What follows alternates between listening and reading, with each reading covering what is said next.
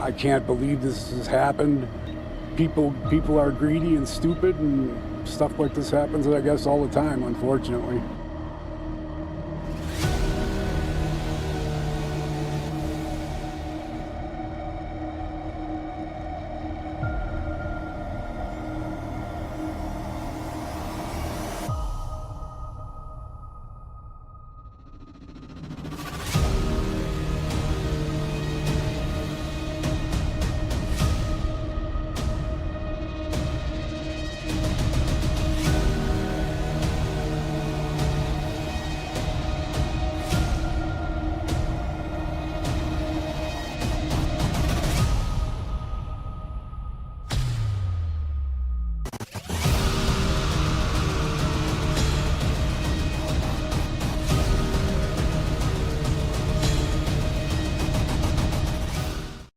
Please note that this content is for adults only.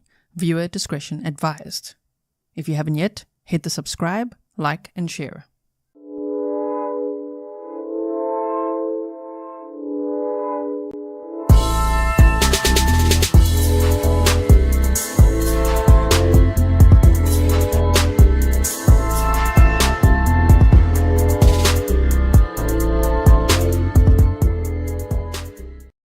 Hello everyone and welcome to another live stream with me, Jessy Kurczewski. This is Grizzly True Crime, and today we continue to look at this trial in our own way.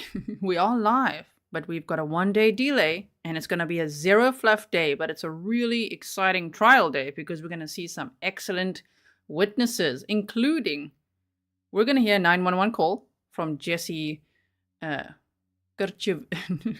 Her name is so hard to say. From Jessy. I try. Okay, we're going to hear a 911 call from Jessy. We're going to see snippets of her police interview. We're going to hear from her ex-boyfriend.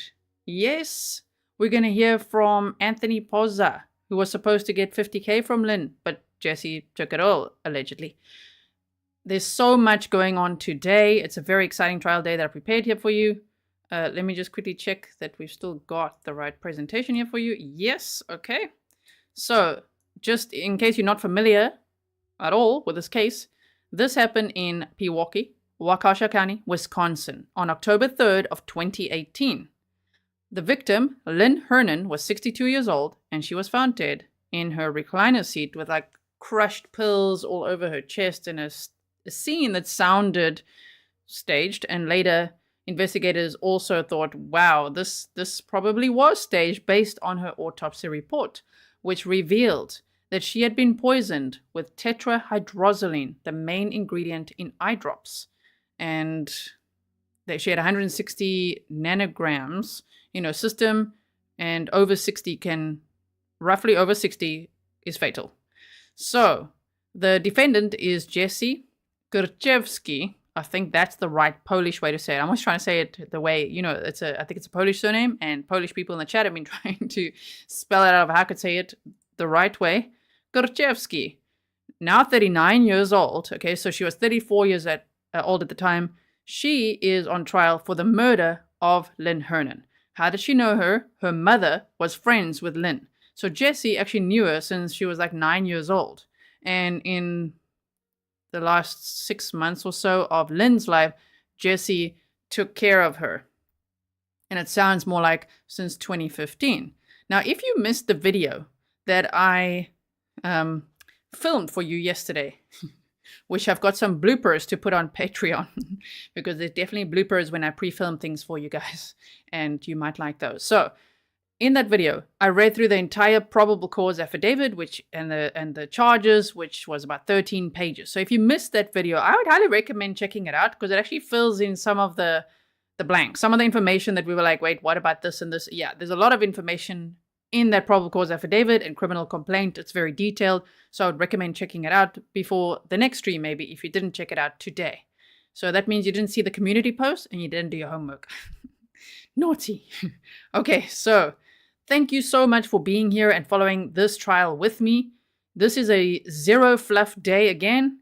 I've made sure it's only 4.5 hours of trial footage from an 8.5 hour day, which is cutting out the tea breaks, the lunch breaks, and the paper flapping, the pauses You know, when there's a witness that they call to the stand and then they take time to walk there and then they say, I swear that I'll tell the truth and nothing, but all of that. Zero fluff. We're just moving on. Okay, no sidebar because it's silent anyway. All of that. But objections are not removed, nothing else. All the important information is in here, okay? So we're going to be looking at that together. Let's just see. So this presentation, if you've missed, here's the boyfriend, by the way. Jessy told it. I just want to tell you this again so that you understand when the boyfriend's on the stand, ex-boyfriend.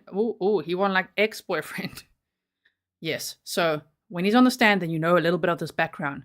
Jessy told her live-in boyfriend, Scott, that Lynn was in a coma at the hospital for 5 months. Jessy had apparently spent a lot of time with Lynn at the hospital towards the end of her life. He later learned from detectives that Lynn was never in a coma or at the hospital for an extended stay.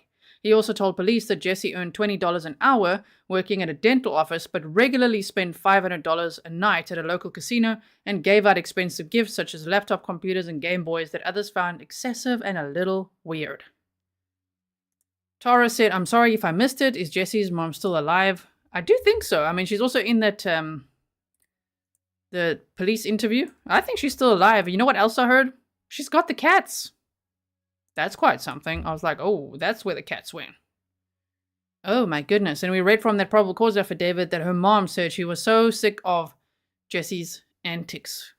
You know, at the time when she had been, you know, she committed forgery and fraud and things. And she was just very upset with that. So yes, Dolly Daydream says, hi, Super Mars G and Grizzlies. Hello, Dolly Daydream. And L, Aussie Girl says, good morning from Sydney, Australia. Good morning to you. Oh my word, it must be early for you. What? What's the time there? My goodness. So we're going to hear today from a former detective. We're also going to hear 911 call.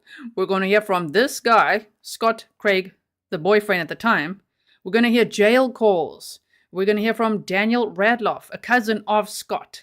Then from Jacquiline Gerloski, who is Scott's ex-wife. Also, Alexandria Craig, Scott's daughter. So it's really quite a day. And then 2 other witnesses as well. So it's going to be jam-packed. I hope it'll be a good Halloween time for you. If you're celebrating Halloween or you're at home with like Halloween candy and your cats. Yeah, I don't celebrate Halloween. We don't generally in the Netherlands or South Africa. But, hey, just know I'd be doing the same as you. Lucky you. No, but we're here together. Okay. Catered for Pieces, my last month as a member. Okay, because I'm using the small amount for something else for almost 2 years. Oh my word, I've been proud of being a nearly original Grizzly. That's so nice. Thank you so much. Oh my word, 22 months. It's like so close to 2 years. Oh no. All right. So thank you so much for all your support over all that time. Now let's take the presentation down and put the video up for you. Let's resize it now so that we get a nice view for you. Yes, and we're going to make sure the sound is good and everything. Visuals, the lot. Move myself over here. Full screen. Very nice, very nice. Are we ready? Here we go. Okay, sorry if I missed any messages. I will now be able to pay attention to the chat a little more. Thank you, everyone. Please be seated. And good morning, ladies and gentlemen of the jury. All right, the state may call its next witness. Thanks, Judge. The state calls Chris Kohl. Mr. Kohl, are you currently employed with law enforcement in any capacity? Yes. And what do you do? I'm a patrolman with the village at Eustisford in Dodge County. Okay. Do you have prior law enforcement experience? Yes. Where? I've spent most of my career with Waukesha County Sheriff.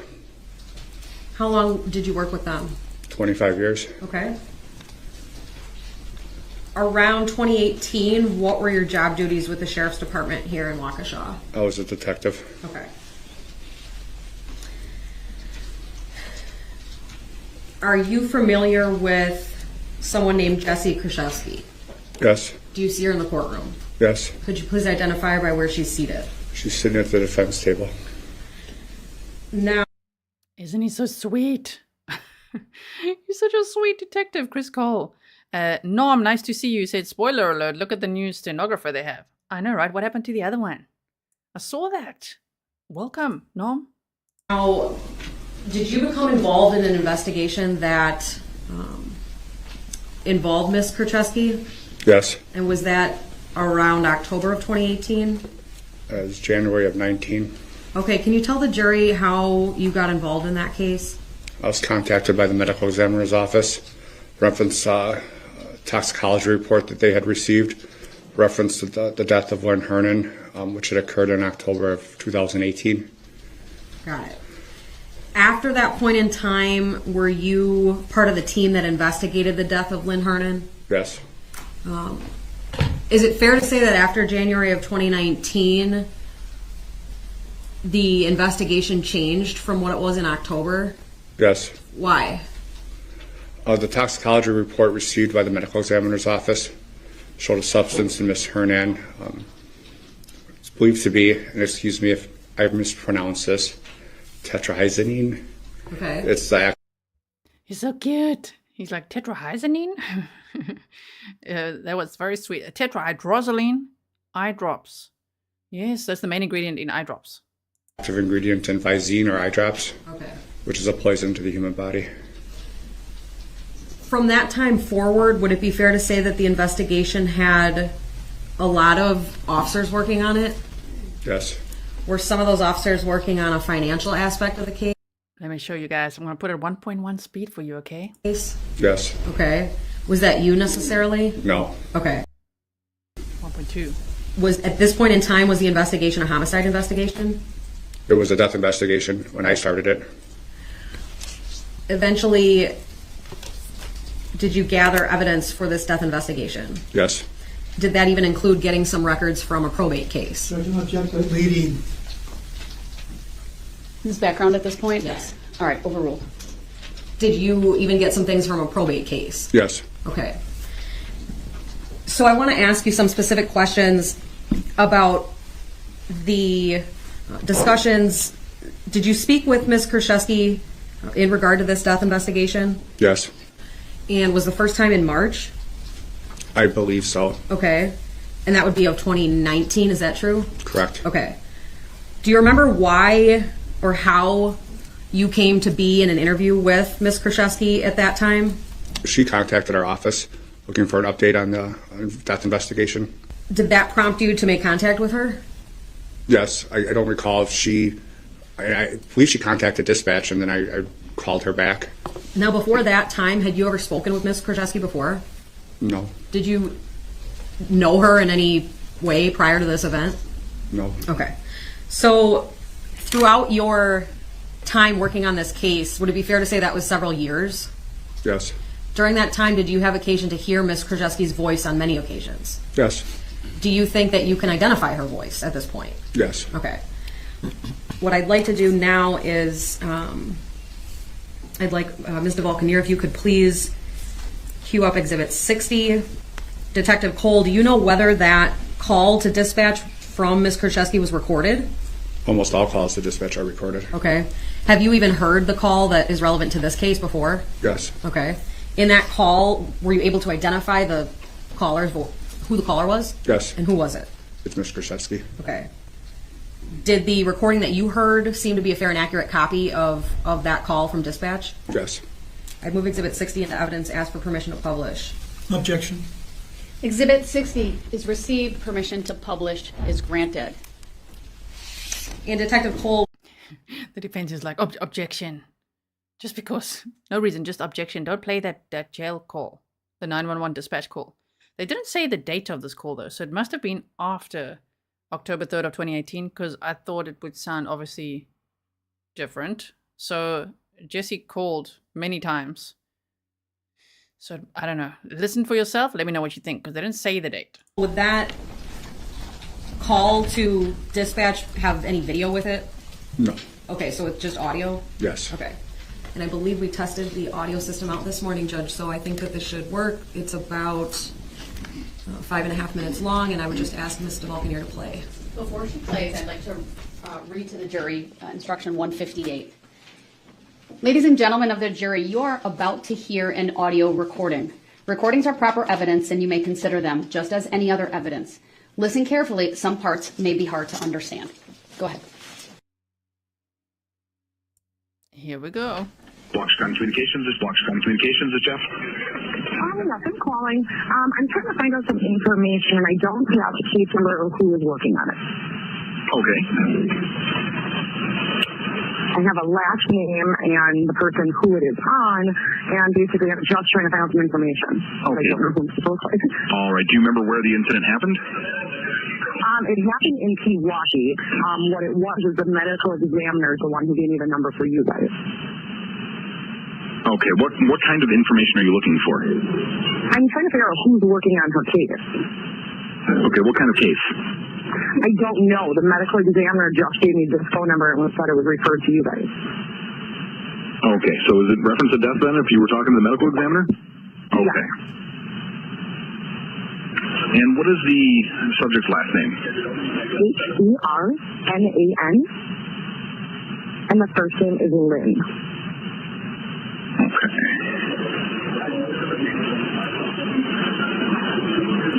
Just going to pause for a second. Fauna, if you turn on the closed captioning, it should work for you. Lynn? Correct.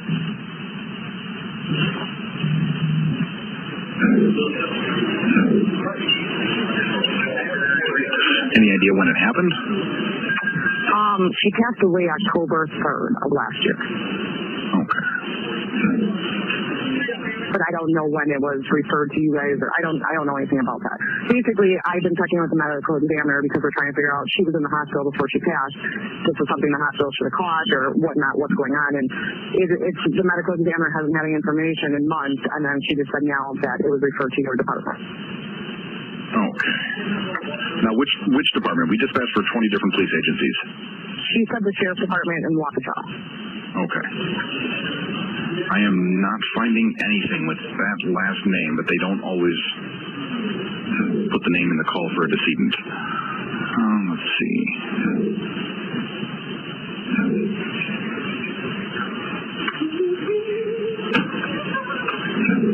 You don't know the address where it happened or anything like that? Her address is N16W26543. And it's Meadowgrass Circle. Okay. What's the phone number I can have a deputy call you at? 414-514-1039. Okay. Do you know what unit number she was in? I don't. Okay. Oh, unit for her apartment, you mean? Yes. Unit A. I'm sorry, I didn't even think you had the address. Okay, that's okay. All right.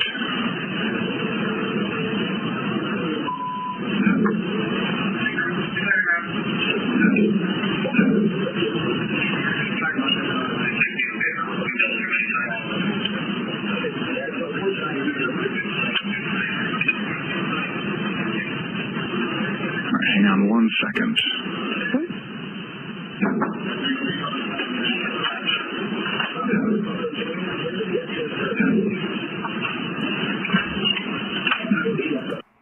Gonna pause for a second. If you think that it sounds like they're underwater, yes, but we unfortunately are at the mercy of the court sound, the court audio, and they obviously played this jail call, which already wouldn't be the best quality audio in the courtroom.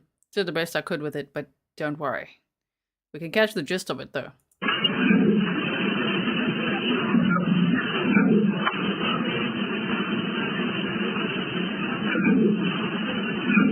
Okay.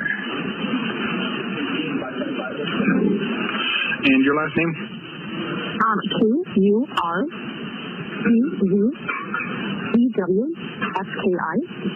And your first name? Jessy, Jessy. Okay, is that short for anything? Nope. Your middle initial? R. And just for our records, your date of birth? 2/18/1984. All right, Jesse, I will have a deputy give you a call, okay? Thank you so much. You're welcome. All right, bye. All right, bye-bye. Detective Kohl, after that call was made, did you meet with Ms. Kurczewski? Yes, Where was that meeting? at the sheriff's office. Okay. Who was there? Myself, Detective Hoppy, Jesse, and her mother, Jennifer. Do you know whether that meeting was recorded? It was. Have you seen that recording? Yes. Do you know if it fairly and accurately captured the conversation that you had that day? Yes. Okay. Have you reviewed the recording in its entirety? Yes. Would it be fair to say that there are parts of it that aren't really relevant for why we're here today? Yes. And have you also seen a version of that interview that is clips instead of a full length? No. Okay.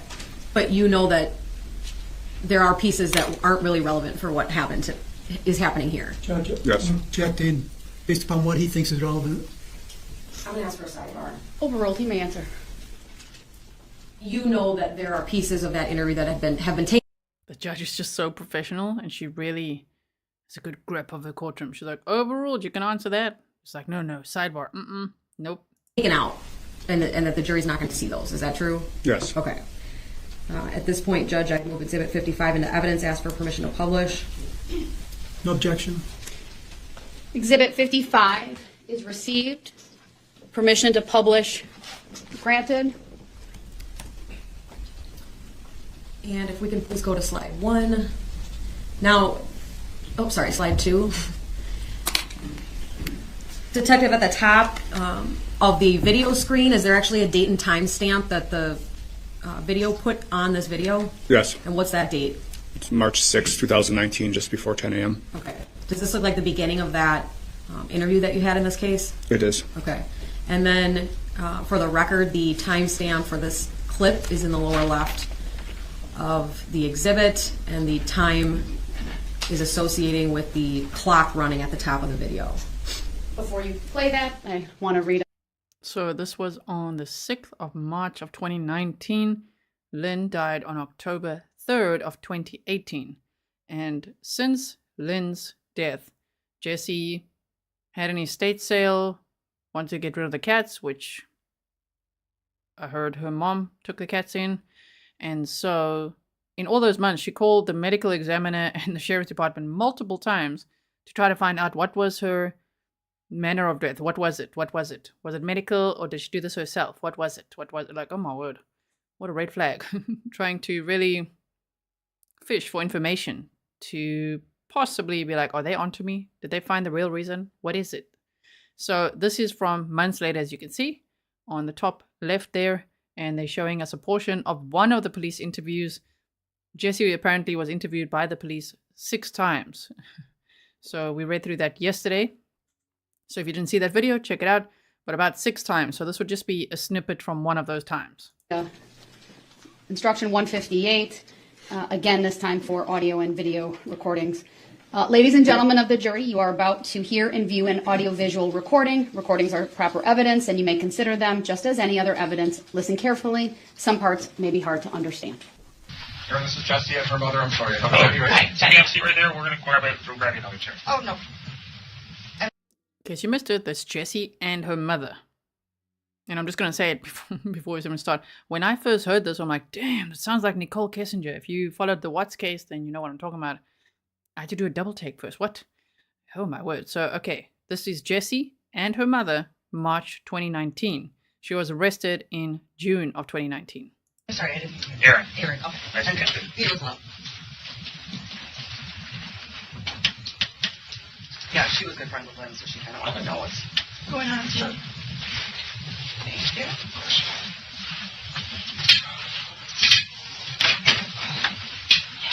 Theoretically, I am assigned to this case. Okay. But we got a new boss here a little bit ago and kind of changed protocols on us. Because back in the day, I've been doing this a long time. Sure. We didn't look at this stuff. Yeah, me kind of called out and said, you're all good. And now he has us investigate it, like on a back burner. Sure. So when you called, yeah, I knew the name and I had glanced over it. Yeah. But I'm waiting for the ME to call me and say, hey, we're all done, death certificate signed, blah, blah, blah. Oh, okay. So I was a little surprised when he sent a phone. You had concerns about the hospital.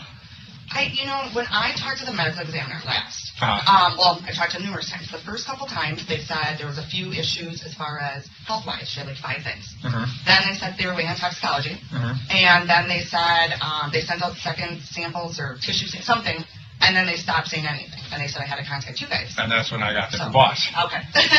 And I'm going, I just want to know, because they kind of weren't sure. We didn't know if it was a suicide or if it was something medical. She was in the hospital shortly before. She's been sick for years. we really weren't sure, if this is something, because the doctors could never figure out what was going on. Mm-hmm. So it was frustrating, and she had literally... Imagine analyzing every line of this. My goodness, one could. Because she's like, she had like health problems for years. Oh, really? You mean since like 2015 or 16, since you started stealing her money, based on what we know? Yeah. So she just really wants to know. She can't let it go. She needs to know what's Lynn's cause of death. Or a manner of death. What exactly do they think she died from? Sure. Had 10 boxes of medical documents. Okay. And, we just didn't know. And, I know what state she was in and where she was at, but I didn't. It's kind of frustrating because I was there all the time taking care of her. I'm the one who took her to the doctor. I'm the one who did everything. So the not knowing, and I wasn't there with her. There is a medical so issue. it bothers me because I go, could I have years been there? worth. Could I have helped? Could I have done something? That's my hardest part. Mm-hmm. I've never found anybody before, and it's not something I ever want to do again. I'm just gonna put this on normal speed, so we can see it as it is, right? So, the medical examiner, they're very thorough. yeah. Once they get back to direct examination and cross-examination, if we need to speed it up a little bit again, I will, okay? So, here we go. I barely graduated high school. You know what I mean? Yeah. And they're super smart. When they talk to me sometimes, I'm like, hey, you got to figure it out. Well, that's when they were talking to me. I'm going, I don't know what that means. I'm sorry, I don't understand, So, at this point, they're waiting for their secondary, they call them confirming tests. Yeah. But there doesn't appear, there's no trauma to the body, nothing like that. She had medical issues, which I think is pretty well documented with her medical record. Well, I want to know, that's what I want to know, if it's in her head. If this has been 5 years worth in her head. It's frustrating going because the on. doctors could never find anything, And, they found little things, but not... She just kept doing wasn't repeat eating checks. for Years. 3 months. She'd have a bowl of soup once a week. Yeah. And she had such stomach issues, and she was just frustrated. And finally, the last time we went in, which was 4 days before she passed, that she got out, she was in for 2 weeks. And where'd she go, Waukesha? Pro Healthcare, Waukesha. Waukesha Memorial here, right just up the road? The hospital right up the road? Or she went to the clinic or the hospital? No, she was admitted to the ER, and then they... but it was Pro Healthcare. It was right here, I think. Oh, I thought it was Waukesha. She was in. This is Waukesha. Yeah, Pro Healthcare is there. And if I'm not mistaken, from what we read yesterday, at this point in March, the police already knew that this was a homicide investigation, that Lynn's manner of death was homicide and tetrahydrozoline poisoning is what killed her. So, but can you believe how cheerful Jessy is in this? Her mom does look very uncomfortable in this, just like, oh man, what's going on here? Yeah, it's great WMH. Yeah, I know actually it's close to here because there was like the same exit. So. And you said in the lobby that you and Miss Hernan were friends? Yeah, she's my best friend. How long have you known her? Over 30 years. High school together or something? No. We lived in apartments. Okay. So she was like an aunt, a second mom to me. She didn't have kids. So you've known her your whole life? Yeah. And that's why you were helping her out? Yeah. Or? Yeah. Well, we're power of attorney and everything. She switched her medical like the last 6 months. My mom was in charge of everything. And she switched it because with her working and her hours, it was hard for her to get a hold of her. Mm-hmm. So my hours were different and I could help her. So she basically, towards the end, I was taking her to doctor appointments, picking up her prescriptions, doing everything. And at the last, she was supposed to get in-home health care from the hospital. That was the only way they were going to release her because they wanted her to go to inpatient. And she refused. Okay. She didn't want it. Was that coming then, home health care? Because the report says you were the caregiver. Yeah. Home health care, they called. They were supposed to come that Tuesday or Monday. And I don't remember if it was Tuesday or Monday. But they were supposed to come. She pushed them back to Friday. And they actually called because they kept calling. And I finally answered the phone and said she's no longer because they were trying to come out. That was her condition upon her release. Was they wanted to make sure somebody was there with her. I was there with her. But she had to have in-home health care. When you say you were given care and you were different levels of care. I wasn't an RN by any means. That's what I was going to ask you. No training. She used to be. You weren't given. Isn't it just so funny? She's like, no, I wasn't an RN, a registered nurse by any means. No. My mom used to be, but me, no. I was just there taking care of her. And how were you taking care of her? I still want to know. Because it doesn't sound like any care was given. Taking care of her money, though. Taking care of spending, blowing it. My goodness. Injections? No. I basically would help her to the bathroom, do any errands she needed, make any if she needed. I mean, she never needed her up when she needed to be cleaned up. She, right before the hospital, she had a few accidents, on the way to the bathroom, stuff like that. So I helped her around the house, but I didn't. She used to be an RN, and she was to the point where, because she knew Lynn did not want to go, she was debating and quitting her job to actually physically take care of her. How long were you taking care of her? It was just shortly, I would say. A little bit before she went into the hospital. I mean, I was out there pretty much every other day, but I wasn't, staying. That was, doing her shopping. Yeah. I would say a few months, but then, towards it. Right. But yes, she told her boyfriend that Lynn was in a coma for 5 months at the hospital, which wasn't true. But she deteriorated a lot in the time that Jessy made up that lie to her boyfriend.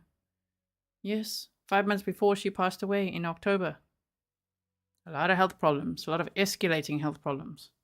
It's terrible. And here, let's hear how she says this. Towards the end, I was back and forth twice a day. Towards the end.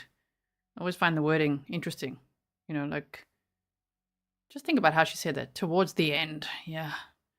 Not like towards the end of her life or, towards the time when she died. There's no such language. It's like, yeah, so towards the end, this and this and this. And I mean, on that call we heard, she was like, I just thought maybe the hospital would have picked something up, but they didn't. And she went home and then she passed 4 days later. She has no empathy for this person whatsoever, right? Okay, so for the last, let's see. I'd say 6 months. Last 6 months? Yeah. You're out there every couple days? Yeah. Then the last few weeks, you're out there pretty much often? Daily. Yeah. Once, twice a day. And you're helping her? Are you administering the medication at all? No. She's taking care of her own pills? Yeah. But you're picking them up from the pharmacy. Which pharmacy were you going to? Walgreens. It's right off her main road. I'm not a Waukesha person. But guys, we watch so much true crime, right? We've seen so many interrogation videos and things together. As Grizzlies. It's just such a pattern, isn't it? When they're like, okay, and then they do these so it's this road, and they just deflect. Any little bit they can use to deflect the conversation away from what they actually want to know or what's actually going on, they do it. So, but it's the closest Walgreens to her. In Pewaukee? Yeah. Okay. Yeah, they knew me very well. They knew her very well as well, but... And did she have express pay set up, or did you pay cash? No, we used her card. Used her card? Yeah. Okay. Yeah. Was she paying you to do this, or just a friend? Yeah. No, well, I mean... I have a friend and friend, but yeah. Again, my father got real sick last year and passed away. And so I know where this stuff goes, and I was going there all the time. He knows, and it's real hard. And and one of my coworkers said, well, you should be paying yourself to take care of your parents. I'm like, well, I can't take the kids. No, she always, would offer here and there, and, but it's hard, too, because, when somebody, she had no family, she had nobody. I get you. It was us, so. It's just, it's hard. So when you bought groceries and stuff, you were just using her credit card? Yeah. I mean, sometimes, obviously, that was coming from my house. Where was she on disability then? Or she was on Social Security or disability. One of them. Medicare, I got the form at the end of the year, but I don't know if it was Social Security or disability. It was one of them. Okay. I think it might have just been Social Security. Okay. But she's been on that for 5 years. It's based on what I've read in our files, been our contacts with her over the years. She was like a hairdresser in a salon or something. Yep. She made a lot of money doing that, or? She didn't really have any family. No. Based on what I can tell. She has one distant cousin. She had, her parents passed away about Her dad passed away a couple of years, and then her mom passed away, and she passed away, I think it was like a year, 2 years later. Was it 2? I don't know. I think about 2 years later. Because I helped her move sell her mom's house. And she doesn't have any family. So. I mean, well, she did, her aunt, but she passed away too a year ago. They were all from Madison. That's where she was originally from. So. Yeah, because we couldn't really find anyone local. I guess the medical examiner said there was a cousin or somebody called. It's great aunts, so it's Okay. distant second cousin. So. I didn't know of them, so. Okay. And you had power of attorney medically? Yeah. Did you have financial power of attorney? No. No. No, yes. If need be, I think so. Or you did. I don't remember. I know I still have all the forms at home, so. Okay. You did. You said you did. It's like, I don't know. Yeah, I think so. If need be, maybe. Yeah, you took everything. And what happened to her apartment and stuff? We did an estate sale. Me and Anthony, the other family friend, just like us. His mom was Condos her were good friend. two of these two. The two younger ones. But we emptied out. Was Anthony your brother or cousin? Or? No, it No, was a family friend. It's just like her. It was somebody she went to hair school with. She's Her got good another friend. good friend, Kareen, who I And know their son. is their son. Yeah. So these two are. So we She's got the house up here and it's sold. So now. Do you know there's- Kareen's last name? Do you have a number for her? Yeah. I can't think of her last name offhand. While you're looking for it, we just get some basic information because we kind of jumped the gun here. Yeah. It's Jessy. Correct. Middle initial. R. And your last name? KURCZEWSKI. Thank you for spelling it for me without me asking. No problem. Your date of birth? 2/18/84. Address? 10562 West Cortez Circle, apartment 26, Franklin, Wisconsin, 53132. Hold on. I'm great dog as fast as I can. What's the zip? 53132. 53132. Correct. And your phone? 414. That's what we love, though, right? For one, you're like, the detective is definitely not falling for it. I just love how they play along and just, act as if they, oh, cool, yeah, okay. So where do you stay? And how do you know her? And just asking all the questions to get all the info and have all this recorded. 514-1039. And you work somewhere? Yes. What's that? Well, actually, no, sorry. I'm not there anymore. Smiles for Miles is my last position. But you're unemployed now? Yes. Okay. And Kareen? I can't think of her last name offhand. Oops, I'm calling her. It's 414. Oh, you can't think of her last name. Right, you just changed the will. Corinne Poser has a son who's also going to be on the stand today, Anthony Poser, who was supposed to get some of Lynn's estate. But Jessy magically whipped out her own, she said it was a new version, an updated will of Lynn so that everything went to her. There's no way that she doesn't know Corinne or Anthony's last name. 916-1010. I can't think of her last name. No, I can't. But she did friends like you a long time. Do you meet in the apartments or? No. No, she went just to. knows her. Just knows her? She went. No, stop. She went to beauty school with her. Okay. And then her son is Anthony. And why would she give the stuff to Anthony? Just because she needed somewhere to put her stuff, or? She was going to leave everything to me, but she figured, okay, if I died first, then who's going to get it? So she left it to the two younger ones that she knows. Okay. Do you know him at all, or no? We know each other, but not well. His name was Anthony, is Yes. that? Do you have a number for him? Yeah. We know each other more so. I know Kareen, and I know From- Anthony, too. Okay. From all this, I mean, we've all kind of intertwined. His is. Let me ask you this, when you're looking again. How are you doing? Because you seemed a little upset on the phone. It's just frustrating the not knowing. That's what bothers me the most. Because I feel like, had I had been there. It's very telling, isn't it? Like, how do you feel? You sounded a little upset on the phone. It's a great question. Great leading question there. And she's like, yeah, honestly, what's really bugging me is just the frustration of not knowing what really happened to her. Like, how? Basically, if they know how she died. Yeah, I'm just waiting on that toxicology report. Because she phoned so many times for that toxicology report. So it is very telling what she's saying here. Could I have done something? That's what I really And it's just, Green calls me every week or so checking in. I spent 3-4 months cleaning up her condo, getting rid of things, and that was hard. And it's frustrating because I feel like she was so close to us, and I feel like, if she would have just reached out maybe a little bit more, or... Well, she did, and you just didn't know what was wrong with her. Her mom's correcting her there already. She's like, yeah, I just got rid of everything she did, even Lynn's jewelry. We're going to hear from a jeweler later today, and they show us the receipts of how Jessy just pawned off all of Lynn's special pieces of jewelry. There's no sentimental value to her, and she also quickly victim blames of like, oh man, I just wish she was a little bit, she told us a little more, what she needs, and then the mom corrects her, yeah, she did.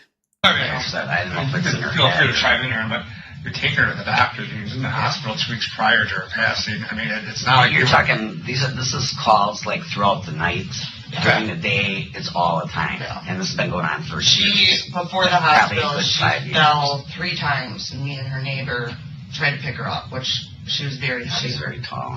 She gained a lot of weight with her stomach issues, and I mean, we literally were fighting with her on the floor trying to get her up. Yeah, and her neighbor's probably 10 years older than her. And, I mean, her neighbor was just shocked because she was so sick, and she sat there for probably 2-3 weeks before we got her to go into the hospital. And it was just frustrating because it's like, you need help. And she was frustrated because she kept going in. I mean, she'd go in, but then she'd turn around and leave. Well, does she have some psychological things going on? Yeah. I've never I looked into her records, which I don't know if you have access to, but the hospital has a lot of notes on her. She would go in and they would release her right away. I don't think they know what to do. I don't know exactly what they would say, and half of what she said you couldn't believe, because she'd tell the doctor, I'm fine, I'm eating. And I'd call them outside and say, no, she's not. Right. Half of what Lynn said you couldn't believe. Yeah, I would love to show Jessy a mirror. Half of what you say, no one can believe.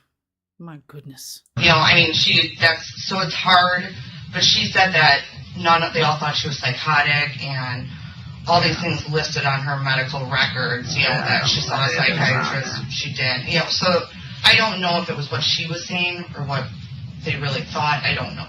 That's what was frustrating, is because she would tell you one thing, but it'd be different. So... It'd be different when you talk to the doctors. Anthony's is 414-916. And Margaret says 302 seniors want to say hello from Central Coast of California. It's so nice to see you in chat again, and hello to all of you. Thank you so much for watching here with us. 1026. And you know his last name either. I do know both of them. They're the same. I can find out what. His mom, Anthony and his mom have like the same surname. Yeah, I know it's the same. I just can't remember what it is, even though I typed up Lynn's will and made sure to type up a new one for myself, removing Anthony Poser from that. Why are you looking? Why you said stomach issues? Is she have diarrhea or is she throwing up? Both. But she saw a what is the stomach doctor?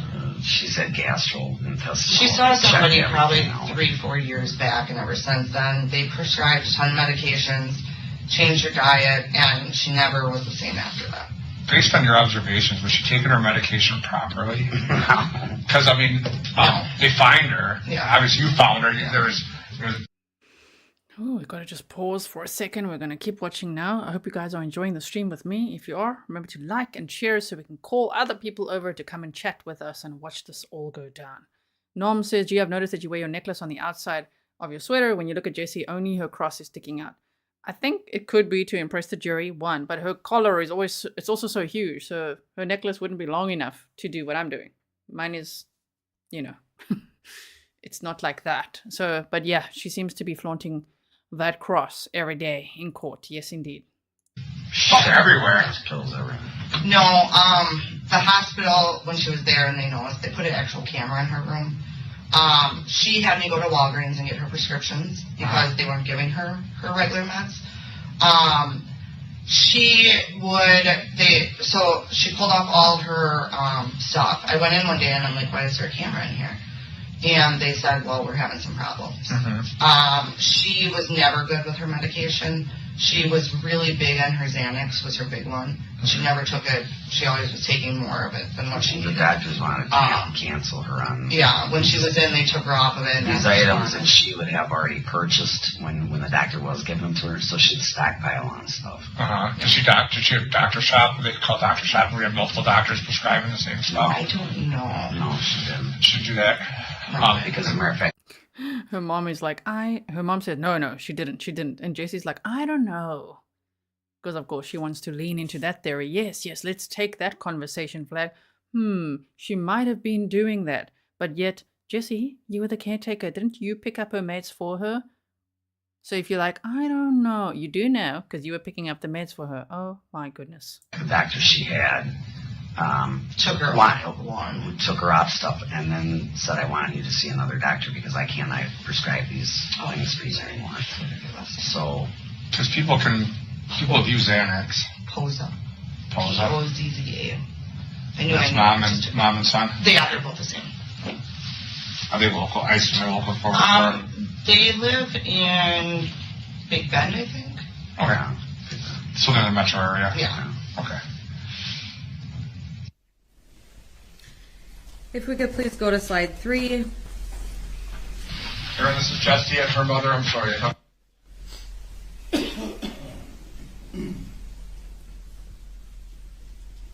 Sick? Towards the end, she really wasn't. I would say probably the last 2 weeks. Not that I know of, was she?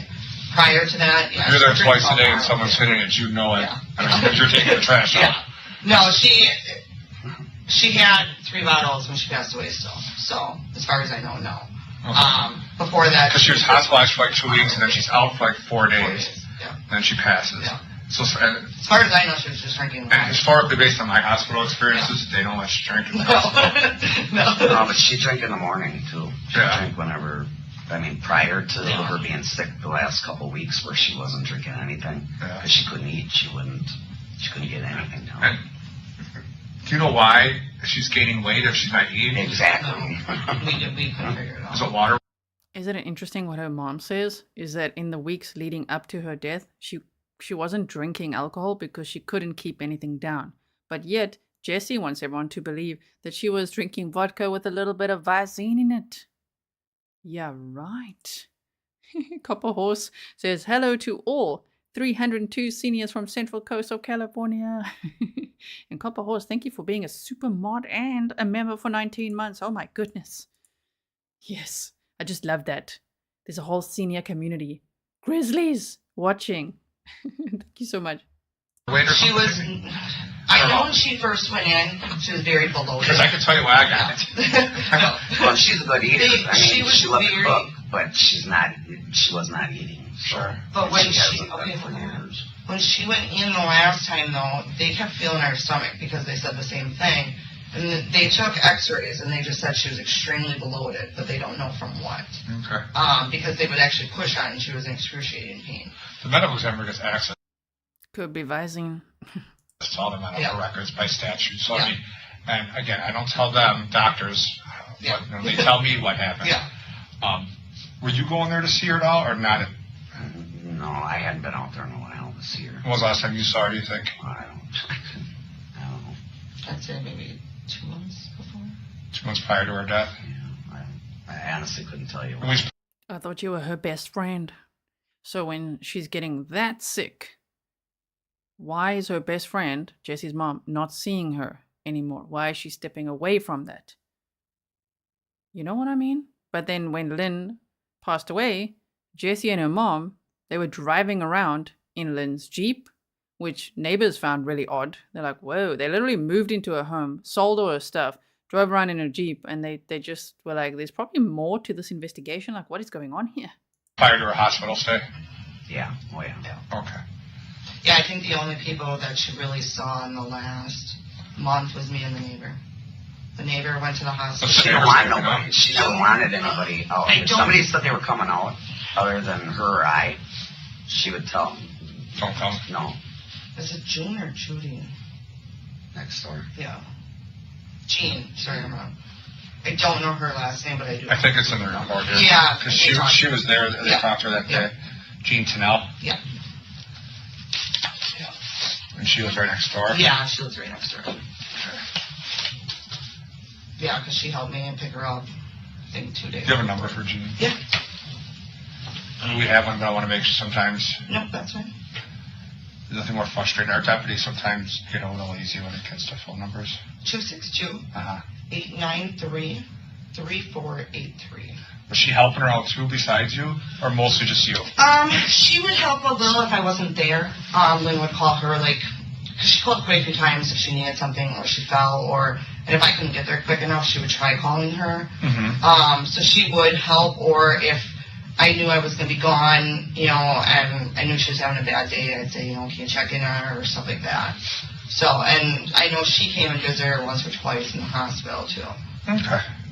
Any other neighbors that she... No.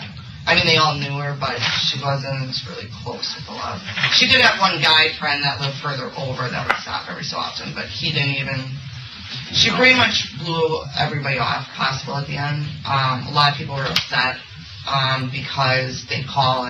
Oh, she pretty much blew everyone off before she died. Or she was really isolated before she died. Yes, there's two different ways to look at that. And they say, oh, I'm stopping over. And she'd say, no, I don't want to see anybody. Or when she was in the hospital, I said, do you want me to call anybody? No, I don't want to. She just... Sometimes you don't feeling well, you don't want to see no one, you know. She had a paranoia. She'd never leave her house. That's why she'd do her shopping. Even if she could shop, she wouldn't. She just wasn't... At a certain time. She was a very, like, 5 years before this was... From when I was little to 5 years ago, she was a completely different person. Fun of the party, knew everybody, would bring hors d'oeuvres to the pool for everybody. I mean, she was just a completely different person. And after her parents died and she got sick, she was a completely different person from the moment that Jessy spent a lot of time with her. If you just add it up, just listen to what she's saying herself. Oh my goodness. It's just like, no, she was just very, very different. She was very, very sick. She was being poisoned. Speculatively, for all that time, in my opinion. She kind of just withdrew from everybody and everything. She didn't. If we could please go to the next slide. Sick. Can I get your name? Is it Jenny or Jennifer? Jennifer. And initial? M. And last name? Flower. Date of birth? 12/26/1963. Address? Same as... The Cortez? Yep. You have the cell phone? 414-460-5792.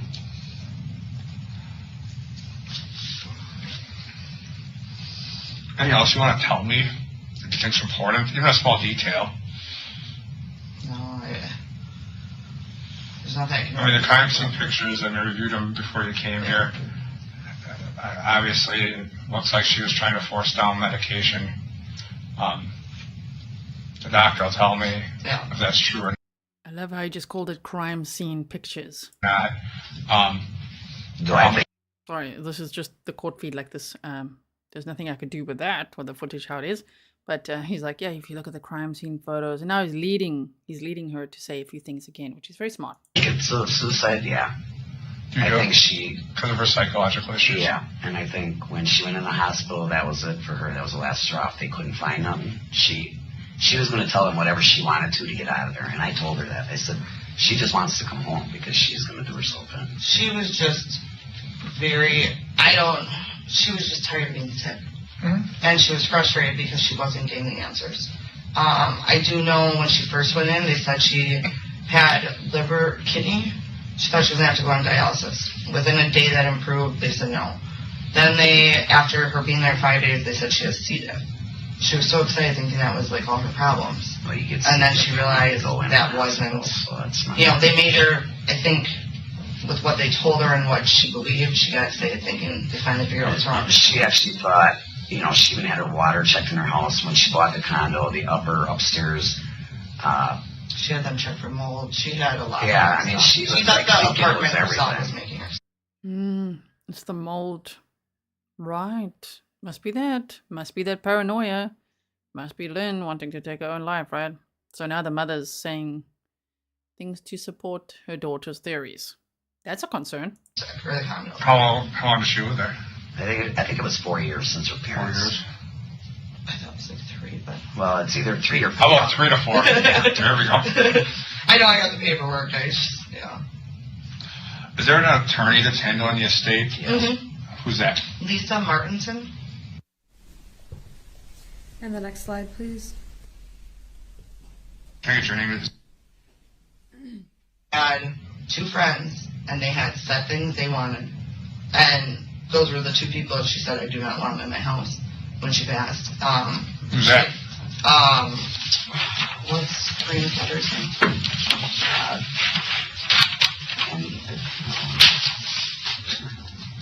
I can't think even think of that. Let me think about later. Call me.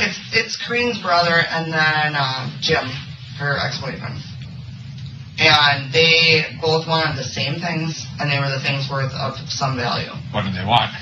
She had a very expensive bracelet that she bought about a year before she died. It was a And she pawned it off, by the way. We'll hear about it later. men's Myrna link bracelet, and that was the first thing they both asked for. It was I've never seen One people wanted it so because the sick other one knew. over. I mean, I was like disgusted over what, they didn't say how did she die, how, when's the funeral, they didn't ask any of that. They asked when can I come to her house. Oh, really? So now you're going to throw we already saw Lynn's ex-boyfriend on the stand. What a sweet, wonderful guy from all appearances that we saw. This one is now saying, oh, I was disgusted. They were just coming over there and just being like, where's the bracelets? No. Lynn literally said that she wants that very special diamond tennis bracelet she assigned to who it must go to, which is why they came over. And they didn't get it. They never got it. Corinne, Lynn's friend, said, nope, they never got it. The ex-boyfriend didn't get what he was supposed to get. Jessy pawned off all of Lynn's jewelry, and I mean within 2 to 3 weeks. Tried to get rid of the cats, had an estate sale, just got rid of everything. It's horrendous. Or who's getting the bracelet? I want the bracelet. I mean, actually, Jim set his mom up to ask for the bracelet, too. So that was 3 people, and she would never. I mean, it was sick. How long was Jim the ex-boyfriend? Over 30 years. They were dated 30 years ago? Yeah. Not that long ago, but Yeah, it was. I don't think it was no. They lived at the apartments. That's when I met her, and they I broke think up. maybe 20 years ago. No. She did a lot for him. A lot. And that's hanging on 20 years. Well, he's got a girlfriend, too. Yeah. Yeah. Well, it's okay, because he broke up 20 years ago. Right? It's a weird. Well, She's like, one of I'm in cahoots with that guy right now. I've had some conversations with him. yeah. I'm also aware of the fact that she has given him money for down payment on his house and only paid him back like $300. How much did she give him? A lot. When you say a lot, you have documents? Yeah. Nope. We heard him testify. If you didn't, that was from day 4, and it's all time-stamped for you, so go and check that out, okay? And he knows we know. Because those are my exact words to him. He actually also has very good friends who work for this office. Was he? Yeah. His wife's a court reporter for Waukesha, too. Girlfriend. Sure. Next slide, please. And person. Well, and whoever he created a lot stuff of. to is really not his. He created a lot of. His name isn't on anything, so why should he? It's not his business. He was very determined to be in her house and get certain things. She had strict who gets what. We abided by it. But he. Did he get anything? Yeah, he did. He got. They did not abide by it. They absolutely did not. She took everything and just treated it like just something she could pawn off and just take the cash and go blow it somewhere else. Way more than what because I didn't have a problem with giving away her things. Do you have an itemized list that you gave? Yeah. I'll give you a card as my email on it. You want to email me? Yeah. I also have her itemized list too. You want to email me that? Yeah. Okay. Yeah, he's been an issue. We don't have any conversations with him anymore, but at the beginning he was a problem. Did he have contact with her toward the end? No. Yes, he did. He even wanted to take Lynn a birthday gift, and Lynn had called him from the hospital and said, I'm going to get out soon. I'm going to get out on Friday, the 28th. And he said, okay, great. I'd like to come over and, still bring you a gift and everything. The gift that he intended for her is still wrapped and sitting in his basement today. It sounds like Lynn was the love of his life. If you saw that with us. And look how they're talking about this guy. And yet when he called to say, where is Lynn? Like, is she okay? They said, don't ever call this number again. And Lynn is fine. Just leave it alone now. Like, oh, wow. He tried, when she was in the hospital, he called when she was in the hospital. Yeah, he called. And he was mad that he wasn't informed. We had a birthday gift to drop off for her, and I said, well, she's in the hospital right now, and her birthday was in June, so why are you calling now? Yeah. And she said, do not tell him I don't want him here. I don't want to see him. She didn't like the way she looked, so she didn't want people around. Because she always was done up. That's a lie. All of this is a lie. Oh my goodness, it makes me so mad. Also, she looks so hot at the end. Based on, you never look so good when you're dead. No, and the brother is Crane's brother. I can't think of his name offhand. Let me think of it. Send me an email. Yeah. But the two of them, we had a dinner. But you're pretty sure Jim's not around just at the end here? No. Do you have a phone number for him? He has. Or do you know his last name? It's Kel. I don't want to have any more It's Keller? Yeah, I do have his number. K-E-H-L-E-R. K-E-H-L-E-R. Because after she passed, he contacted me and said, well, I'm contacting the sheriffs.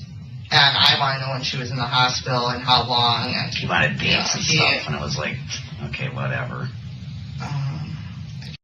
He was on to them. The mom's like, yeah, we were like, okay, whatever. No, not whatever. Now it's out and about, isn't it? It's quite loud and clear what's going on here. John Boycat says, I wonder what this officer's thinking. Yeah, because at this point he already knew a lot of information. Yes. Yes, I don't have it in here. I thought I did. If you find it, send it. I know I have it. I thought I had it in my phone. But we had a dinner afterward, because she didn't want a funeral. She had strict instructions. So we had a dinner, and all of us know each other, but haven't really seen or talked to each other in years since she used to live on the lake. And, none of us are really close because we didn't really hang out together. These people. But they were all at the She's dinner. kind of the hub and you're all spokes of it. Yeah. None of us really knew each other together, So did Jim go to the dinner? He did. Him and his girlfriend went, and, Corrine and her husband and Corine's brother, Anthony, came. She was pretty close with Corine's brother. Yeah. Okay. Was he there at all? Yeah, he wasn't going to come. No. At the end. He saw her maybe a month before. So basically it's just you there. The only person she's seen is you. Yeah, me and the neighbor. And the neighbor once in a while, but mostly it's just you. Yeah. All right. Let me grab your card. Do you have any questions? No. Once we hear from the IB, I'll let you know what's going on. But do you know, out of curiosity? They gave up to a year. And they almost... it's not like, it doesn't do anything. It's more so, I just wish I knew, It's more so to know if I could have done something had I been there. That's the hardest part. I'd like to know if it's a suicide, but I'd still like to know what led up to her being sick for the last 5 years of her life. Why? Medical problems. If it was in her head. I'll ask the doc. It wasn't in her head. We know she had thyroid cancer. That wasn't in her head, bestie. You're supposed to be her best friend, and you don't know that. And when she was so sick, you weren't there for the last 2 months of her life, were you? You didn't visit her in hospital. She just said it herself. Jessy was there, though. Jessy took everything. It's all in her head. She's just a hypochondriac, right? Oh, yeah. She's just wearing, basically adult nappies because she's struggling so much with stomach issues.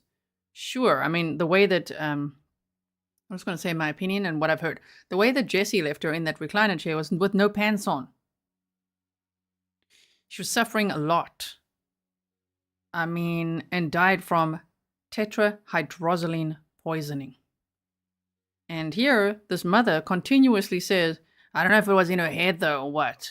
Was it in her head or was it suicide? I mean, are you mad? Seriously, what are you saying? It's just so disrespectful.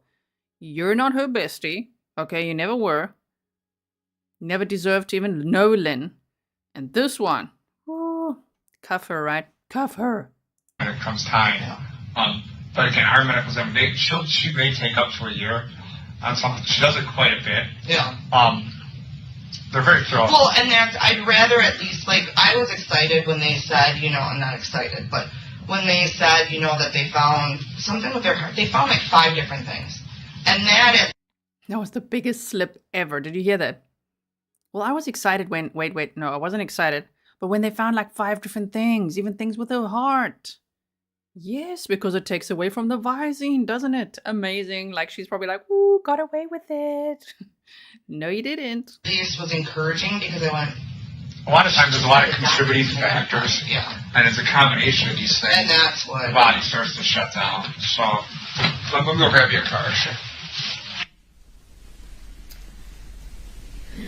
Detective, is that essentially where this interview ends? Yes. Okay. During that interview, do you recall the discussion about a bracelet? Yes. Did you follow up on that specific item in this case? Yes. Do you know what happened to it? It was sold to Robert Hack. Mm-hmm. She pawned it off. What is Robert Hack?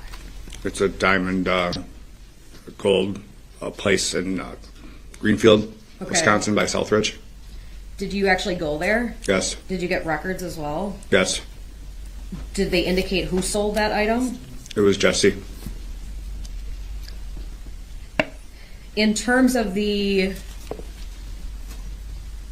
throughout the interview, would it be fair to say there were some things like phone numbers or names that people couldn't remember in the interview? Yes. I'd like to show just the witness states Exhibit 59.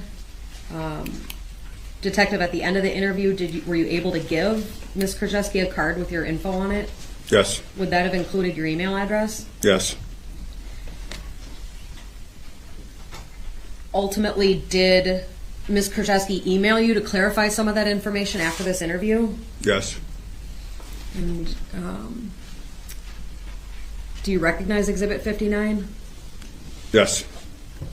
What does it appear to be? It's an email that Jessy had sent me. Okay. What's the email address that this was sent from? It's JESSROSESKI@gmail.com. In terms of what the defendant told you she would send you in the interview, is the content of this exhibit consistent with that? Yes. Okay. I'd like you to please read the third largest paragraph just quietly to yourself and let me know when you've finished. I'm finished. See how we teleported through that? It's about a 3-minute pause there. We're just like, oh, okay, let's just go for it. And now he's done looking at it. Okay. In March of 2019, did Ms. Kurczewski ever tell you that Ms. Hernan had been trying to kill herself all the time? No. In fact, in this correspondence, does the defendant indicate she finds it hard to believe suicide? That's exactly what she says in the email. Does this look like a fair and accurate copy of the email in this case? Yes. I'd move Exhibit 59 into evidence. I'm not asking to publish it. Look at her face. Exhibit 50. She's like, yes. Remember when you wrote an email to this former detective and said, it's really hard to believe that she would have killed herself. But then later, her story completely changed. Of like, yeah, she was gonna do it. She even bought a gun. 59 is received. Now, Detective, at a point in time, did you try to locate a lockbox at a BMO Harris branch? Yes. And why? There was a lockbox in Lynn's name at the BMO Harris in Waukesha. Okay. Did you eventually go to that location? Yes. Were you able to get inside the lockbox? Yes. What was in there? There was a small white stone that appeared to be like a diamond, but I didn't think it was a diamond. Okay. Any paperwork or currency? No. I'd like to show the witness States Exhibit 133, slides 10, 11, and 12, please. No objection. You said 113? 133. I'm sorry, Exhibit 133? And at this point, I would just be moving into evidence the last 3 slides, 10, 11, and 12. And that's what there's no objection to? Correct. All right, Exhibit 133, slides 10, 11, and 12 are received. I'd ask to publish these, Madam Clerk.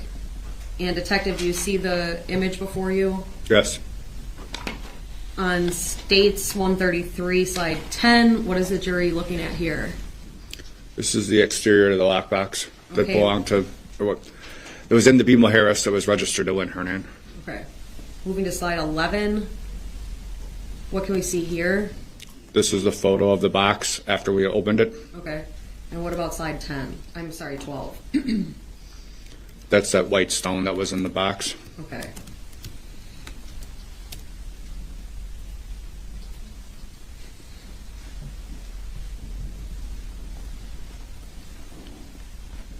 That's all I have. Thank you. All right, prior to cross, I'm going to excuse the jurors, and we'll let you know when you can come on back in. All rise for the jury, please. And now we're going to teleport a little bit again. Thank you. Be seated. Anyone have the document number for the state's letter outlining the redactions? I can pull that up. Or the date you think it was sent. So I just located the email, which was sent January 19th of 2023 to both attorneys Galaviz and Kukler. Attached is the letter dated January 19th, 2023 with all of the redactions. I also sent this again on October 10th of 2023. Was this filed with the court ever? I don't believe it was ever filed with the court.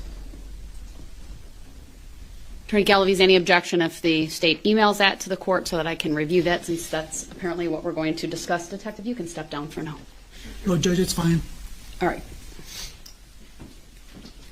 That explains why I couldn't find that. I just sent it to your clerk. So I've left this in for us in all my editing because it gets very interesting to see how Judge Dorow, she gets a little snarky here and there, you know, just like, well, no, we're not going to do it like this, and this is how it's going to work, and it's very cool to see. I just respect this judge a lot, unlike the Delphi judge. Don't get me off topic, though. So, yeah, Diamond Ring Girl says, Jesse said Lynn bought a gun. Did they find this gun anyway? If you guys didn't see the probable cause affidavit read-through that we did yesterday, it's in the video section. You got to go listen to that even at 1.5 speed just to catch up, because there, I mean, Jesse was literally telling investigators after she was arrested, remember that actually, after she was arrested, she's like, just let me out. I won't run and hide, okay? I'm going to show you where I buried a box. And she was talking about this box of things to prove that she was innocent, all kinds of crap. So, no, many of the things she said were in a box. They never found it. It didn't exist. Yes, okay, here we go.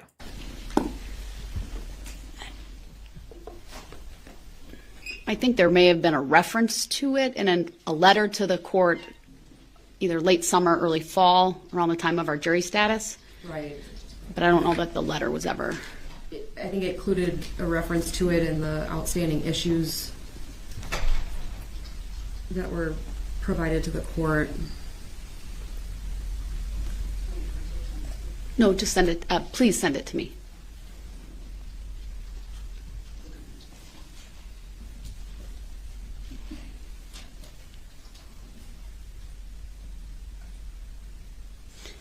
Attorney Nikolai, while I'm waiting for that to be printed, the redactions that you made, do you believe those to be consistent with the court's rulings on motions in limine in this case? Yes. And are those why those were made? I would also note,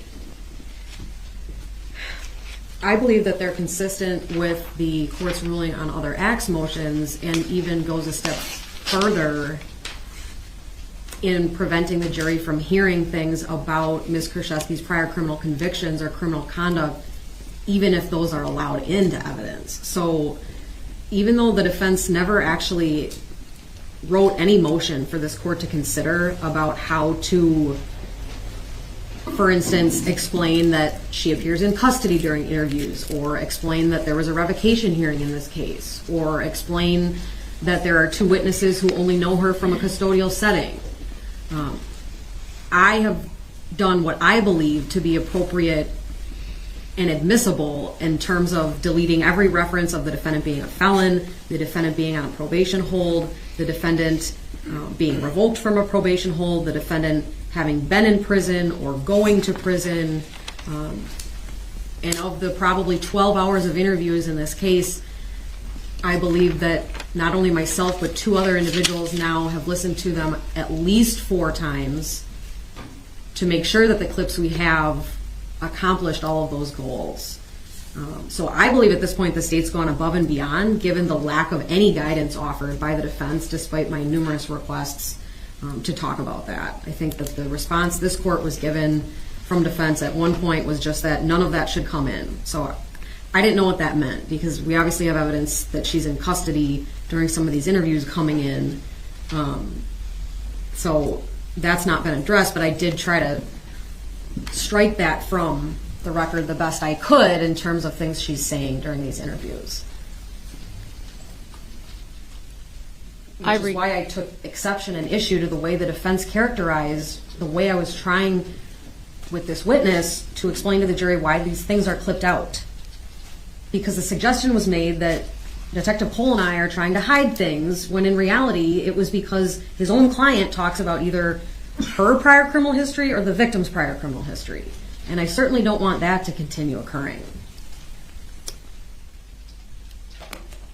I recall there was a hearing, and it might have been the jury status in January of this year, prior to the trial being adjourned, that we had scheduled for February, where there was a comment made during our menu. Yes, Babyface reminds everyone the jury's out of the room, so that is what is happening here. The jury was let out, and then we just teleported forward to them walking out. You know, we don't ever see them on camera. I just mean they said, please rise for the jury, and then they all sit down again, and now they're discussing things. So if you're on the replay or you're watching live now, and you don't see the labels like on top or at the bottom like I usually put, yeah, usually then the jury is out of the room. Discussions about, well, none of that's coming in any event from Attorney Galaviz. I'll keep looking for that so I can find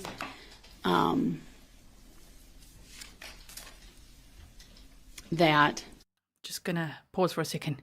Chrissy's Corner for Collector says, hi Grizzly, this case I thought it would be boring, but it's not. Thanks for the coverage. I'm very picky with cases, and I would never pick a boring case for you at all. So thank you for tuning in. I think I'm finding it. I have a note to it. It was at the January 26, 2023 jury status hearing. Attorney Galaviz indicated there were no issues with in-custody status during interviews, but they made a blanket objection to mention of any PINs for telephone use, any jailhouse phone calls, any mention of being in prison during probate matter, and then you ordered them to file something, which was never done. Right. There's some notes about my recollection, of course, of that hearing. Attorney Galaviz saying they need to stay on point. We understand videos of her being in custody at times are unavoidable. There's that discussion about PIN numbers, etc.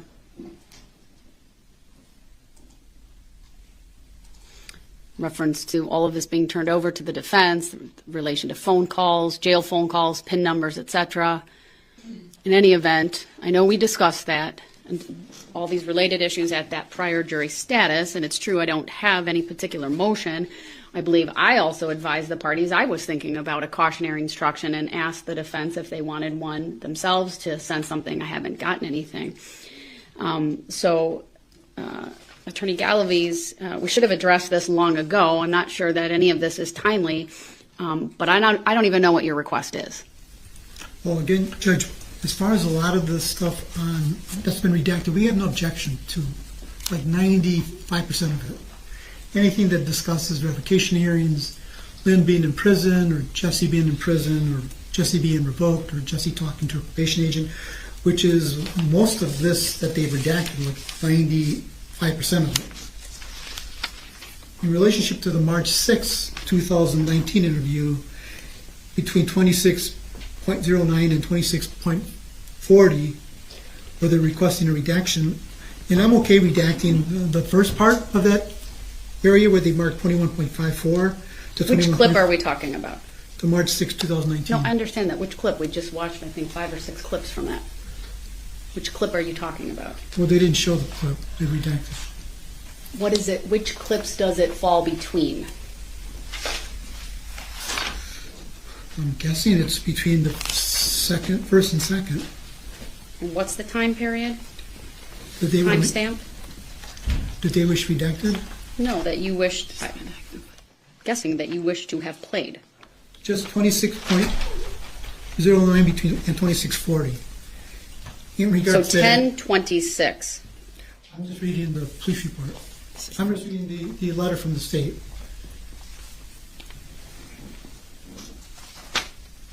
I think I can shed some light on this, Judge. There's always 2 different players for timestamps on these recordings, and one of them runs along with the player, which is how this redaction list was created.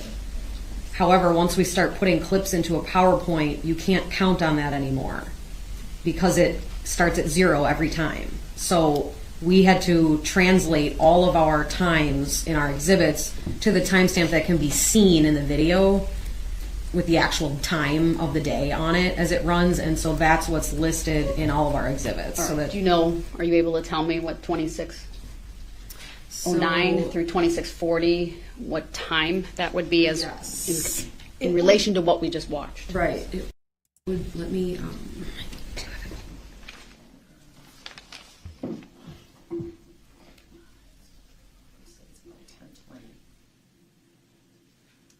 should be between 10:24 and 10:28, roughly.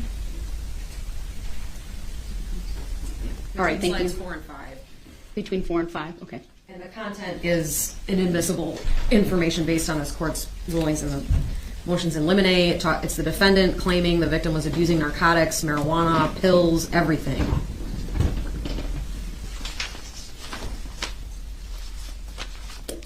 Attorney Galaviz, do you agree that that's the sum and substance of that clip?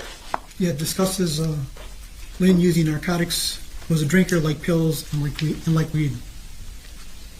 Well, that would violate my prior rulings in the motions in limine. Here we go. Here we go. The boundaries are being set again because they're like, well, we wanted that clip to be played, where Jessy will say that that the victim, Lynn, was like majorly drinking, taking pills, MJ, legal and illegal substances. They're like, why can't we play that? And here we go. Specifically number 19 of State's motion in limine, document 119 that I've addressed. This would be the second time now that I'm addressing. So I expect everyone to follow the rulings I made in the motions in limine, and I'm not going to be having these hearings in the middle of trial, wasting the jury's time on issues that I've already ruled on. And since we're outside the presence of the jury, if there are questions that violate this, I've been kind right now, and I have not had to give any admonitions in front of the jury. But I'm giving a warning to the defense that if you ask questions that violate my rulings, you run the risk of this court giving an admonition in front of the jury and advising them that your question violates a motion in limine ruling made previously by this court. And if there are questions or insinuations about evidence and why it's redacted, we don't tell juries why things are redacted. And I understand why Attorney Nicolai asked the questions that she did. But if there's a request, meaning if there's a violation going forward, if there's a request from the state that I explain to the jury what's going on, I may very well do that. So unless you tell me there's something I'm missing here, that this is inadmissible evidence based upon my prior ruling, I'm not going to readdress it. Well, Judge, again, this is the reason I'm bringing it up before the witness testifying, because I don't want to bring it up while he's testifying. You shouldn't have to bring it up. I've already ruled on it, and you're... Don't you just love it? Don't you love it? Yeah, Tracy, go get him, Tiger. This is just so brilliant. Questions on cross should be accordingly. Right. But under due process, a defendant has a right to present a defense. And what other ex motion have you filed that would even give the defense grounds for me to address this, other than what I already have? These are clearly other acts of the victim. And the statute, 90404, applies. There's no motion. There was no motion at any point in time. There was the state filing a motion to limit it. Other than that, no motion from the defense. So any request that you have is untimely. And I'm not revisiting the motions in limine. So we're going to bring the jury back out. Detective Kohl is going to come back out on the stand. And you can do your cross, and it needs to be in... And now, firstly, he put his pen kind of in his ear and then in his mouth, so gross. But then he's also like, okay, ma'am. And like, in a way, he's almost like, I'm just filling in. You'll see how he says it, but he's like, ma'am, can I go to the toilet, please, quickly? He goes into little boy mode. In line with my rulings. Understood? Yes, Judge, can I use the bathroom for 2 minutes? Yes, and they use the restroom for 2 minutes, and then we'll come back. Oh, my word. And the judge is like, after all that, he gets put back in his corner like, come on, man, boundaries. We've already discussed this. You guys all like, mic drop. And the judge is like, And his response to all that is, okay, can I just, Judge, can I please use the restroom? Oh, okay, thank you. And he's like, I'll be right back. That was just classic. All right, thank you, everyone. Please be seated. Oh, great. Detective Kohl, you back up here. Thank you. Have a seat. And yes, we teleported forward through that bathroom break because they had it, the cameras running, and he left the room. A couple of minutes later, he came back. And now here we are with the jury back in the room, I believe. And the witness, Chris Kohl, former detective, back on the witness stand. And Attorney Galaviz, will you be doing the cross? Yes, Judge, thank you. All right, when you're ready then. Thank you. Okay, jury back in the room. The witness is back on the stand. Cross-examination about to take place. Mr. Kohl. So as far as your law enforcement experience, you said you were a deputy with the Sheriff's Department, correct? I was a detective. So you were hired straight to be a detective? No, I was hired originally as a correctional officer.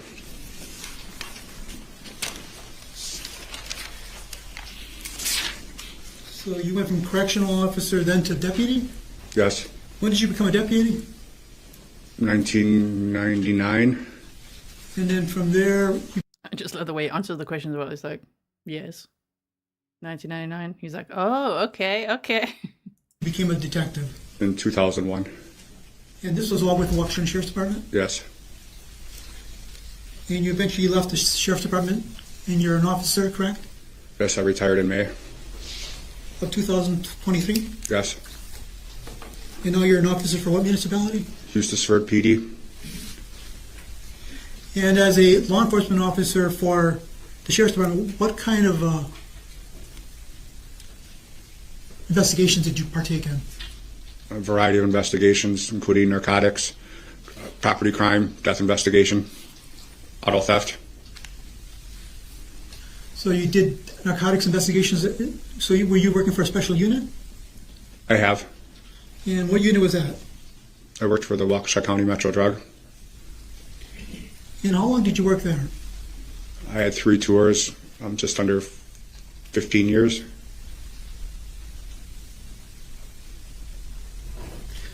Is it safe to say you had a lot of experience with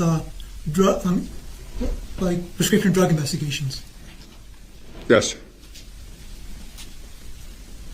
Approximately how many cases did you investigate involving prescription drugs? This is just such a good trial day on my word. He's just like, oh, so you got a lot of experience with drugs? I mean, prescription drug investigations? He's like, yes. Wow.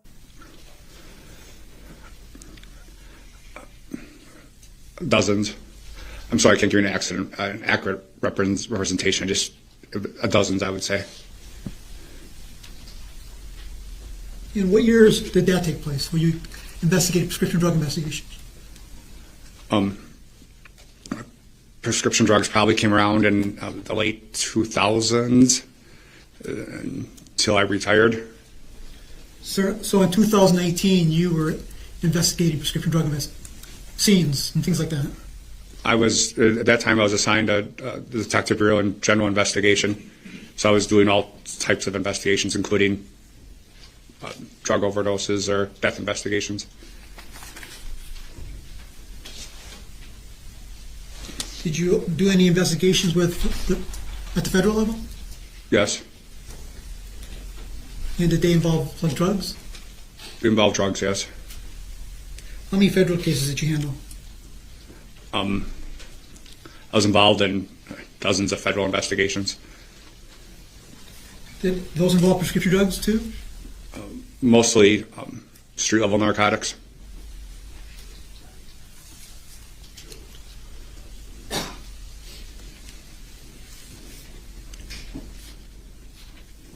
When did you, again, get involved in this case? In January of 2019. And that's when the ME or medical examiner contacted you? Correct. Lali says, is he trying to discredit this detective? Mm-hmm. They've got two strategies as defense. Number one, victim blame to the max. Or, now that they've been schooled on stop doing that, number two, okay, discredit the witness. Let's try to get someone impeached. Who from the medical examiner contacted you? Ultimately, it was Dr. B, but one of her staff called me.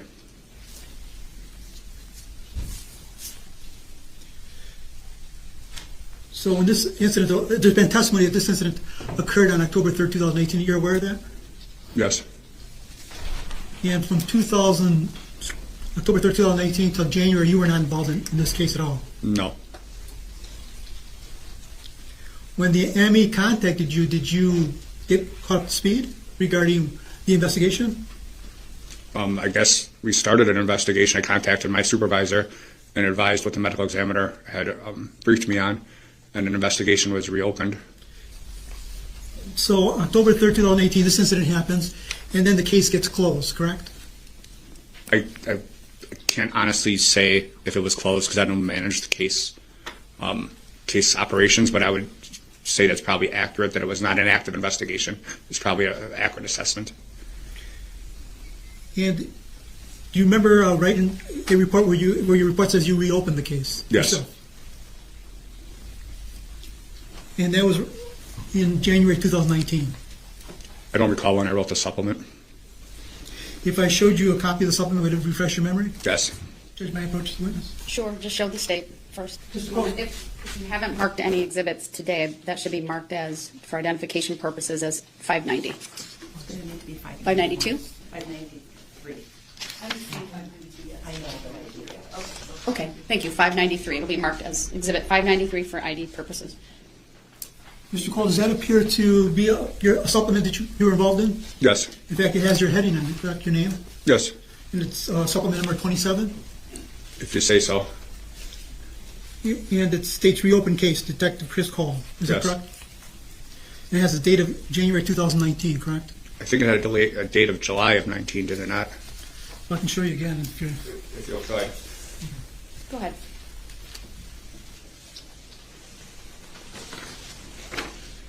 It shows that it was generated on July 18th, 2019. Yep, what's the next paragraph? It says in January of 2019. Correct. Thank you. Mm-hmm.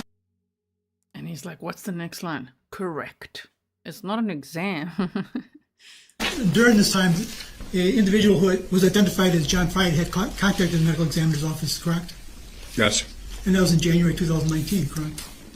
I believe it was after her death. He was contacting the medical examiner's office. And John Fried, you were aware was a district attorney? Relevance. Sustained. And you were aware that a person named James Kelleher had contacted the medical examiner too, also in 2019, January? I know he contacted the medical examiner's office, yes. And as a result of that, did they contact them, do you know, before the ME contacted you or after the ME contacted you? I don't know. So if I was to tell you they contacted the ME before they contacted you, wouldn't argue with that? I know that they had both contacted the medical examiner's office prior to contacting me.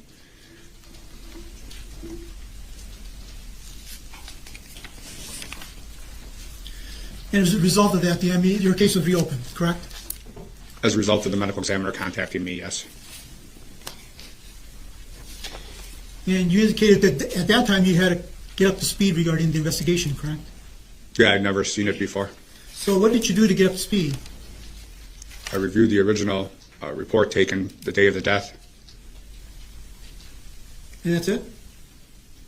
That's what I started with, sir. Right. And what else did you do to get up to speed? I'm not exactly sure what you're asking me, sir. Well, you had never been on this case until January 2019, correct? Mm-hmm.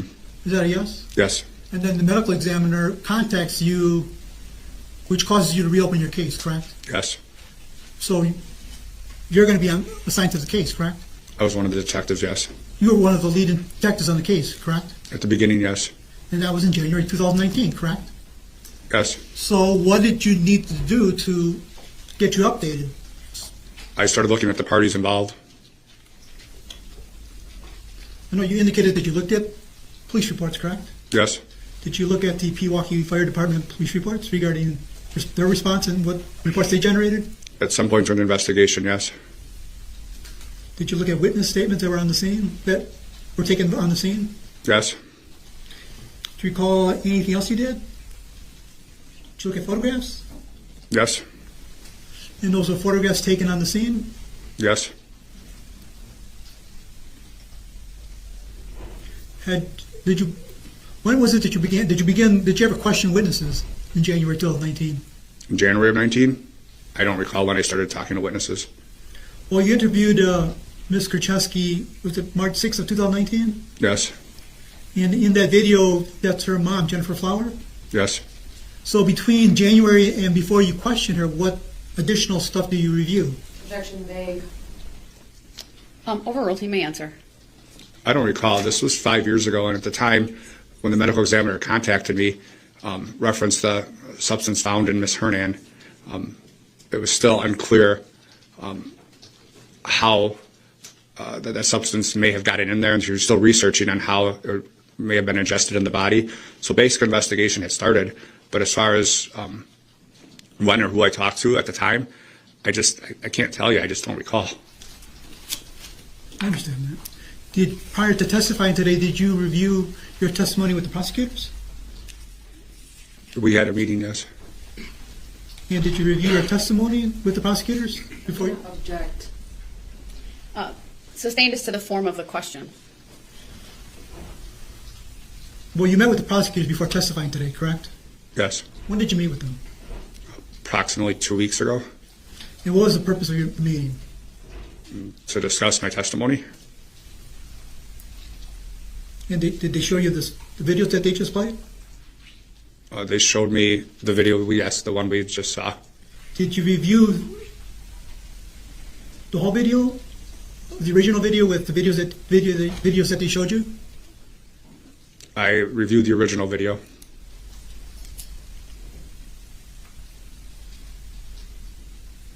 And in that video where Ms. Kurczewski's talking with you, she doesn't believe this was a suicide, correct?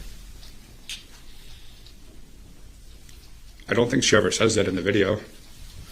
But she's kind of questioning whether or not this was a suicide involving Lynn Hernan, correct? I guess that's my impression, yes. And she's asking you that she wants you to do more investigation because she doesn't believe this is a suicide, correct? She's pushing it. She wants to know how she died. And she's adamant about that, right? I want you to do more investigation. I don't believe this is a suicide, correct? I don't think she says she wants me to do more investigation. Been an objection. States the testimony. Sustained as to the form of the question. You can rephrase. Well, in that email that she sent you on that same day, she tells you that in the email, it kind of states it says hard to believe a suicide. Correct? In the email, she states she doesn't believe it's a suicide. Yes. And she wants you or your department to do more investigation. Correct? I'd have to look at the email again, but I don't think she said that in the email. How does that help what they're trying to argue? Because all along they've been trying to argue the suicide angle.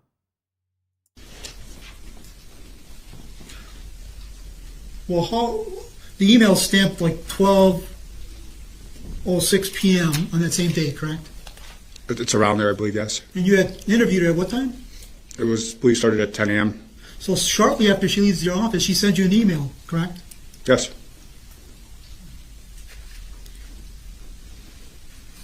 And was there anything else to attach to that email? Any other documents that you sent? I believe there were attachments. What was attached to the email? I don't recall it specifically. If I showed you a document, would it refresh your memory as whether or not this was attached to the email? It may. Mr. Kohl, I think at the beginning of your testimony, the jury heard a recorded telephone call that your office received from Jessy Kurczewski. The dispatch center received it. And did the dispatch center also record the 911 call that was made by Jessy on October 3rd, 2018? I believe they would have. And did you listen to that? I'm guessing at some point I did. Did you provide a copy of that call, 911 call to the prosecutors? I don't recall. So you clearly remember listening to a 911 call? Or the 911 call? I didn't testify to that. I said I would have listened to it if we... I don't recall listening to it. I tend to think I would have listened to it, but I don't specifically recall listening to it. So as you sit there today, you may have listened to it or may have not listened to it. I just don't remember. It's been 5 years. And again, from October 3rd, 2018 to when you got on the case, your office was treating this as a suicide, correct? I don't know how they were treating it. I wasn't involved until January of 19. So why did you have to reopen the case? Such a smart way to answer. He's like, I don't know how they were treating it. I wasn't working on the case. I reopened the case because my boss told me to reopen the case. And we started an active death investigation. And you were involved. Did you ever interview that neighbor that lived next to Lynn Hernan? I don't believe I did. But you know... No, you want to blame the neighbor now. Even though your client just told everyone in the interview, yeah, no one really came over. But they're trying to make it like, when Jessy wasn't there, the neighbor came over. Maybe it was the neighbor? Your office did, correct?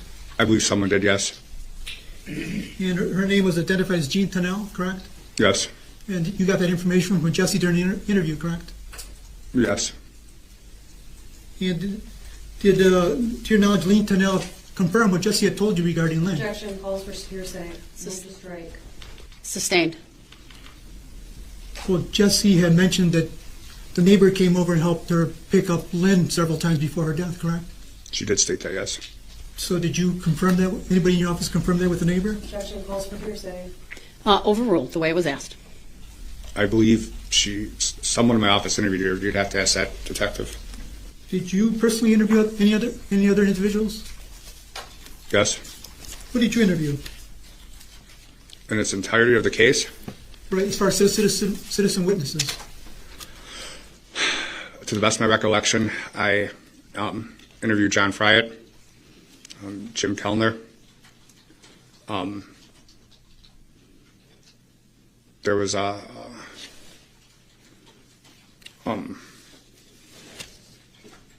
trying to think of her name. There was a bartender in West Dallas I interviewed. I can't remember her name. I also met a gentleman. Her name is Christina Sherock, and we're going to hear from her later.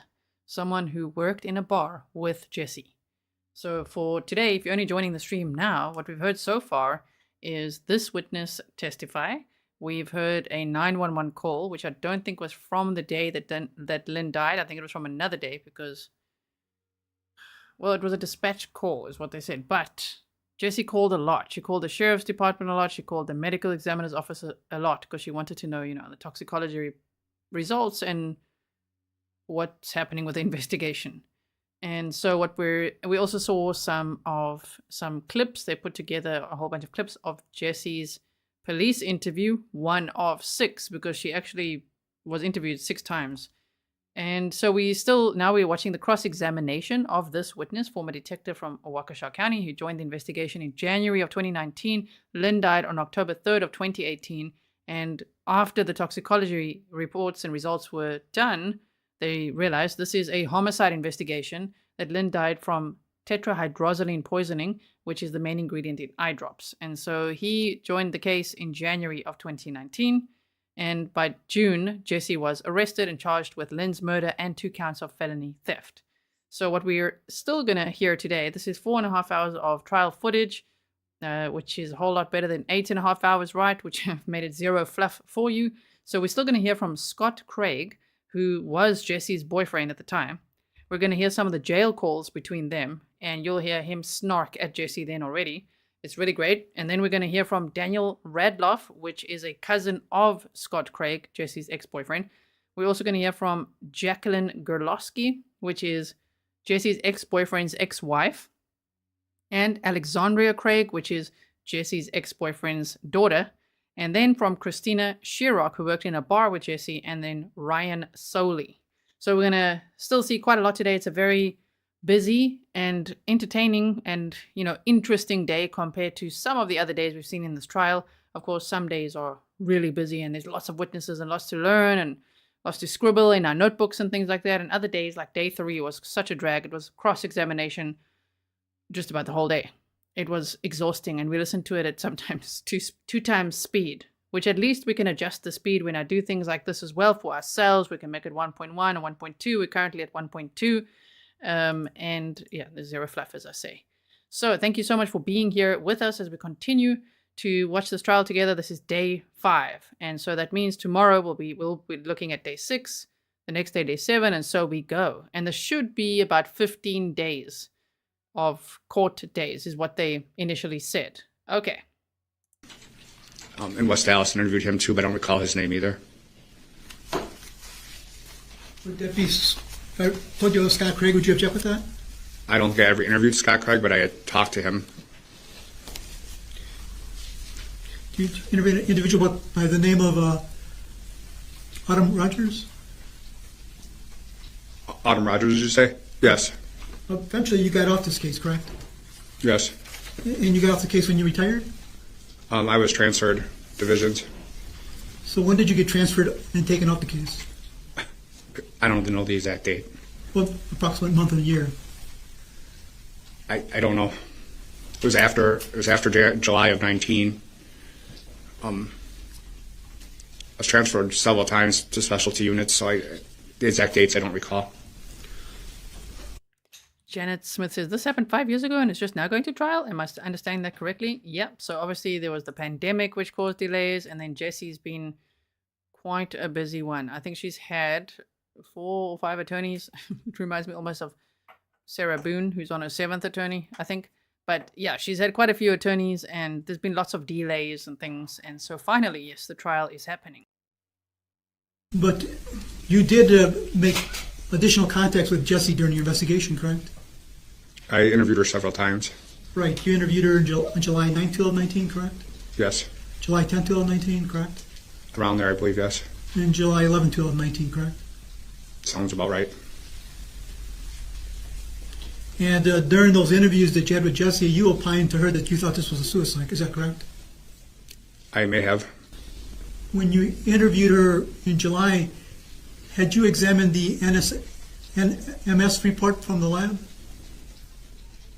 Can you ask that question again, please? When you interviewed her in July, had you reviewed the NMS report from the lab as far as the test results? Is that the toxicology report you're referring to? Correct. I don't recall if we had that back. I don't recall if I did or not. Counselor, I don't want to sound evasive, but since I retired, I don't have access to the case files. So I was only trial prepped on certain things that I didn't have access to any of the other stuff, like the interview of Jessy. So I remember vaguely. I remember interviewing her, but if you ask me specifics on that, I I haven't reviewed it in 5 years or 4 years. But you were involved in those interviews, correct? Yes. You were, in fact, most of the time in charge of the interviews in July of 2019, correct? I would say I was co-lead with Detective Hoppy. Is it safe to say prior to your involvement in this case, you had no knowledge about Visine, correct? That is true.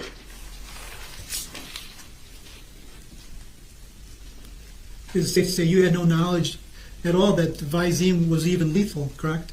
That is true. Is it safe to say you had no... Strike that. Did you...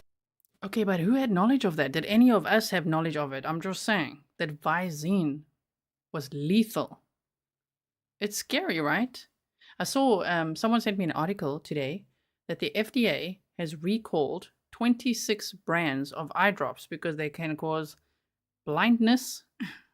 They can be poisonous. And I'm like, sorry, what? So we can maybe look at that later. But yeah, eye drops, oh my goodness. But Visine, yeah, you can't drink it. Very poisonous, very toxic. Do any research yourself regarding Visine? No. Well, how did you become familiar with it when you were involved in this case?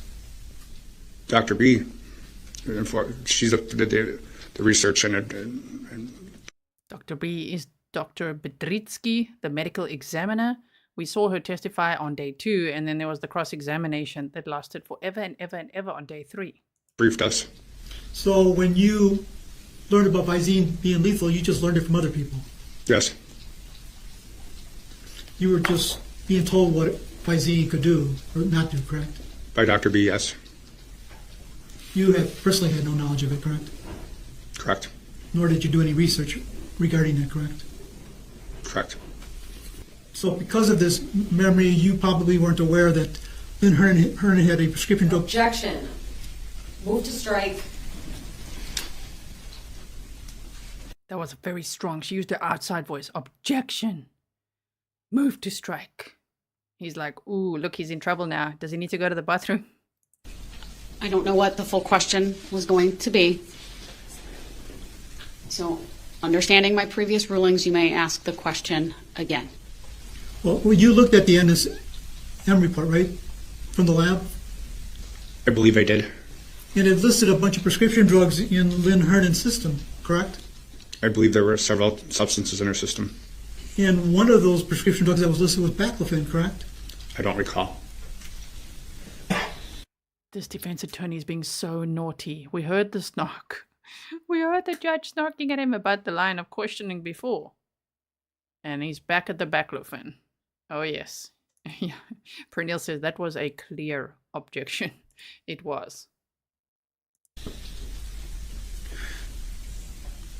And another drug that was listed was cyclobenzaprine, correct? I don't recall. And another drug that was listed was nifedipine, correct? I don't recall.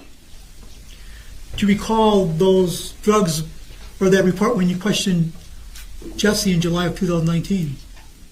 I don't recall. Did you ever ask Jessy in those interviews about baclofen? I'm pretty sure I did not. Did you ask her anything about cyclobenzaprine? I would say no. Or nifedipine? No. When you, if I could show you the report, would it refresh your memory? It may. This is the report from July. I think it's August 8th, exhibit number... Fair enough. A report from the summer of 2019. Correct. You still have 594 if you want to mark it for identification because that other exhibit was not marked. I think it was exhibit number 25. But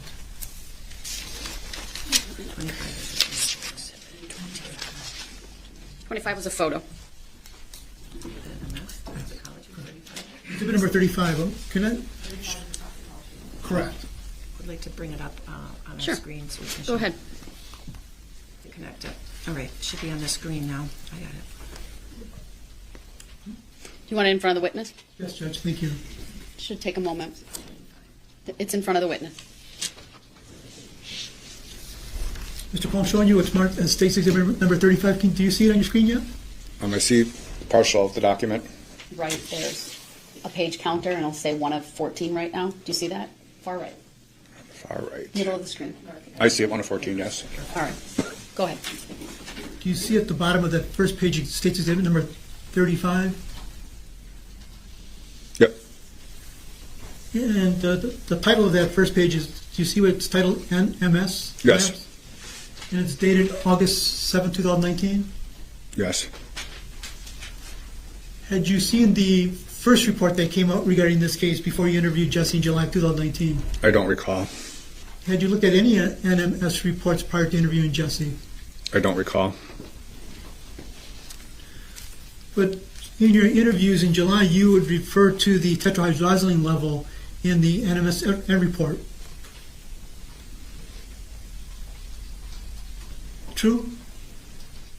Can you restate the question? I didn't hear it fully. Well, in your July interviews of Jesse of 2019, you would refer to the test levels or test level result for tetrahydrozoline.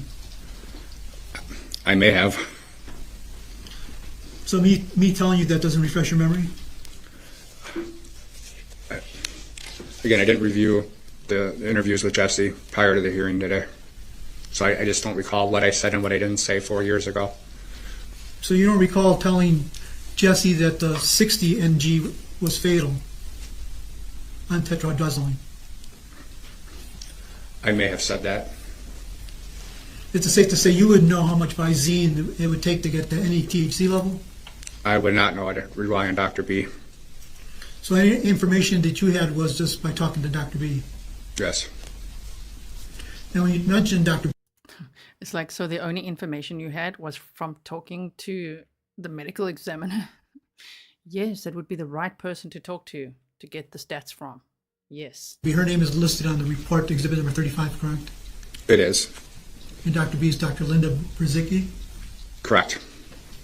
And you recall, if you can, that throughout those interviews in July of 2019 with Jesse, she always told you that she did... Objection calls for hearsay. Sustained. Well, in the March 6, 2019 interview, in an email, Jesse, or you opined that it was a suicide, correct? Well, Jesse emailed me, so at the time we didn't know. I may have said that we were investigating what we thought originally was a suicide. And while you were one of the lead investigators on this case, did anyone from your department interview the... I'm going to restate the question. Well, you know that checks were involved in this case, correct?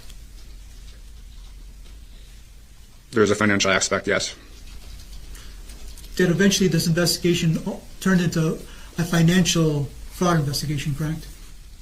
Yes. And were you still on the case when that was being done? Yes. And so you were aware that there were checks retrieved or copies of checks retrieved from the BMO Harris Bank, correct? There were checks received from financial institutions, but I wasn't involved in the financial portion of the investigation.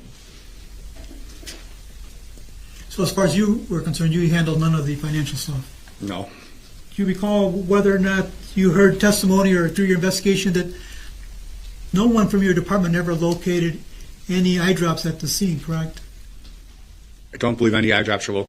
Isn't that amazing? How, I mean, when the defense asked that, I'm always like, and that's the point. No eye drops were located at the scene, but yet Lynn was murdered with a tetrahydrozoline overdose from eye drops, from Visine. So the fact that there were pills and pill bottles and everything, but no eye drop bottles, according to what they had scanned in the room at that time, that's not, again, the defense is like helping the prosecution, you know what I mean? Located at the scene. And it's safe to say no one was looking for eye drops at the scene, correct? I would say that's probably accurate, yes. So it's safe to say that because you weren't looking for eye drops at the scene, there could have been eye drops there at the scene, correct? I wasn't at the scene, so I don't know. Well, you saw photographs of the scene, correct? I did. And you talked to some of the deputies that responded to the scene, correct? I spoke to deputies, yes. And were you informed that no one there at the scene looked for eye drops, correct? No one mentioned seeing eye drops. I'm just going to pause in case anyone missed day 2 or 3. Yes, we are aware that they are saying THZ for tetrahydrozoline, but here and there, the other defense attorney, Donna Kuchler, said it in a way that sounds like THC, which some were speculating, what if she's saying it? So the jury's like, wait, THC, what? THZ for tetrahydrozoline. So yeah, that's why some in chat are like, oh man, like Stefano saying, oh man, we're back to the THC again because of how they're pronouncing it. You know what I mean? Okay. Well, did you ask any of the deputies or anybody, did you guys look for eye drops? I probably asked them if they saw any eye drops, and no one saw any. Well, that's because everyone at the scene thought it was a suicide, correct? I don't know what they thought. You'd have to ask them. Did you said you had interviewed an individual by the name of John Fry, correct? Yes. Were you able to determine his relationship to Lynn Hernan? I believe he was a cousin. Did you able to determine whether or not he was close to her? I got I don't think they were real close.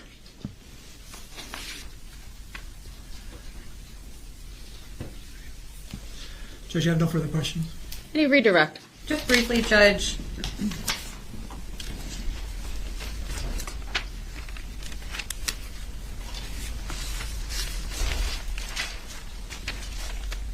Detective, you were asked some questions about meeting with our office. Do you remember those? Yes. And was that the first time you'd ever met with our office before a trial you were involved in? No, that's pretty standard. Okay. When we had this meeting with you, did any of the attorneys at this table tell you what we wanted you to say? No. Are there things that as you sit here today you just simply don't remember from the investigation in this case? There's a lot. Okay. For example, as you sit here today, do you know whether there exists a 911 call from the date of the death? I don't. Okay. Generally, would you say that on your cases, if that type of audio is available, that you would listen to it? Yes. Okay. You were asked some questions about, I believe Attorney Galvez phrased it, being taken off of this case. Do you remember that? Yes. Why did you stop working on the case? I was transferred. Okay. To what kind of unit? Do you remember? Back to the Metro Drug Unit. Okay.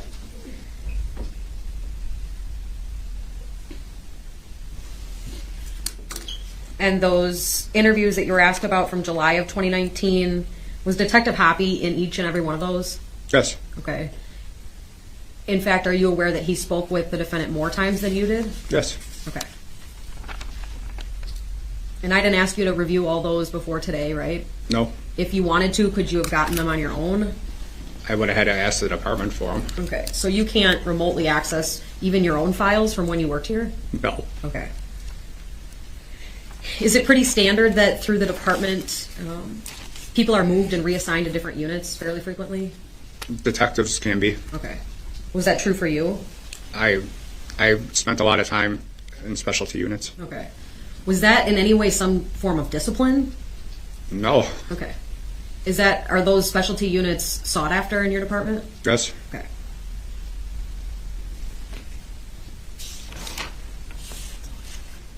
That's all I have. Thank you. All right, thank you. Detective, you may, excuse me, Officer Kohl, you may step down. Look at Jessy. Just the state's subpoena? Yes. All right, you may be released then. All right, it is 10:33. This will be an excellent time for our mid-morning break. I'll let the bailiffs know, probably about 15, 20 minutes, but all rise for the jury, please. Are we going to teleport or what? Also, so one of the Grizzlies was saying, wow, the courtroom is really quite empty, right? So I was saying in chat, well, maybe they're all courtroomed out. They'll share business and Chazzy Boy and all that. But the other thing is Lynn had no children, no direct family members. She was very isolated as well. Jessy took full advantage of that. And I mean, who wants to associate with Jessy right now? Nobody. Nobody does. I don't even think her mom's in the courtroom. I've looked. I've tried to see, is she there? I mean, she might be, but I can't see her. Let's go. And morning break, teleporting forward. Are back on the record. Appearances are as they were before. So this again is outside of the presence of the jury. I think Attorney Sitzberger might be in the hallway, but I do want to address this motion from the state dealing with dual subpoenas. Obviously, we had some witnesses at the end of the day on Friday that were subject to dual subpoenas, and they were not released. I've read through the motion. Attorney Nicolai, anything else you want to state as it relates to that or put on the record? No, it's really all contained in the filing. All right. What's the defense position? Judge, we object to you granting that particular motion. I don't think it's our responsibility to provide an offer of proof. When the state wants to release a witness, they're under our subpoena. We have the right to present our case and our defense at the time that the case turns to us. It would be very difficult for us at this moment to say exactly, well, I don't think we're required to give what other testimony. Oh, and the judge is going to set them just straight again. Jan Bidding says, who is Lynn's son spoken of? So the way that Lynn treated Jessy as her daughter, Lynn also treated a guy by the name of Adam Poser as her son. So Lynn was friends with Jessy's mom, and Lynn was friends with, Anthony's, not Adam, I keep saying Adam, Anthony's mom. So her two friends had kids, and she treated them as her own. And she wanted some of her estate to go to Anthony, but Anthony didn't get it because Jessy took it all for herself. We might want to elicit. The only person I can think of that falls in that category was Kareem Posa, but maybe there was someone else. James Kelleher was not released from his either. James Kelleher. I mean, we had both of those witnesses under subpoena. We plan to elicit certain information. In respect to Ms. Posa's, I know that there was something that was not brought into the trial that we will want to introduce. So, I mean, we have the right to present our case. The state doesn't have to provide some kind of offer of proof every time they present a witness. I don't think an offer of proof is needed, but I spent some time thinking about this as well. I think under 906.11, I have clear authority to address when there are dual subpoenas. While I don't believe an offer of proof is perhaps the right mechanism, I want to be mindful of the time for these witnesses as well. This isn't your typical 2-3 day trial where it really wouldn't be an inconvenience or hardship. This is a multi-week trial where the state has indicated their case in chief will take 8 to 9 days of testimony. So that puts us into, late this week, early next week for when they will wrap up their case.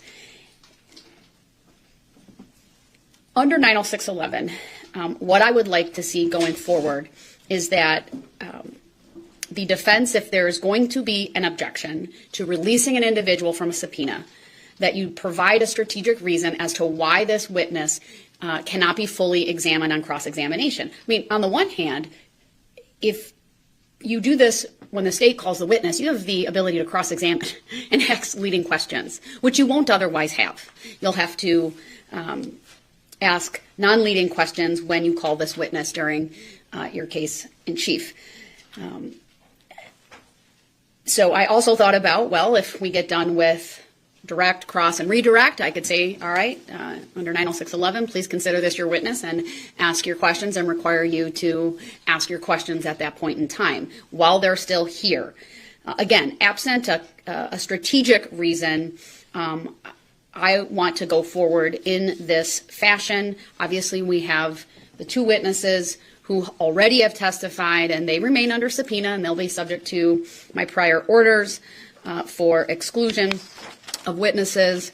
But going forward, and we'll do this, of course, outside the presence of the jury, I will just need to be alerted to who these witnesses are so that we can do them outside the presence of the jury. I believe the next witness is subject to a dual subpoena. Was that Mr. Craig?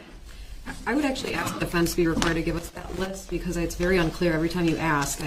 I'm just relying on what our witnesses have indicated in terms of whether they've received a subpoena or not, but there seems to be some confusion every time that question comes up. I think it'd be helpful if we had a list of the people that are under a defense subpoena as opposed to just... I haven't required the state to provide a list of who you're going to call every day, and I'm not going to micromanage them. Now, if you guys want to alter that, and that's what the state does, so we can...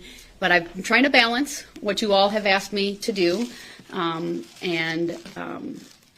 I've required the parties to meet and confer, so unless you want to change that procedure, I'm not going to require them to do that. Judge, frankly, it just appears that the state's being held to a different standard. Every day we're answering questions about how many people and who's next and what the order is that we're not required to do. Obviously, we're getting absolutely no information about, for example, why Mr. Kelleher can't be in the courtroom. He's been at every hearing in this case because although he's not a statutory victim, he feels like a victim and was very...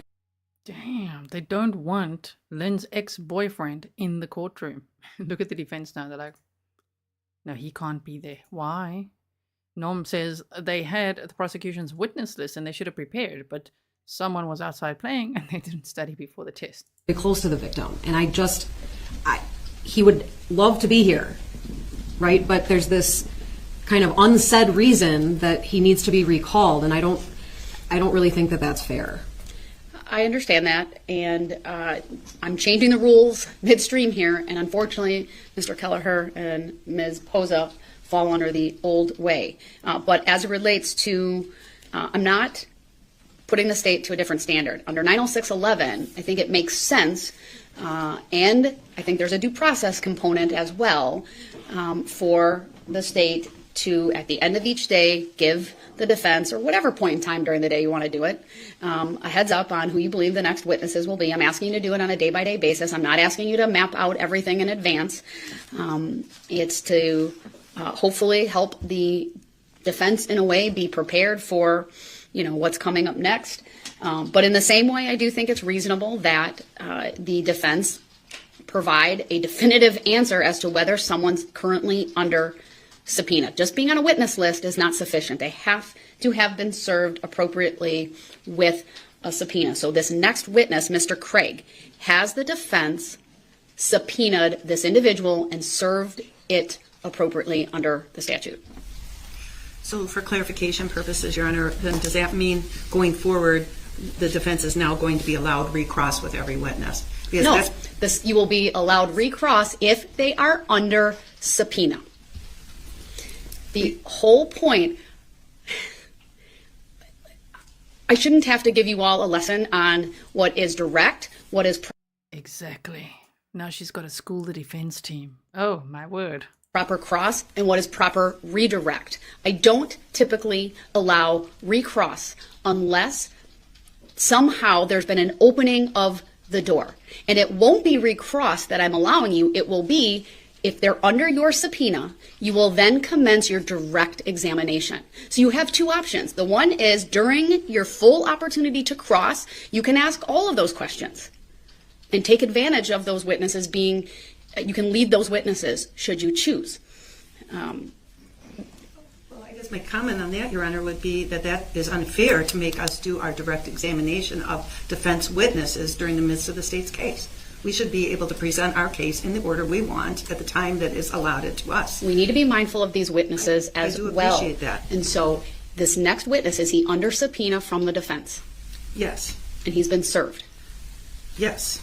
All right. So is Your Honor saying that we cannot call him in our case? You're not going to allow us? No, I'd like to be able to release witnesses. If you choose to recall them, I guess that's fine. What I'm saying is I'm giving you a choice. You can, if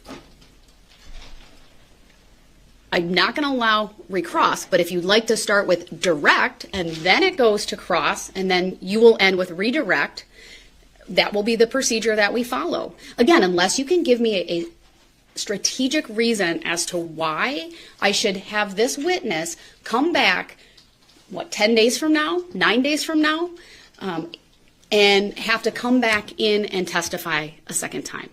This really has to do with being mindful of the witnesses who are here and their time.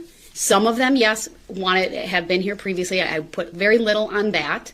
I have an exclusion order for a reason. So let's talk about Mr. Craig. I'm presuming I'll transition. We'll get done with redirect, and I'll say, then the defense, since this witness is also under dual subpoena, you may commence your direct examination. I have authority under 906.11. Witnesses are called out of order all the time in cases. Sometimes for the convenience of the attorneys, of the parties, of the witnesses, sometimes for our jury as well. I guess my comment on that is I don't want to do my direct examination of Mr. Craig today. Give me a strategic reason as to why I should continue his subpoena to a later... Don't you just love it? This judge is so good. ...point in time. I just don't believe I have to give a strategic reason. That's the rule that I am imposing under 906.11, given the length of this trial, given the courtesy to the witnesses, I'll give you a full and fair opportunity. That's not the issue here. And the jury will be advised that they're now a defense witness as well, so that it's very clear. We can demarcate that in any way. But just give me a strategic reason as to why. I don't want you to indicate that this witness is here today for the defense. I'm not asking for that. Your objection's noted for the record. But unless you can tell me there's some additional investigation that was done by the defense that is different information that goes to the defense, my understanding is most of these witnesses right now, at least the ones that we have seen, have all been part of the investigation done by the Sheriff's Department. This is information that has been provided from the state to the defense. And again, when you compare, Your Honor, to cases, as you indicate, this is not similar to a case that's a 2-day or 3-day trial. I agree with that. This is a trial that's scheduled to last weeks where my client's facing a life sentence. So I just think that it's unfair to manage the defense case in the manner that you're proposing. I can't say that we will or won't call Mr. Craig going forward. Lady, you have to say you've got a choice. There's this or that. And she's like, but I don't want to. I don't want to. And I'm not going to do that today. Like, oh my goodness, come on. We'll have to evaluate what was elicited during the state's case and make a strategic decision once the state rests. Certainly we try to ask everything that's important at the time that the witness is here.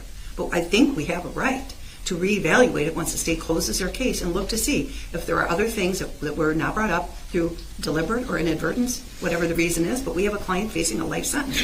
And I want the opportunity once the state closes their case to reevaluate the witnesses.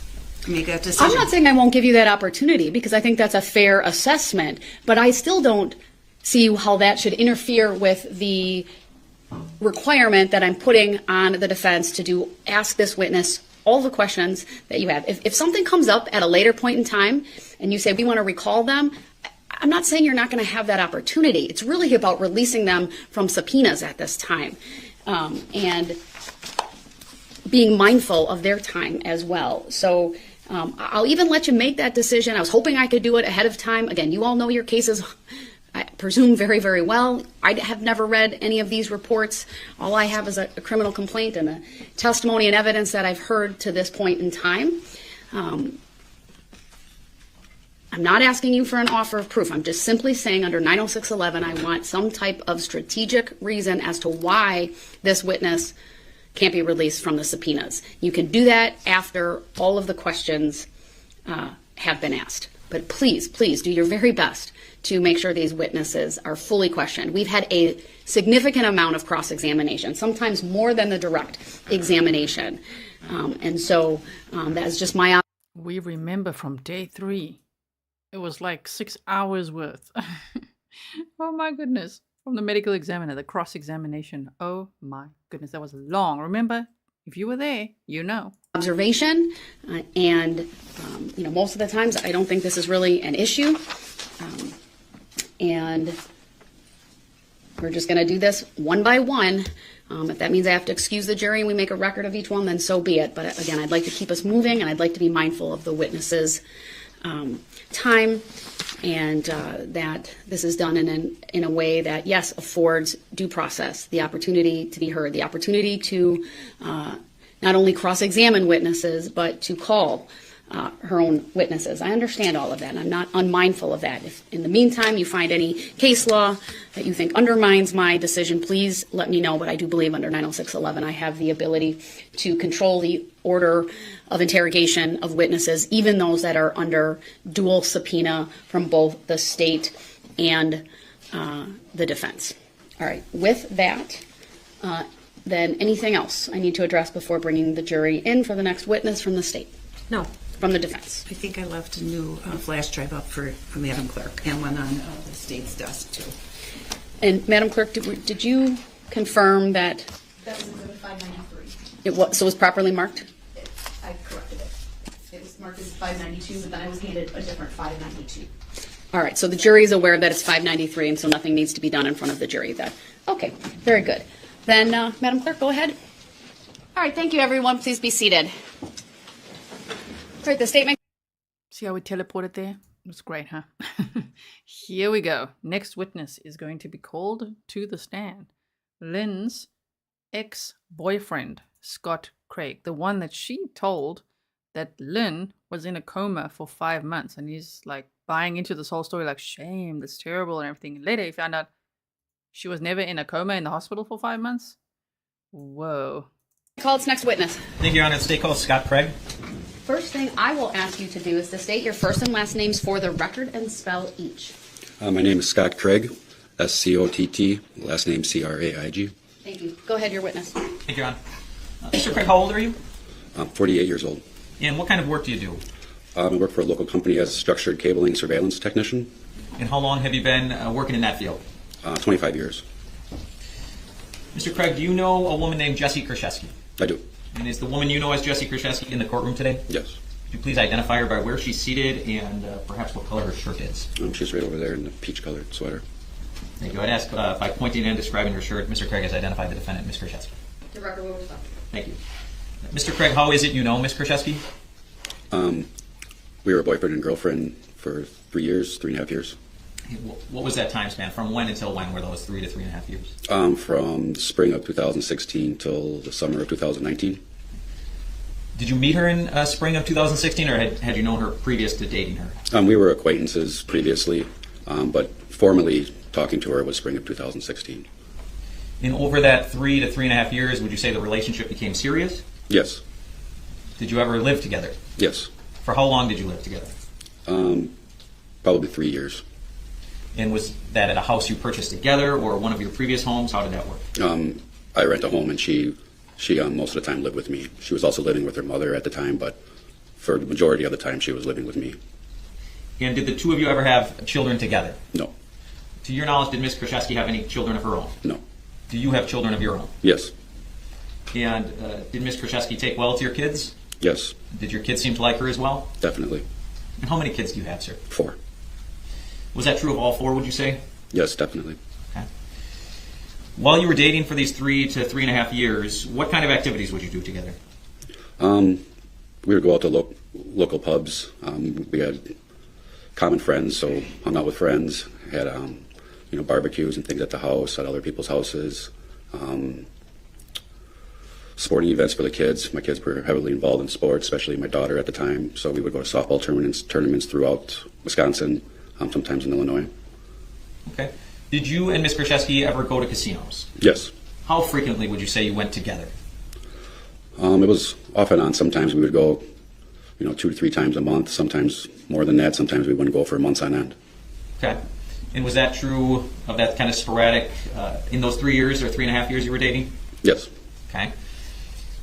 Did you know what Ms. Kurczewski was doing for a job while you were dating her? She had a job at a dental office I knew of, and then she had another job at another medical type office as a administrative type job within another medical office.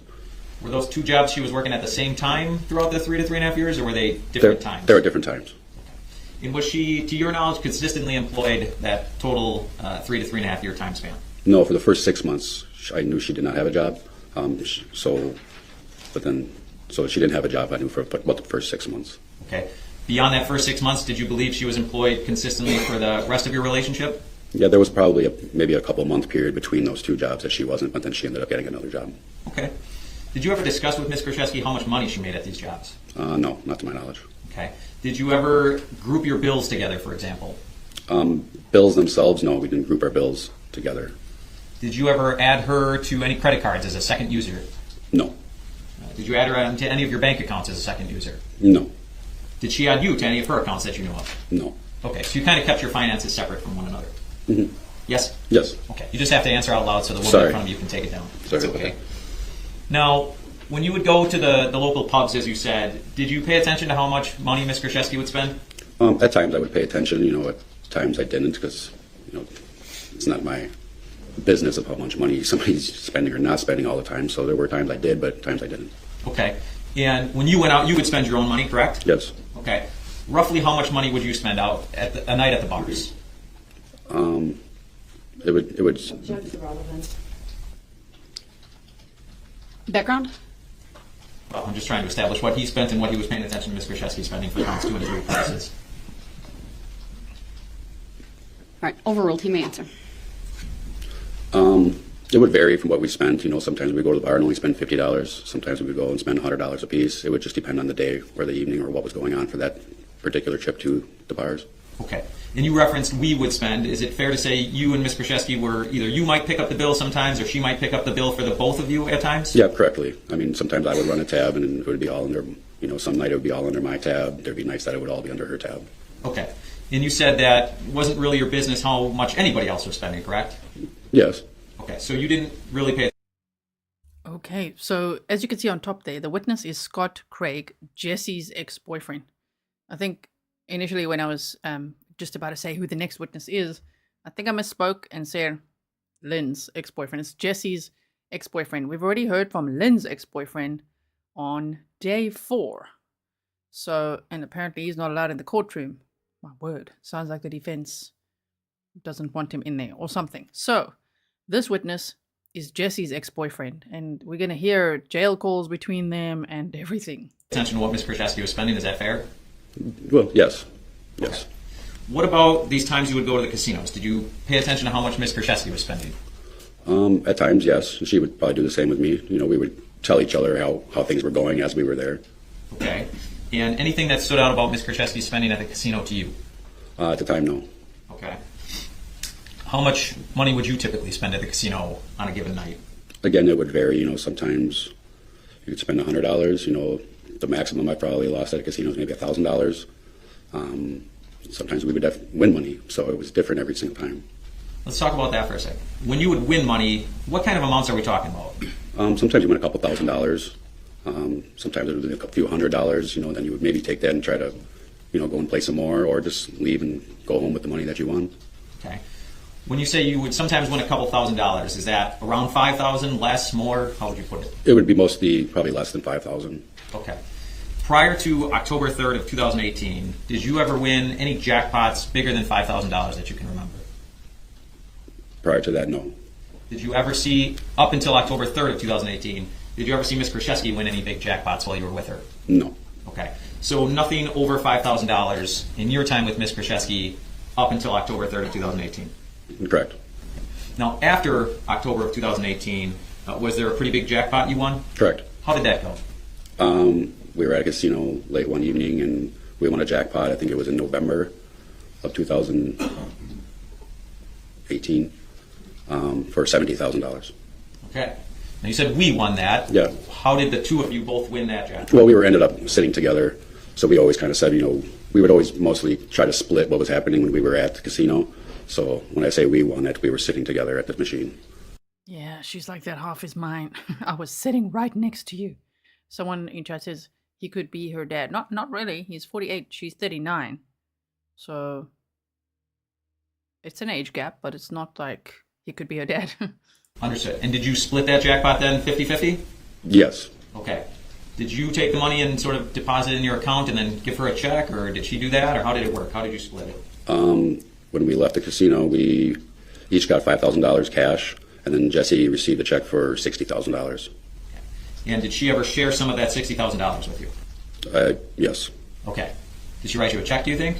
I'm not sure how it was given to me. I don't remember. I don't recall. Okay. Beyond that $70,000 jackpot in November of 2018, any significant jackpots that you can remember while at the casinos with Ms. Kurczewski? No. Switching gears a little bit, this was a serious relationship with Ms. Kurczewski, you said, correct? Correct. Did you meet family members of hers? Yes. Specifically her mother, Jennifer Flower? Yes. How many times would you say you met Jennifer Flower? I would probably say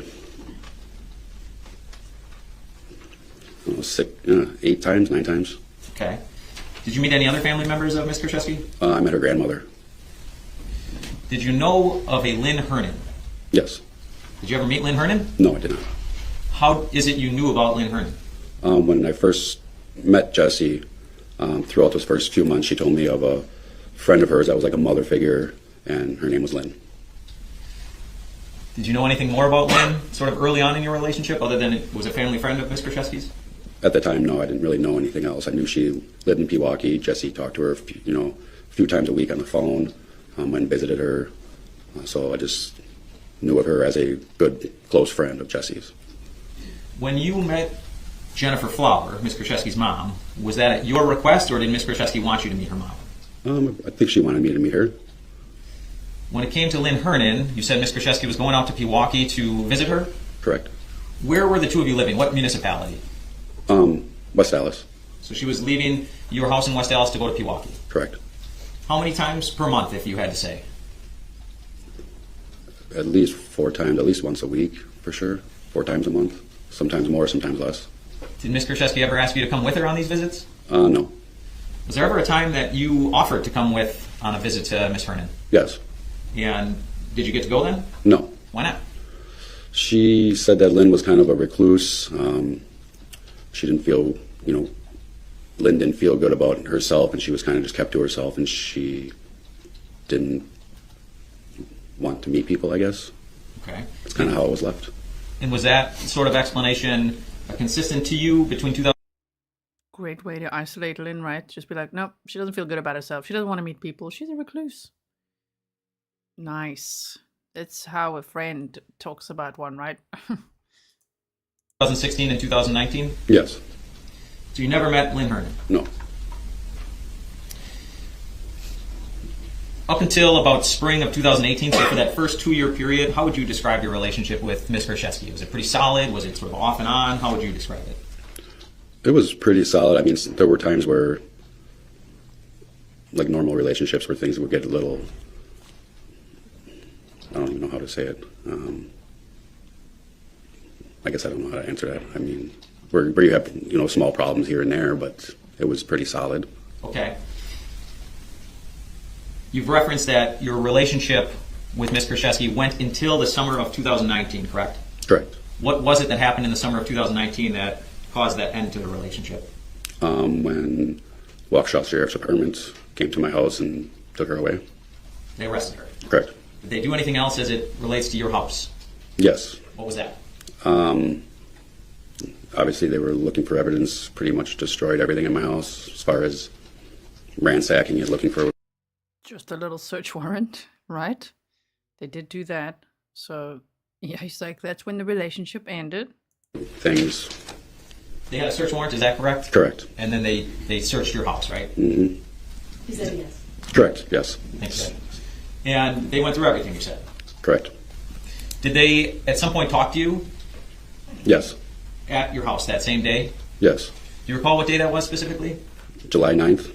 Of 2019? Of 2019. In that conversation, some Sheriff's Department personnel had with you, did they ask if they could have your cell phone? Yes. Did they tell you why they wanted your cell phone? They basically just said that they...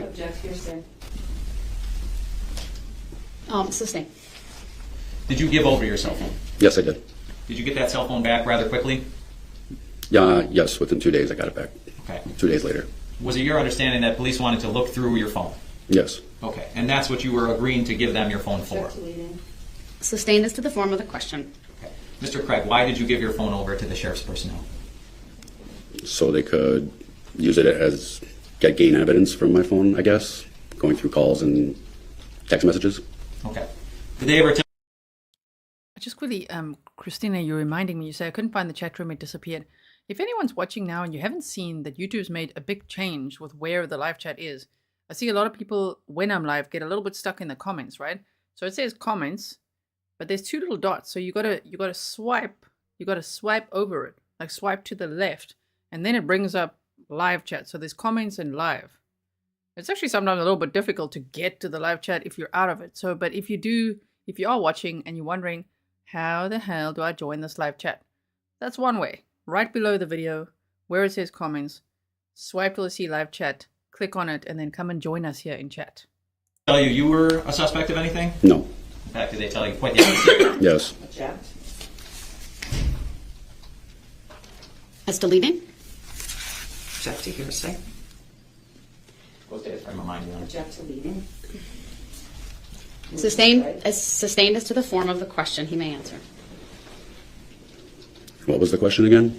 He'll rephrase it. Thank you. Were you ever led to believe in this conversation that you were a suspect in anything? No, I was not. So when you say you gave over your phone so the sheriff's department could look for evidence. What do you mean by that? Well, at the time I didn't know what anything meant. I just figured that was standard protocol for what they were doing. Okay. I'd like to bring up Exhibit 183, please, just to the witness.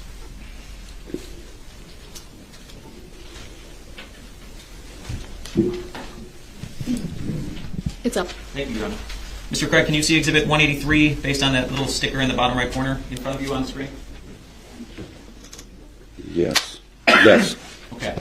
And if I could have Mr. Vulcan here scroll down to page 5 of that exhibit. Mr. Craig, are you able to see how many pages that exhibit is? According to the right side, it says 5. Okay. And if you could just, as Mr. Vulcan here slowly scrolls up, could you just read, actually let me ask you this first. In reading some of the messages that are on the screen, do you believe you know whose phone these messages were taken from?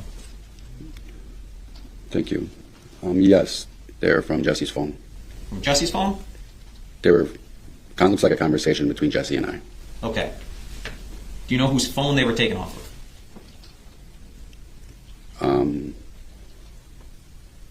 Looks like my phone.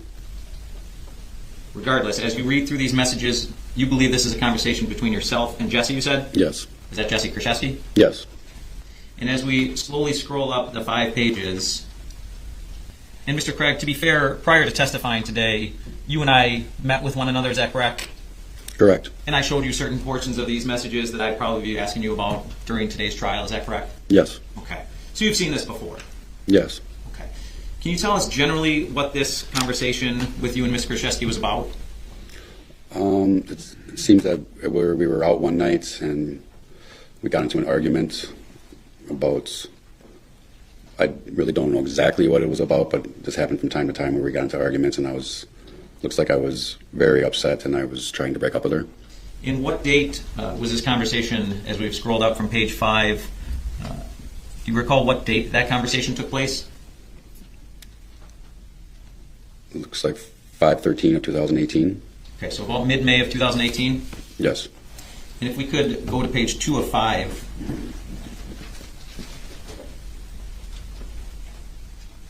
And Mr. Craig, do you see on the left side, and if we can actually scroll down, Mr. Vulcan here, just on that same page 2 of Exhibit 183.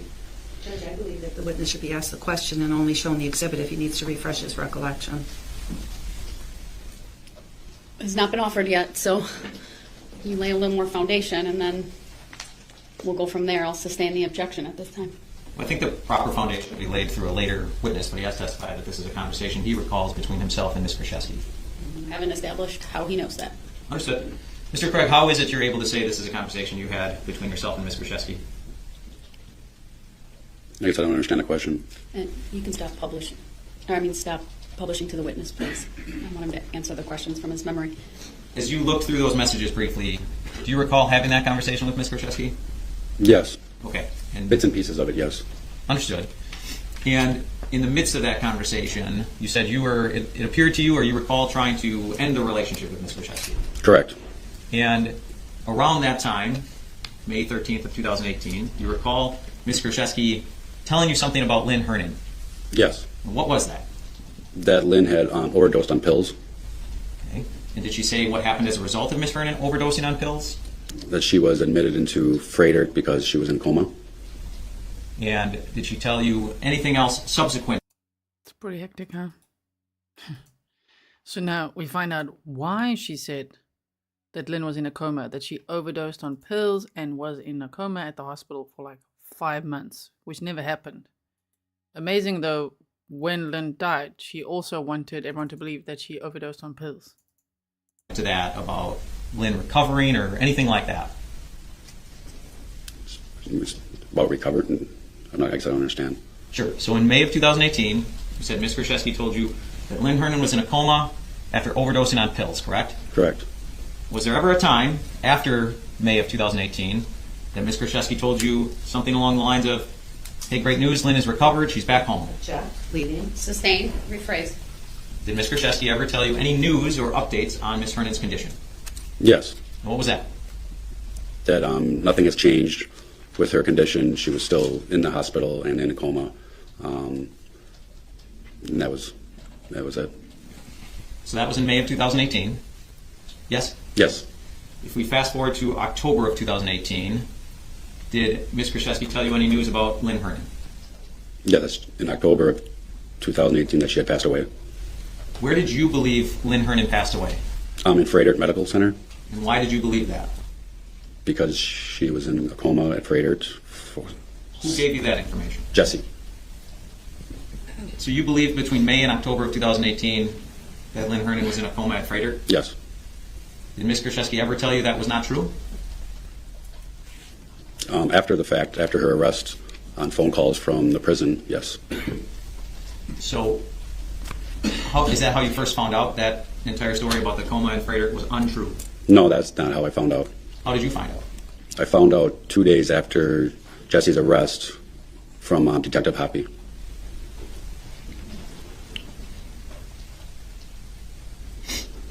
You remember looking at messages between your... Well, let me ask you this. You remember in August of 2018, did you and Ms. Kurczewski take any trips that you can recall? Not that I can recall. Okay. Did you look at any messages prior to testifying where you indicated to another person in your life that you were taking a trip? Yes. And where was that trip to? Wisconsin Dells. You recall who that trip was with? Jesse. And do you recall roughly what time? I don't recall what time. What time of day? No, what time of year was that trip? Oh, it would have been in... I don't recall, actually. The summer, possibly. Summer of what year? 2018. Did you and Ms. Kurczewski go to the Wisconsin Dells often, would you say? No. How many times do you think you and her went to the Dells? We probably went once together personally, but there was a couple other times where my daughter had softball tournaments and we were maybe in that area. On any of those trips, whether they were just you and Ms. Kurczewski or for your daughter, did you bring Lynn Hernan along with you? No. Moving ahead to early 2019, you were still with Ms. Kurczewski? Correct. And in fact, let's back up for a second, because in May of 2018, you told us that you were trying to end the relationship with her, correct? Correct. You didn't ultimately end the relationship with her? No, I did not. Why not? It was a few days later is when I actually found out the news about Lynn, and that seemed to be like a bigger thing to worry about at that time when she was going into the hospital. And I could tell Jesse was very distraught about it, so that's not the ultimate reason why we didn't, but I just kind of put it aside, you know. And yet Lynn wasn't in a coma in the hospital. So Jesse just manipulated him completely. What a lie. And he only found out later after she was arrested. He was like, wait, what? That must be, I'm sure, still difficult to process. Like, all that time, he believed that Lynn had been in a coma at the hospital and 5 months later died. She was never in a coma in the hospital. She went to the hospital for 13 days in September. But, wow. Let things go, and because it was basically just probably a frivolous type fight anyways, the more I thought about it. Okay. And so your relationship continued? Yes. And in early 2019, were you and Ms. Kurczewski still living together? Yes. And did there come a time where she had a conversation with you about needing to go to the hospital? Yes. What do you remember about that? There was a number of times that she needed to go to the hospital. So I don't remember any. There was a lot of reasons why she had to go to the hospital. You know, obviously to go and see her. Sometimes to go sign papers for medical delivery, things of that nature. So if I understand you correctly, you're talking about Ms. Kurczewski needing to go to the hospital to visit Lynn. Correct. Was there ever a time in early 2019 where Ms. Kurczewski told you she had to go to the hospital for her own medical needs? Yes. And how did that go? She was out with some friends. Whoa, pop quiz time. It's Grizzly pop quiz time. If you watched the video, when we read through that probable cause affidavit, do you know what he's about to say? What did Jesse say? Why did Jesse have to go to the hospital? So Jesse, I'm waiting for you. I'm just filling in some give you some clues here. Jesse, remember she told the sheriffs that investigated that later. She doesn't know what Visine is. Or tetrahydrozoline, right? But on this occasion, she told her boyfriend at the time, Scott Craig, she'd gone out with some friends and she was poisoned with Visine. I believe this was January of 2019 or so. But yet later she was like, I don't know what Visine is. Wow. They went to another local pub to go see a concert, and she believed that somebody had drugged her and she wasn't feeling well, and she had to go to the doctor. Did she go to the doctor or the hospital? Go to the hospital. And how was she relaying this information to you? Through text messages. And did she ultimately tell you that the doctors had concluded something? Yes. And what was that? They said that she ingested Visine. Did she use the word Visine or a different word? Do you remember? Well, she said it was some medical tetra. I don't know the exact name. Tetra something. Okay. So Jessy didn't even just say Visine. She said tetrahydrozoline. But yet to investigate it, she's like, I don't know what that is. But in the end, she clarified that it was the chemical in Visine. So this chemical was in Visine. And Wait. And then she later explained to investigators, okay, that she just wanted to feel what it felt like to drink Visine. She just wanted to experience that. Okay. Wow. Do you recall what month and what year that text conversation with you and Ms. Kurczewski occurred in? I don't recall exactly, no. Okay. Was it before or after Lynn Hernan's death? After. Do you recall what you were thinking as you were receiving these text messages about your girlfriend being poisoned? I was very irate, very mad, wondering who could do this to her. Had you personally ever heard about tetrahydrozoline or eye drops being poisoning people? No. Did you know anything about it? No, not at all. Did Ms. Kurczewski in those messages tell you if it was serious or nothing to worry about? She said it was serious, yes. And you took it seriously? Yes. Did you try to take any action after she informed you that she thought she had been drugged? Yeah, I was inquiring on who she was with, where she was afterwards, beforehand, trying to figure out who could have done something like this to her. Okay, why were you asking about that? Well, because I was very concerned that, if it was somebody, a friend of ours, I just wanted to get to the bottom of actually what happened to her, because it was a bad thing, obviously.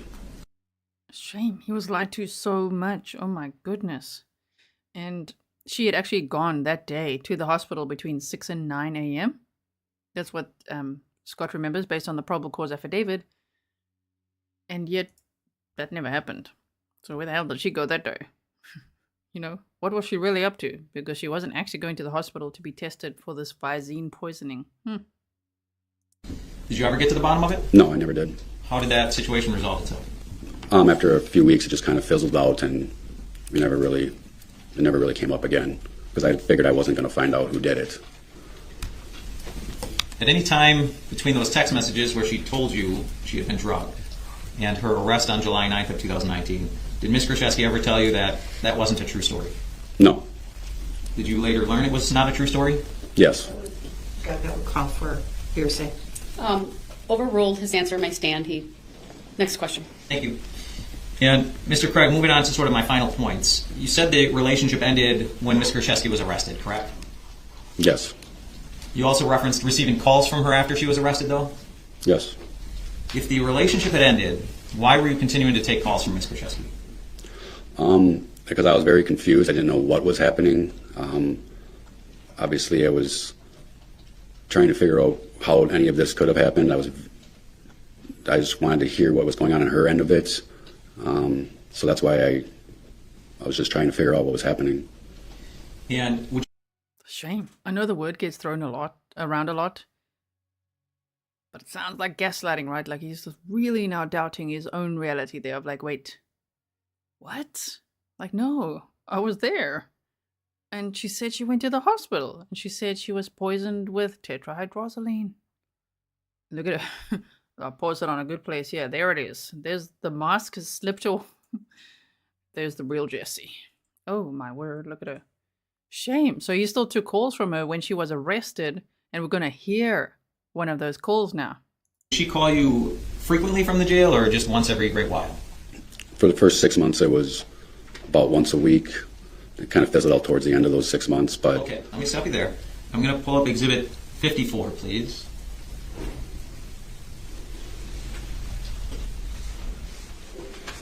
And Mr. Craig, if we play that first portion of the video, that first 1 minute and 38 seconds, was there a way you knew you were getting a call from a jail? I think it came up as well, depending on where she was, but it came up as an unknown caller, or it would come up as Waukesha County Jail. Was it Ms. Kurczewski's voice right away, or was there some sort of automated, almost robotic voice that you had to listen to first? It was an automated message like saying that there was a call coming from, and then it would be Jesse's voice saying Jessy. Yeah. Sidebar. Prior to doing that, I want to advise the jury that to the extent that you're hearing about testimony, Ms. Kurczewski may have been in custody or incarcerated or in jail. Please be advised that that does not have any bearing on her guilt or innocence and should not in any way be used against her, meaning used against Ms. Kurczewski when you ultimately deliberate. Do you still want a sidebar?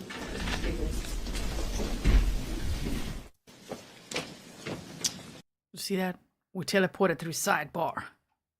Another good pause moment. She's like, whatever. Time for that direct freaking ex-boyfriend. Oh, man. So now we're going to hear some jail court, I think. Yeah, here we are. All right, go ahead, Attorney Sitzberger. Thank you, Your Honor. And just for the record, Exhibit 54 is divided into two separate audio clips. The first one is from 0 minutes till 1 minute and 38 seconds. And if Mr. Volkanier could play that, please. Call number 808261886. Inmate ID. Wait, it's too exciting. We have to say, it's jail call time. We do a lot of time over here. We've got bullet point time, presentation time, map time. We've got teleport time, right? And now we've got mugshot time. Now it's teleport. No. Now it's jail call time. So here we go. 1488412. Date 2019 7:25. Time 170549.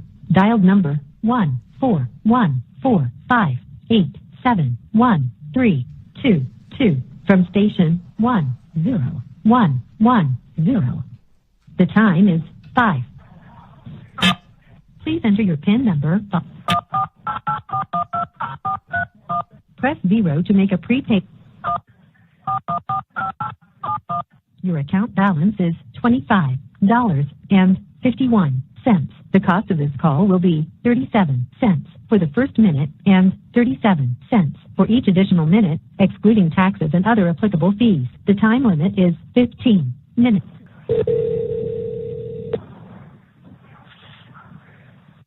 Hello, you have a call at no expense to you from Cassie, an inmate at Waukesha County Jail. To accept this call, press or say 5. This call will be recorded and subject to monitoring at any time. Later part, that's the sort of automated voice you would hear at the beginning of a call like this? Correct. And you had to accept that call, correct? Yes. You had the option to reject it? Yes. And you accepted it? Correct. You heard the human voice say the word Jessy, correct? Yes. Do you know that to be Jessy Kurczewski's voice? Yes.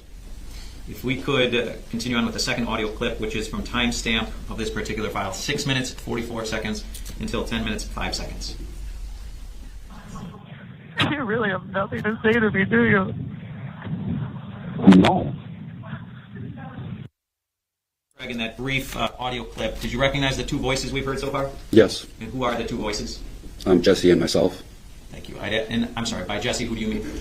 Jessy Kurczewski. Thank you. Your Honor, this You really don't have anything to say to me, do you? He's like, no. I like the way you answered that. No. She's really playing victim from line 1. Flipping the script, huh? This time I'd move Exhibit 54 to Exhibit 54 is received. Thank you. And then I'd ask to continue playing that second audio file to its conclusion. Granted. Thank you. Don't. What the hell do you expect? I don't understand why you're being this mean. It doesn't even make sense. God, I'm not being mean at all. I'm being what any normal human being would be in this situation. I don't know you, Jessy. Yes, you do. No, I don't. I don't. Nobody makes up lies like that to their person they love. You don't love anybody. I don't love anybody? No, you don't. You don't lie to people. You don't lie to people. I don't think that's true. You know, when he's like, you don't love anyone. That's not how you treat people you love. She's like, I don't. The way she asks is almost like, you don't. People that make up so many lies. about one thing. One No, it's not thing. one thing. Our whole life was not a lie. Yeah, I was. No, it wasn't. How can you even say that? Very easily, because you lied to me about something very serious. Then you told a bunch of other lies on top of that to my family about her being in the hospital and being brought back to life. You just kept making up more and more lies. You're diabolical. That's just crazy. Crazy. I can't even believe it. Do you know what it's doing to my mind knowing that I was living with somebody like that? Is continuing to be played, which is just this witness's perception of things. These are not statements of Jessy. There's a witness's impression. It's improper. Which is like, it's The improper. exhibit was received This is improper. I don't think so. Carry on, please. Here we go. without objection. The state may continue playing it. Thank you. You may cross-examine on that. And you never even skipped a beat. It didn't even bother you. It didn't bother me. It bothered the shit out of me, Scott. There's a reason I didn't let you know this shit. I couldn't tell. Whatever. I couldn't tell. There's no reason why you didn't let me know this shit. You should have let somebody else know, like the police or a mental institution or something. Not what the heck You tell her. did. It's just sick. It's so sick and disgusting.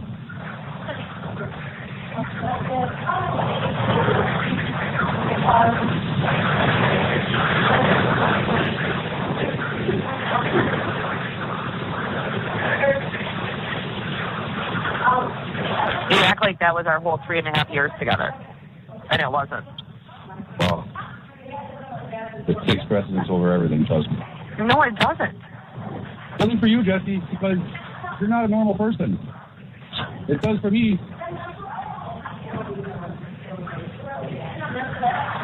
You never once thought that I was keeping you from anything so you wouldn't know? So you wouldn't be a part of anything? What in the hell does that mean? So you didn't once think that I was keeping things from you so you wouldn't be part of anything? Oh, sorry, back that up. What did you just say? Part of what? Part of what? So you wouldn't get hurt, so you wouldn't be involved?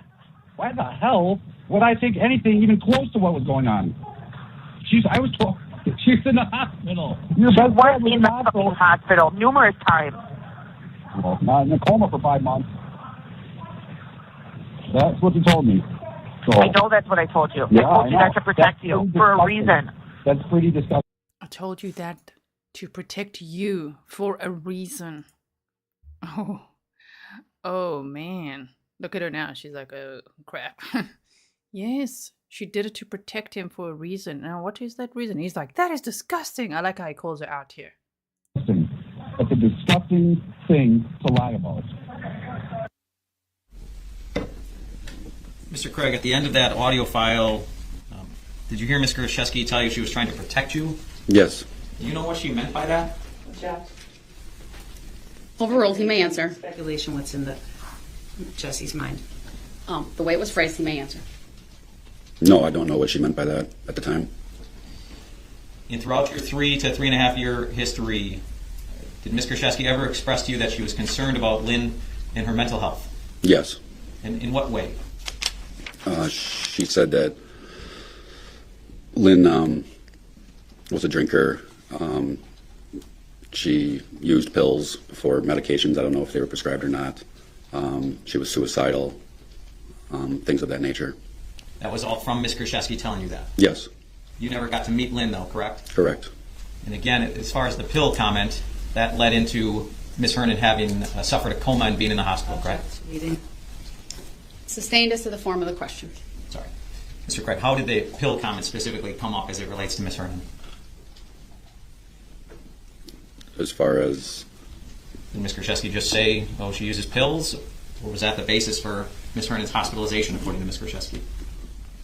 Well, that was the reason that I was told that she was in a coma because of pills and alcohol. And you later learned that was not true?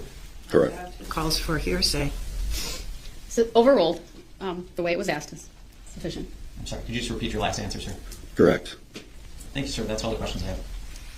Cross. Judge, could we have the lunch break now and begin the cross after lunch? It's not going to be done in 10 minutes or even 20. All right, that's fine. We'll take our lunch break then.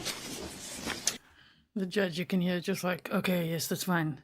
One defense attorney. Judge, can I go to the restroom? The other one, yeah, no. Can we go to lunch now? Is it lunchtime? Yes. You just hear the judge. He's like, oh, fine. Okay, we'll take the lunch break now. I mean, she's like, it's not going to be done in 10 or even 20. Should we time it when they do it? No, we won't time it. I just mean, come on.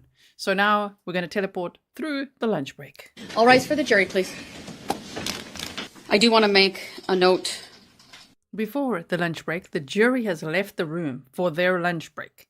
Now, of course, there's going to be another discussion outside of the presence of the jury, which usually ends up quite snarky. For a record regarding the objection from the defense just now regarding the phone call, first of all, there was no objection when the state offered it, number one. Number two, context is important. The rule of completeness kicks in as well. It would be,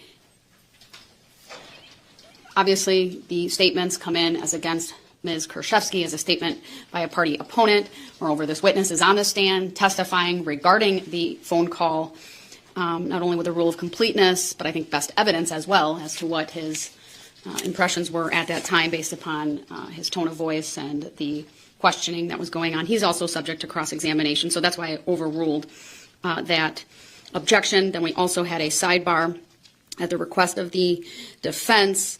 It had to do with this witness's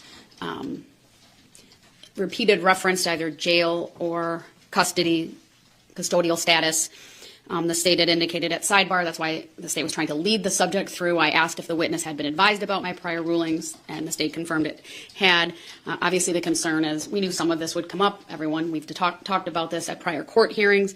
Obviously, want to limit any repeated references to her custodial status. I did give the limiting instruction. The defense appreciated that, but given my observation of his testimony, I indicated the state could lead on that limited topic in order to avoid any further or limiting further references.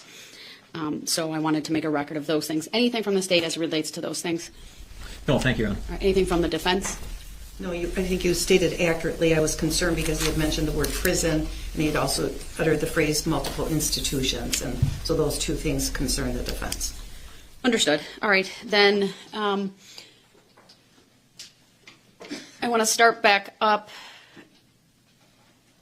at 1:10. I think given the fact that our jurors don't leave and they're back there, I think I'm going to start shortening our lunch times to between an hour and 15 minutes. So just so that everyone can plan accordingly, I'm not in any way getting close to the time that the cafeteria closes for our defense team. I know last week I think that was an issue. My apologies to that, although I wanted to get that witness completed, which was my goal in all of that. So, we'll shoot for around noon each day, give or take. It was a good stopping point, so thank you, Attorney Kukler. We'll see everyone back here at 1:10. We are in recess. Teleport time. Lunch break teleporting forward. 21 CF 885. Appearances are as they were before. Attorney Kukler. Your Honor, we're going to begin the cross-exam of Scott Craig. This afternoon, the state played the jail call between Jessy and Mr. Craig, and during it, he provided opinions about what was going on in the case, and Jessy's that she's a liar and all sorts of negative things that he had to say about her. I intend during his cross-exam to go into the fact that the things that he... Sorry, my eyes just went, wait, what? I thought now they're doing this in front of the jury, but yes, the jury's not back in the room yet. I don't have any labels on for witnesses at all. That's my cue as well. Okay, the jury's not here. So lunch was super quick. We teleported through that, and now they're having some more discussions. Then they'll bring the jury in, and then the next... Well, actually, maybe they'll continue with the same witness, I think. Yes, it's going to be the cross-examination. That's what's happening next. Believed about Jessy didn't come from Jessy, but came from talking to detectives, and I plan to go into so that we can understand what was in his mind and why he thought what he did. I plan to go in the statements that detectives told him that led him to form those opinions. All right. Any comment from the state? I think this is an issue we have to take piece by piece as it comes in. There was certainly some of the same that I tried to ask about that was objected by Attorney Kukler as hearsay. So I'm somewhat surprised she wants to get into the same area she objected to me asking about. But again, I think it's something that has to be evaluated as it happens. I don't know that there can be a blanket rule that it's permissible or impermissible at this point. This is only related to the jail call.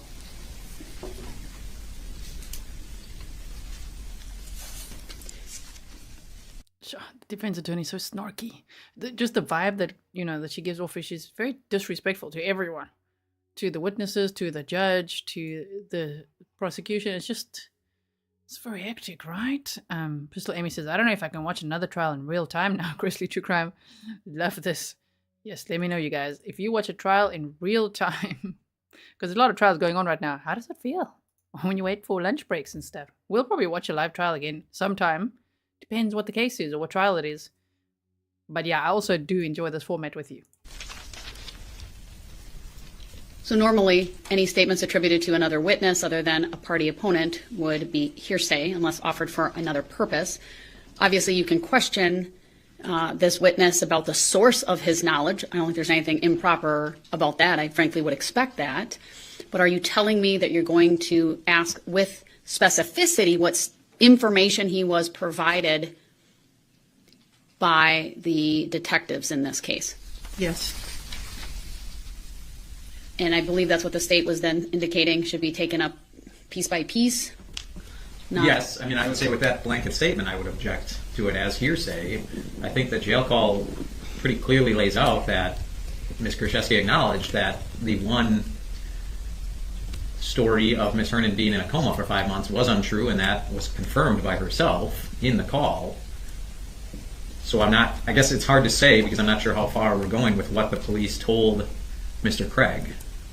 I think sometimes it depends on how you ask the questions. If you say, did you have information that led you to believe? And was the source of that information the sheriff's department, Detective Hoppy, Detective Kohl, whatever the case may be? That doesn't call for hearsay. It's an acknowledgement. If the witness is asked to just narrate what the information was, I think I'll take it on a case-by-case basis. The state may object. The state may not object. I won't know, I guess, unless an objection is made, whether I need to rule on it or not. There could be many reasons why parties don't object to hearsay. Attorney Kukler, if there's another reason you'd be offering that other than for the truth of the matter asserted. Right, for the rule of completeness as well. This is some of the things that are said in that call by Mr. Craig. It's unclear. It could be inferred that he heard those things from Jessy, and I'm not talking about the coma. I'm just talking about other things that he's suggesting that she was lying about, or that she's a liar about. The jury could be thinking that he heard this information from Jessy when it is not accurate. The information came via law enforcement. Well, the rule of completeness would refer to either a writing or a recording, where the rule of completeness would support the inclusion of, for example, showing a jury an entire recorded interview where parts have been redacted, if the parts that have been redacted would clearly relate to the context of something that came in or help explain. So the rule of completeness would not be what I would rely upon in this case. However, I'll take it on a case-by-case basis. I've already indicated I think some of this would be proper cross-examination. I would say it also goes to the context of what was going on, Judge. So, well, the context of the phone call or the context of the investigation? The investigation. You can tread lightly. You've already objected based upon the circumstances of the phone calls and being in custody. That's why I let Attorney Sitzberger lead the witness. So I think you kind of do that at your peril. Be careful what you ask for, because he may then give an answer that highlights that information. Obviously, you can lead him, as you know, so I would expect that you'll do that. I'll take it up piece by piece as need be. And if there's an objection, I'll rule on it. If I feel I need additional arguments, I'll excuse the jury. All right? And then I put it on the record, but I've lost the use of my computer over the lunch hour. The screen has broken. I did not drop it. I'm trying to get a replacement computer. Thank you. You indicated, because I asked if there was a backup, and it sounds like you have a backup at the office. Obviously, that's something that needs to be worked through, but it sounds like you at least have that. And then anything you thought you needed, you had the office email to Attorney Galaviz. For this witness. For this particular witness. Correct. All right. So let me know if we get to the next witness after this, which I hope we do, if there's a need for a short break just to make sure you have everything. and we'll work with you as best as we can. We do have the flash drive that you gave us, so if that can be helpful in any way, plugging that into Attorney Galavise's computer. I think that's the updated exhibits from your office today. Madam Clerk will make that available as well. So with that then, let's have the jury brought up then, Madam Clerk. Are we ready? Teleported right through that as well. Thank you so much. Great design. Really appreciate it. Thanks for your sticker. Okay, so now cross-examination.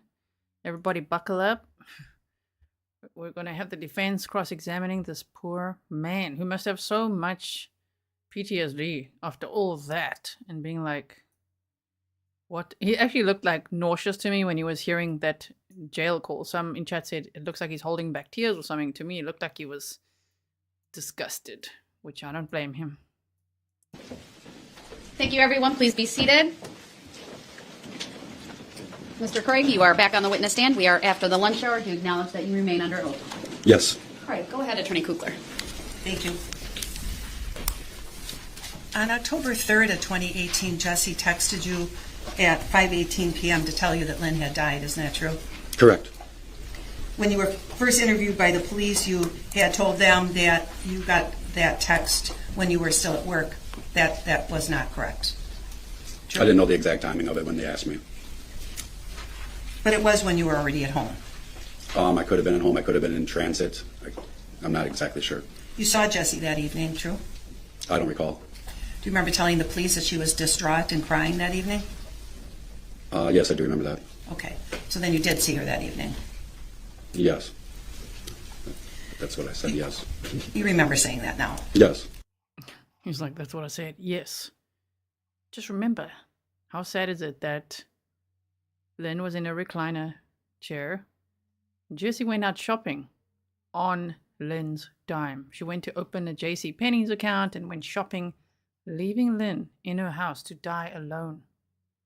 When she came back, she discovered her deceased. Okay. You told the jury this morning. Wait. And if you were with us reading through that probable cause affidavit, she called her mother about 4 minutes before she called about 4 minutes before she called 911. But when detectives asked her about it, she couldn't remember that. Morning about your home being ransacked. Mm-hmm. Yes. And that was when law enforcement came over to execute a search warrant. That's what I understood, right? Correct. And that did make you upset. Yes. Because it really trashed your house, true? Yes. I mean, no physical damage, but just everything was everywhere. So the drawers were empty.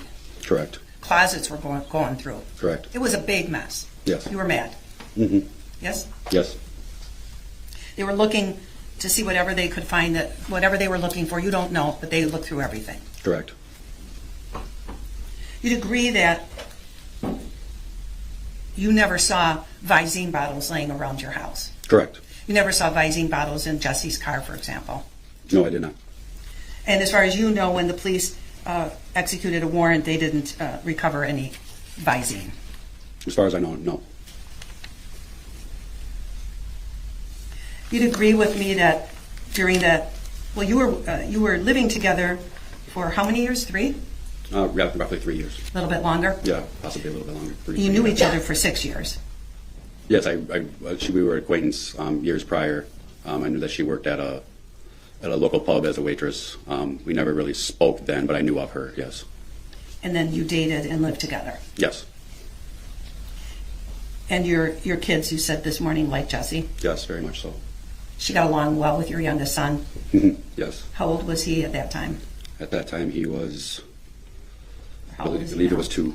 He was 2? Yes. You had him every other weekend? Yes. And Jessy would pick him up, for Yes, example? she would. Do things with him? Yes. And you knew that Jessy and her mother, Jennifer, and Lynn, they were all old-time friends? Yes. You'd agree with me that Jessy saw Lynn much more during the last 6 to 7 months of her life than she had earlier in your relationship? Yes.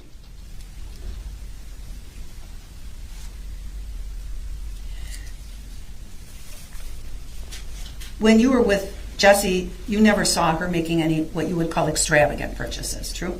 True. But you all as a family certainly did buy some gifts, right? Yes. And you buy gifts for Christmas and birthdays, for example? Correct. For the children? Yes. And even occasionally for the ex-wife? Yes. You had a good relationship with her, true, the ex-wife? Yes. Very good. The mother of the children? Yes. Why do you have to say the? Why can't you say your ex-wife? The mother of your children. I'm just saying. It's just distancing language. The ex-wife. The mother of the children. We are going to hear from his ex-wife too today. She's going to be on the stand after his cousin is on the stand. Yes.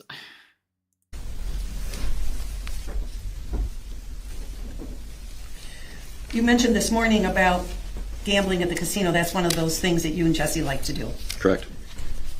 Basically, you go to Pewaukee, as I understand that. That's correct. Downtown Milwaukee. Correct. And you said that your gambling varied. Sometimes you might gamble $100, maybe another time it's $500. Correct. And you mentioned having won money on occasion. Mm-hmm. Yes, and sometimes you lose money. Correct. And there were times that you won as much as, besides that $70,000 that you mentioned, there were times that you won, for example, $6,000 or $5,000. Those kind of numbers happened also. Correct, I would say. I don't specifically remember the amounts, but yes, we would win some money sometimes. The two of you usually play on slot machines? Yes. And did you have a player's card? Yes, I did for a short period of time, yes. And by that I mean a player's card for Pewaukee. Correct. And a player's card, would you agree with me, is something that you can ask the casino to issue you, and then you use it when you play there? Correct. And if you're playing at a slot machine, you would take your player's card and insert it in the machine before you put your money in. Correct. And then does the casino track your playing amounts? Yes. And then in return for that, you might get some rewards from the casino. Correct. They might send you coupons in the mail, for example. Yes. They might comp you some meals. Yes. And so you would typically use a player's card when you went to the casino, true?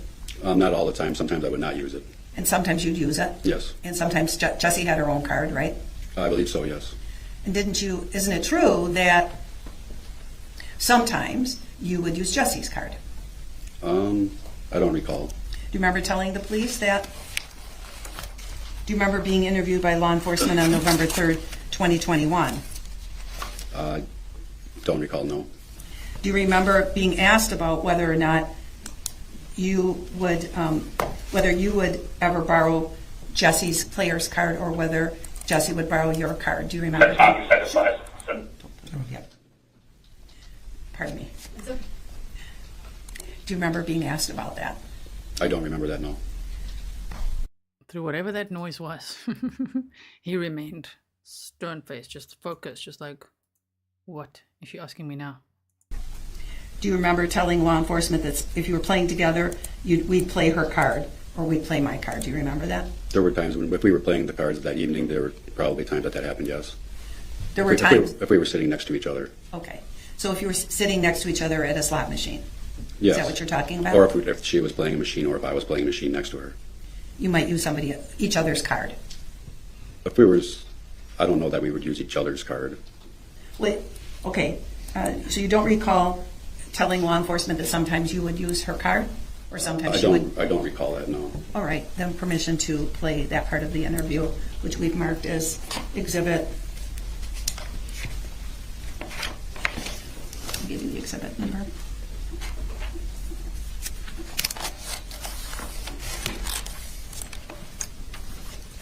What's the number? 595. 595. We're going to play a timestamp. 594. Yes. The number switched it. I'm sorry, 494, 594. And we are going to start at 432 and stop at 441. Any objection? No. Go ahead. But sometimes, if we were playing together, we'd play her card, we'd play my card. So like that, sometimes we wouldn't play a card at all. Okay. You know what I mean? Because I thought it was kind of bad juju to play that. Was that your voice? Yes. Do you recall that now? I recall it now because you just played it. Yes, that's what I'm asking. Yes. And so is that true that sometimes you'd play her card, sometimes you'd play your card. Like I said, depends if we were sitting next to each other and she was playing hers or I was playing my card. I wouldn't physically grab her card and play it. We would play together. So you might shake. So one card might go in both machines. Then, yeah, it's possible. Because you might be sitting next to each other. Exactly. And so it would be fair to say that the dollar amounts that were being gambled on one card or the other card might not be completely accurate as to the person because you might have been sharing a card. Correct. With regard to the big jackpot that you said you won in November of 2018, do you remember talking about that? Correct. Congratulations, that's a big amount. Did you tell Jessy to declare? Ew. Congratulations, that's a big amount. Not the time for compliments, lady. Definitely not in this context either. And especially not when you're trying to throw him under the bus to be like, you gamble too, right? You're addicted to gambling too, right? So if Jessy was motivated by money, so were you, right? You know what I mean? Line of questioning. Declare that. Wait, you told Jessy to declare that on her income taxes, isn't that true? Correct. And you're the one, though, that really won it, true? We were playing together next to each other. I was the one who pushed the button. Yes. It was your machine that won it.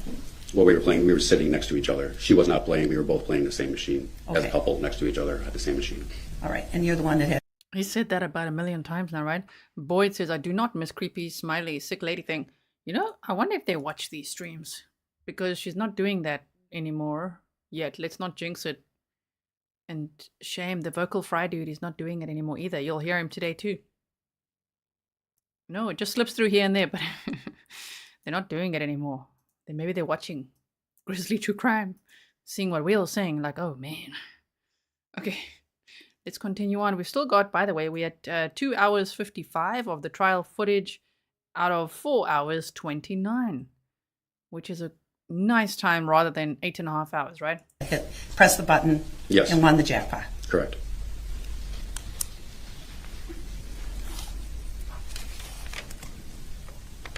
You didn't declare half of it on your tax return, true? I don't believe so.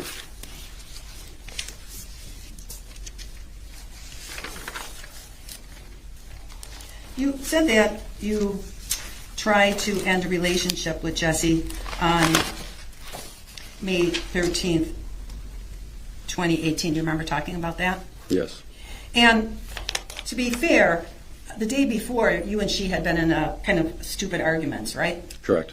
And is it fair to say that you were upset because you thought that Jessy had told people you were with that you liked somebody named Whitney?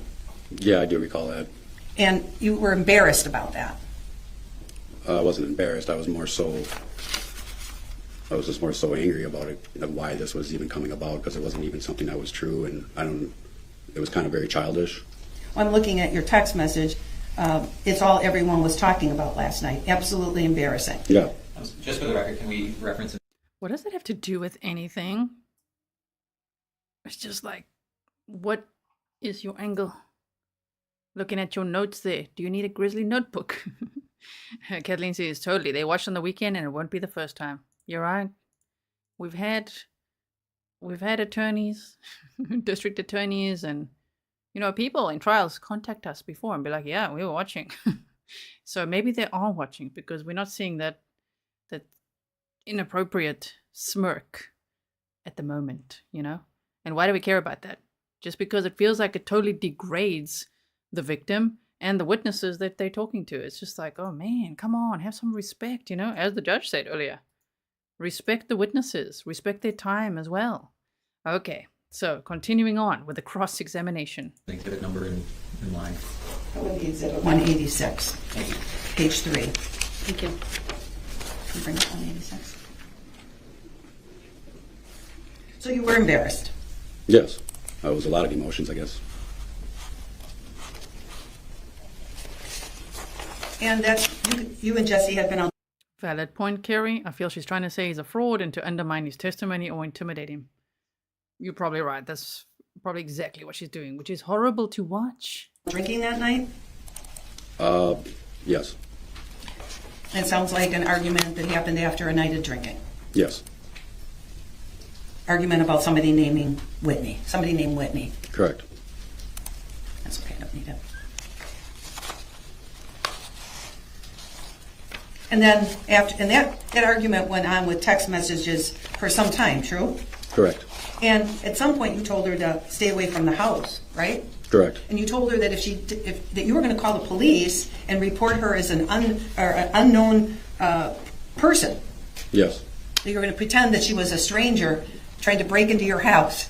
Well, I wasn't going to pretend that. I was just trying to keep her from my house. Well, you told her that you were going to lie to law enforcement and say she was an unknown person, true? Yes.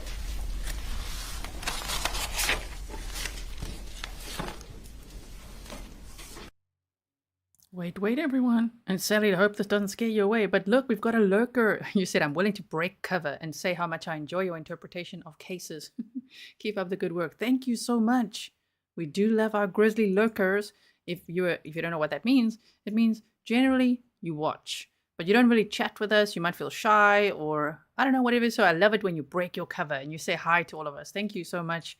And remember, even if you're lurking, if you subscribe, no one can see that. Okay, subscribe, hit the bell. It's not like I get notifications of your name who subscribed. I can only see numbers.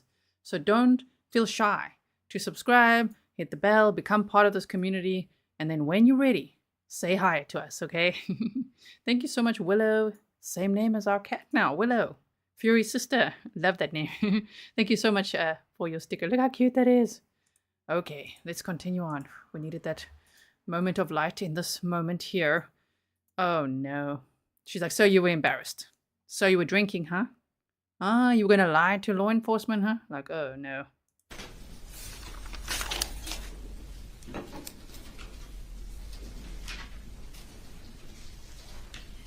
As you understood Jesse's relationship with Lynn, you understood it to be that Jessy was like a daughter to Lynn. Is that right? Correct.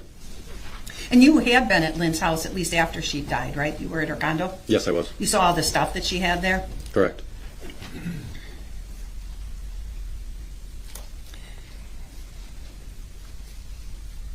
And when you were living with Jessy, at no time did you ever see at your house any mail or applications for credit cards, true? Correct. And when... What does it matter? She did apply for them. It's even in her records from 2010. She applied for it in her name, many credit cards. She spent all of Lynn's money, so I don't know where this is going on either. Persephone Bailey says, I'm also a lurker who is subscribed, a member, and on Patreon. Oh my word. It's like a VVIP, very important person. VVIG, very important. Grizzly. He said, I'm just a little shy. Lol. Thank you so much for breaking your cover too. Oh my word. And for all your support. You listened to earlier today that jail call that you had with Jessy. What was in your head that day was based upon information that you had received from law enforcement. Correct. Between Jesse's arrest on July 9th and that jail call about 10 days later or so, you had spoken to law enforcement and they told you certain things. Yes. And so the information that was in your head was from them, not from Jessy, true? Correct. So any information in your mind about any type of poisoning, for example, came via law enforcement? Correct. Thank you. Any redirect? Yes, Your Honor, thank you. Mr. Craig, Attorney Kukler just asked you, among other things, if you ever saw at your house any credit card applications or mail. Do you recall that? Yes. Did Ms. Kurczewski use your house for a mailing address, to your knowledge? For her own personal use, yes. Did she have another form of getting mail, to your knowledge? I was told that she had a Okay. Sustained. Thank you. Like I said, to your knowledge. Last part of the I might have to slow this down slightly. answer, I'll strike. Jury will disregard it. Please rephrase. Thank you. To your knowledge, sir, did she have any other ways of getting mail? Not what somebody might have told you, but did you know of any other ways she was getting mail? I'm going to object as any knowledge came via hearsay. Overrule. She had a P.O. box. Okay. And did you have access to that P.O. box? No. Now, we just went through that sort of stupid fight, you called it this morning, those text messages leading up to you trying to end the relationship, correct? Correct. Why were you so mad at Ms. Kurczewski for whatever it was about? Just because I thought it was very childish, and just the whole situation was kind of childish, and it was a real nothing thing. And you know, when you're out with friends and everybody's talking about something that's really not even there, I was very angry about it. Did you feel she was being truthful with that whole situation? No. And what do you recall? You told her to stay away from your house. I think Attorney Kukla asked you. You recall that? Yes. Was Ms. Kurczewski respecting that? I'm not sure if she was actually there or not. Okay, what was she telling you? She told me that she was at my house, but I don't believe I was there at that time. Had you told her to stay away from your house at that point? Yes. You believe you told her once or multiple times? I believe multiple times through texting. Was it after those multiple times that the reference to calling the police was brought up? Yes. After those multiple times? Yes.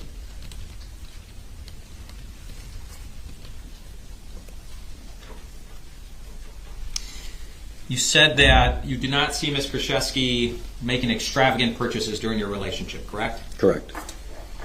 If I direct your attention to the sort of beginning half of October 2018, did anything come to your house that you didn't expect?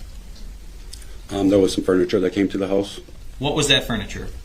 It was a bedroom set for my room and my daughter's room and my son's room.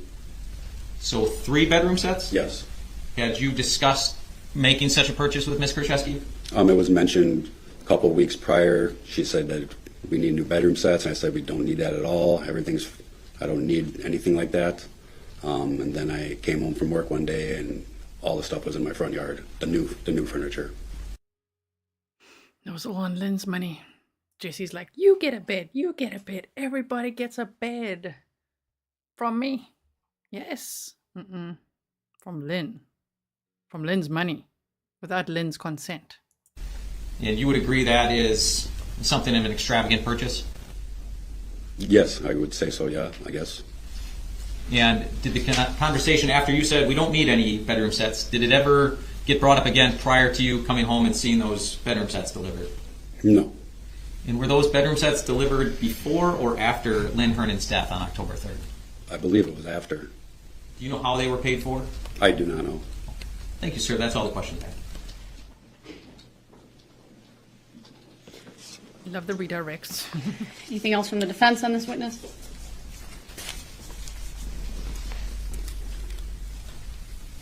Just looking at my notes, I would say no. All right, thank you, sir. You may step down. Your Honor, I would ask that Mr. Craig be released from his subpoena. Any objection? So, just in case you're wondering, well, why don't we see him step down? I just cut that out, okay? We concise, okay? It's just the witness leaving the stand, and then they're going to call the next witness, and we go on. We have him under subpoena again, just as indicated earlier. We want to evaluate at the close of the state's case. Any objection to him being released from his subpoenas? Yes. Sir, you can step down. After all that, you saw the conversation they had without the jury present. And remember, it was like, that's not fair. Any objection to releasing this witness from the subpoena? Defense says yes. So really, none of that got through to the defense. They're just like, we're going to do what we want, when we want, as we want. We'll address that at the next break. There you go. We'll address that at the next break. Can't wait. All right, the state may call its next witness. The state calls Daniel Radloff. First thing I will ask you to do is to state your first and last names for the record and spell each. Daniel Radloff, DanielRadloff. All right, thank you. Go ahead, your witness. Thank you, Judge. Mr. Radloff, what do you do for work generally? So this would be, when I say ex-boyfriend's cousin, from my understanding, it's we just saw Scott Craig on the stand, Jesse's ex-boyfriend. And this is his cousin, okay? A contractor. Okay. Do you know someone named Scott Craig? Yes. How? He's my cousin. Okay. Have you ever lived with your cousin? Yes. Just to double check myself there. So yes, that's Scott's cousin. And so you got to see Jesse quite a bit. So let's hear what he's got to say. About how long did you live with Mr. Craig? 4 or 5 years, maybe. Okay. During that time, did you ever come to meet someone named Jessy Kurczewski? Yes. And who was that? It was Scott Craig's girlfriend at the time. Did she live in the house as well? Yes. So about how long would you say that you lived with Mr. Craig and Ms. Kurczewski? Maybe a year and a half. Was there anyone else living in the residence? Scott's daughter and son, they lived there, but not full time. Okay. Just going to speed it up slightly. In terms of the time that you were living in the household with Mr. Craig and Ms. Kurczewski, what was everyone at that point in time doing for work? I was still a contractor. Scott worked, I can't remember the name of his company. Jessy, I think, was a dental assistant at the time. Okay. Did there come a time when you questioned Ms. Kurczewski's employment? Yes. Why was that?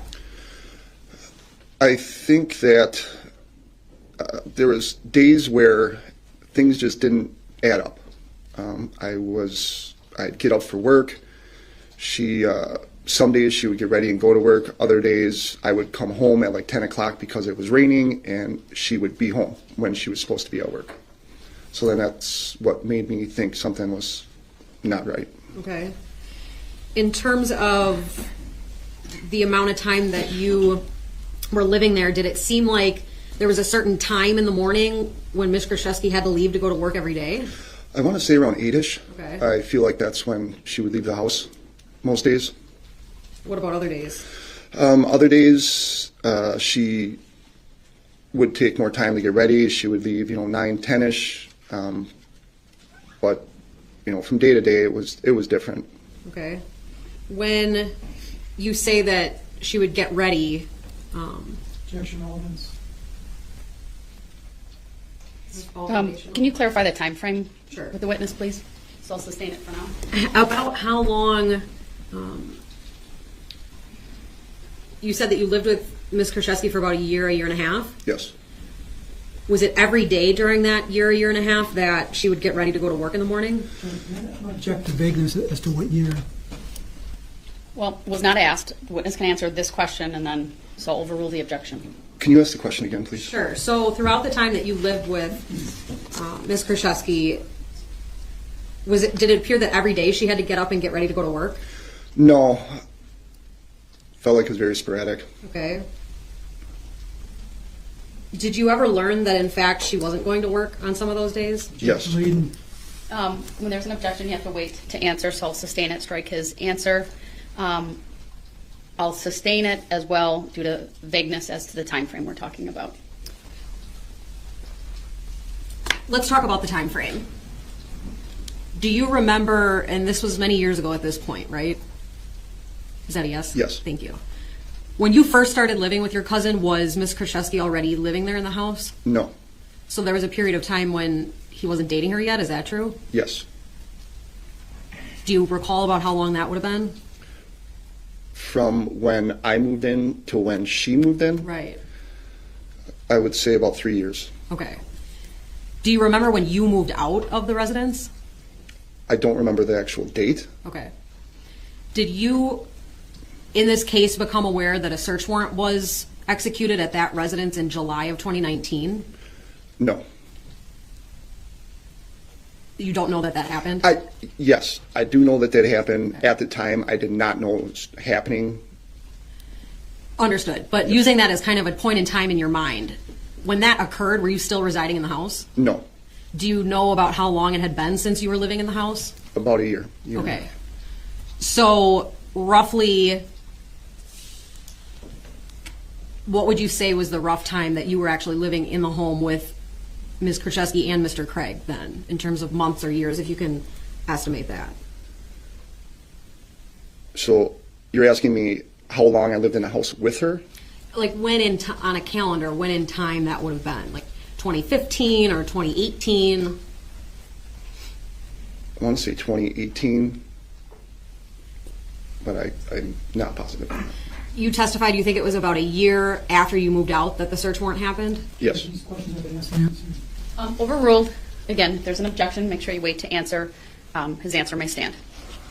So a year before July of 2019 would be July of 2018, right? Yes. Do you think that at that point you were living in the residence? Objection as to what he thinks. We want to know what he knows. Sustained as to the form of the question. Were you living in the residence in July of 2018? Yes, it's a long time ago, so my memory's not that good, but I want to say yes. Okay. Nonetheless, did there become a point in time when you found out the defendant was actually just pretending to go to work every day? Judge, objection is to hearsay. Overruled. You may answer without saying what source of information it was, just his understanding. Yes. Who told you that? Jesse. What did she say?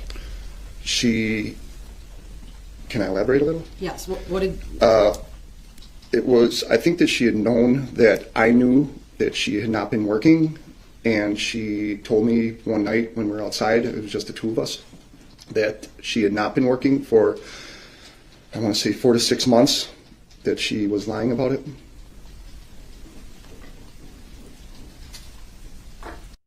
So one story is that she quit her job, to take care of Lynn full time. But yet to her boyfriend, she said Lynn was in a coma for 5 months. And so Jesse's boyfriend's cousin was like, she's not working. He was noticing already before that. She's not working. She's not leaving for work at normal working hours, or she's at home when she said she was supposed to be working. So he was kind of onto her. He thought it's kind of sus. Did she say why? No. Was Mr. Craig there to hear this conversation? No. How was she pretending to go to work? Judge, objections to speculation. How does he know? I believe the question calls for his observations, so the objection is overruled. You may answer the question. She would get ready in the morning, like I said. She would leave to go to work. She would come home at different times. There was no set schedule, I feel like, where it was a 9 to 5 job.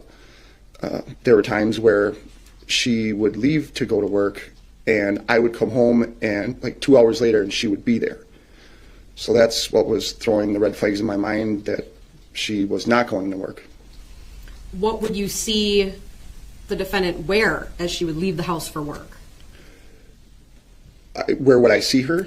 What would she be wearing? She would be wearing her scrubs or uniform that she would wear to work on a normal basis.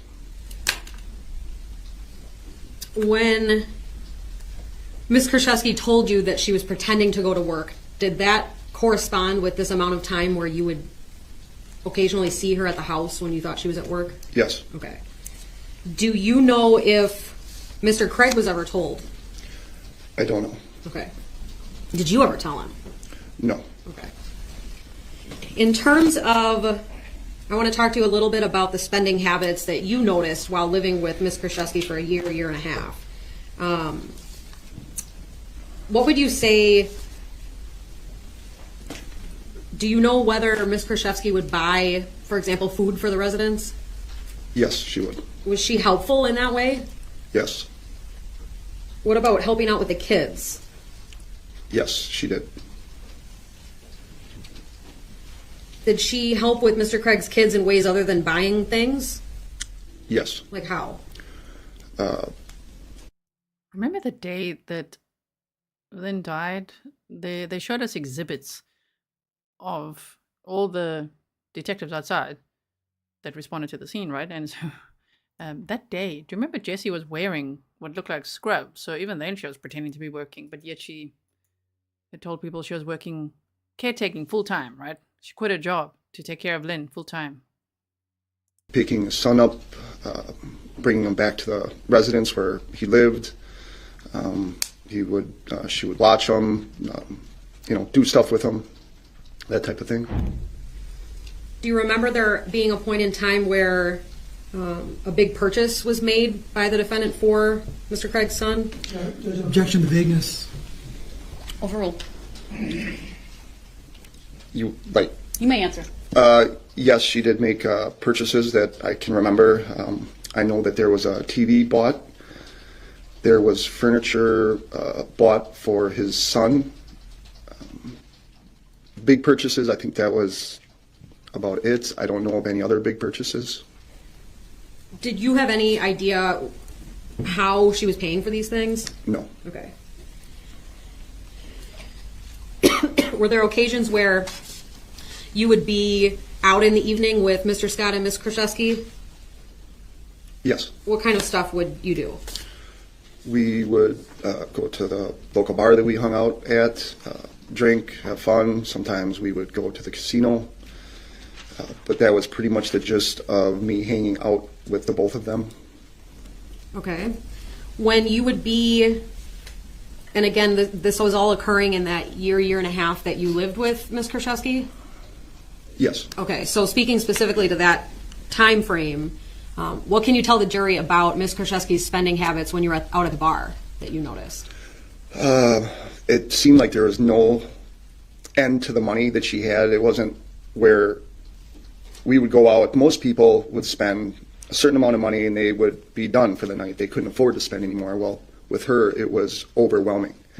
There was always money, a lot of spending at the bar, a lot of buying drinks for people, food for people, that type of thing. When we would go to the casino, like I said, there was no end to the money, it felt like. There was just... I think she just wanted to be in the spotlight and be like, I'm the best, right? I'm amazing. I can just buy you all drinks. You get a bed. You get a bed. Anyone drinks? I'll buy the next few rounds. Like, oh, man. Constant spending.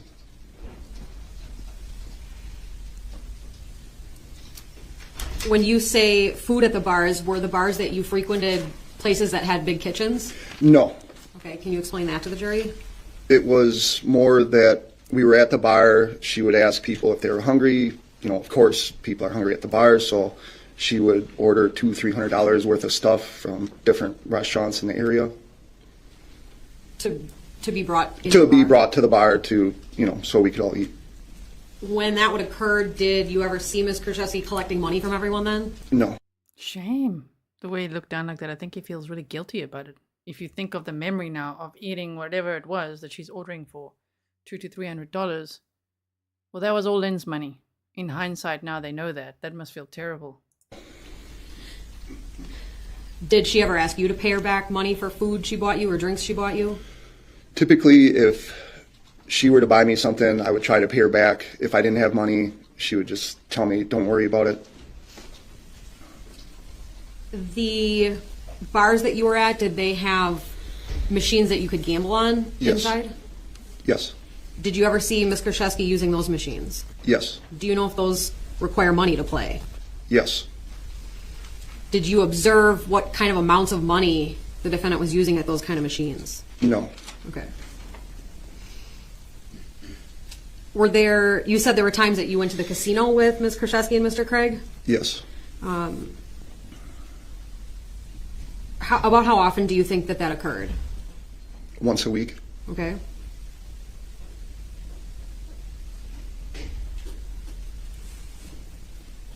Do you remember during those occasions at the casino where the group would be up a lot of money consistently? Tough question to answer. Depending on the day, gambling is one of those things where, some days are good, some days are bad. There were multiple times where I saw Jesse or Scott, hit a nice chunk of money, but, there were so many times we were there that I can't tell you exactly the amount of money. Sure. At the casino, are there ways to get money if you want to take out more than would be like on an ATM limit? Yes. What is that way? I think that you can go up to the cash register and you can pull money from them. I think you can write a check. Speculation. Again, he thinks. We want to know what he knows. Overruled. You may question him on cross. So you said you think you can go to the cash register and then how do you get money from there, do you know? I have never went to the cash register to pull money out, but I'm pretty certain that you can go there and write a check and they will cash it for you, or you can go up there with your ATM card and get more money out than you can at the ATM.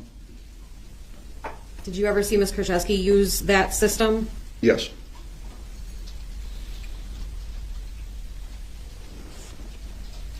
In terms of how much money Ms. Kurczewski would be taking out or spending at the casino, do you have a recollection of that?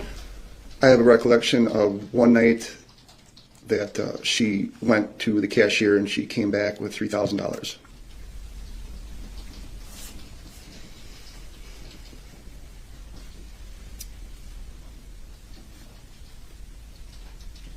Do you ever remember being in the house and Ms. Kurczewski kind of complaining about money or not having money to spend on all these things? Never. Did you think that was consistent with what you knew of her employment? I'm not sure. Okay.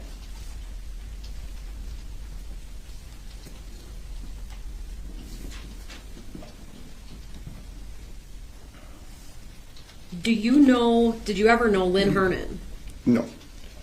Had you heard of her before? Yes. From who? Jesse. And who did you think that was? A friend of her family's. Okay.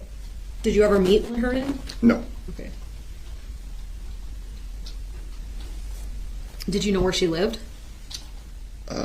Somewhere in Pewaukee. When Ms. Kurczewski would talk about Lynn Hernan, what would she say about her? She said that she was sick and that she was dying and in the hospital. That was pretty much about it. Would there be times when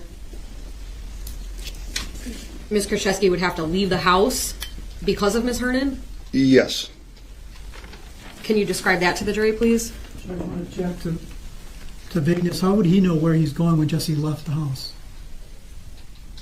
Overruled. He may answer. She would get a phone call saying it was the hospital and that she had to go to the hospital to either sign papers or talk with the doctor about Lynn's condition. That's what I was told. Did Ms. Kurczewski ever tell you what hospital Lynn was at? No. Okay. At some point, did you find out that Lynn Hernan died? Yes. Okay. Remember earlier when we talked about the discussion that you had with Ms. Kurczewski about her pretending to work? Mm-hmm. Is that yes? Yes, Thank sorry. you. Was that discussion before or after Ms. Hernan died? Before. Do you know if you were still living in the residence when Lynn Hernan died? No, I was not. Okay. That's all I have. Thank you. All right, thank you. Cross. Thank you, Judge.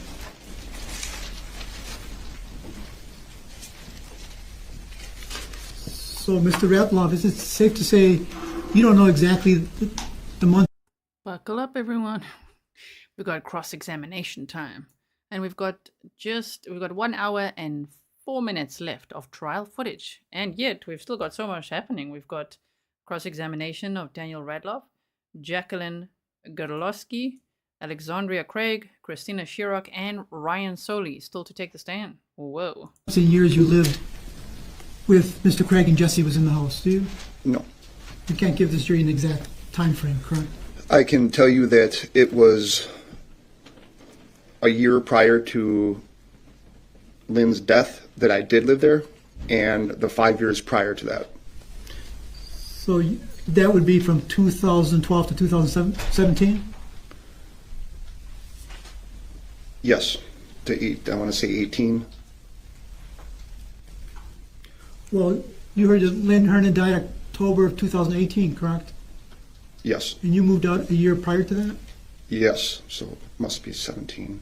So when you would see Jesse dressed in scrubs, that was in 2017, 2016, correct? Yes. And I take it you were working full-time? Yes. Is that Monday through Saturday, Monday through Friday? What's your schedule? Every day of the week. Monday through Sunday? And your times was 12-hour days? No, it ranged depending on the weather, depending on our job. Every day is different. I would say anywhere from 6 to 8 hours I would work a day. And you had a conversation with Jesse where she said she was pretending to work correct? Yes. And this conversation occurred in 2016, 2017 while you were still at the residence? Yes. And you never told your cousin Scott about it? And you said there's, the way gambling is, sometimes you win a lot of money, sometimes you lose a lot of money, correct? Yes. Sometimes you win a little bit of money, or sometimes you lose a little bit of money, correct? Yes. And is it safe to say when you win a lot of money, you like to spend it? Yes. And you like to spend it going to bars and buying people drinks? That is for each person to decide. Fair enough. And when Jessy was at the casinos, Scott Craig was usually always with her, correct? As far as I know, yes. And was Jessy went to bars, her boyfriend Scott Craig was with her, correct? Not always. Can you elaborate? We had a lot of friends at the bar that were my friends, Jesse's friends, Scott's friends. If there was a night that Scott didn't want to go to the bar, Jessy would go by herself. There was nights that, just me and Scott would go, and Jessy would stay home. So they weren't together all the time. And there were times where you and Jessy just went to the bar? Maybe once or twice. So that was rarity. If ever, you and Jessy went to the bar together, correct? Yes. Thank you, sir. Thank you. Any redirect? No, thank you. All right, thank you, sir. You may step down. Be released from all subpoenas. Any objection? No, Judge, thank you. No objection? No objection. All right, thank you, sir. You are released from your subpoena. The judge was like, wait, what? There's no objection to that? He can be released? Because the defense is like, no, this one can't be released.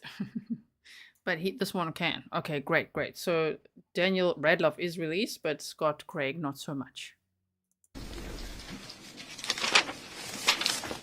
State may call its next witness, please. Thank you, Your Honor. The state would call Jacquiline Gerloski.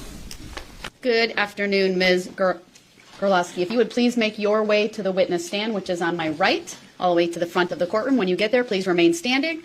Raise your right hand, and my clerk, Teresa, who's on my left, will swear you in. Do you solemnly swear that the testimony you're about to give shall be the truth, the whole truth, and nothing but the truth, so help you God? I do. Thank you. Please have a seat. So this would be Jessy's ex-boyfriend Scott's ex-wife. Okay? First thing I will ask you to do is to state your first and last names for the record and spell each. Jacqueline, Jacqueline, Gerloski, Gerloski. Thank you. Go ahead, your witness. Thank you, Your Honor. Ms. Gerloski, how are you employed? I work at Fiserv Technology Company. I'm vice president there in the legal organization. Okay. Ms. Gerloski, do you know an individual named Scott Craig? I do. How do you know him? He's my ex-husband. Okay. Do you know an individual named Jessy Kurczewski? I do. What is the relationship between Mr. Craig and Ms. Kurczewski? Currently, or? Let's say back in 2018. They were dating. Okay. Are you friendly with Mr. Craig at this point? Yes. Were you friendly with Mr. Craig back in 2018? Yes. Fair to say during that time frame you were still talking to Mr. Craig, correct? Yes. Okay. Do you and Mr. Craig have kids? Yes. Okay. How many kids do you have together? 3. Are they involved in sports or other activities? They're all adults now. Okay. When they were younger, were they involved in sports or other activities? Okay. During those activities, let's say around 2016, did you meet a Jessy Kurczewski? Yes. Okay. What was your impression of her at that time? I thought she was nice. I think the first time we met was at a fast pitch softball game, and I didn't have much more. I mean, so would you interact with her at those games? Yes. In your experience with Ms. Kurczewski, was she good to your children and Scott's children? Yes. Okay. So I want to change the topics here a little bit here. With your and Scott's relationship, would you guys get each other Christmas gifts or birthday presents? No. Okay.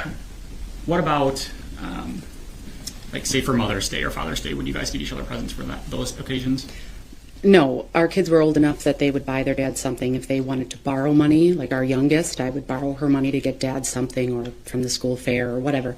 But he always had gifts, and they were typically from the kids.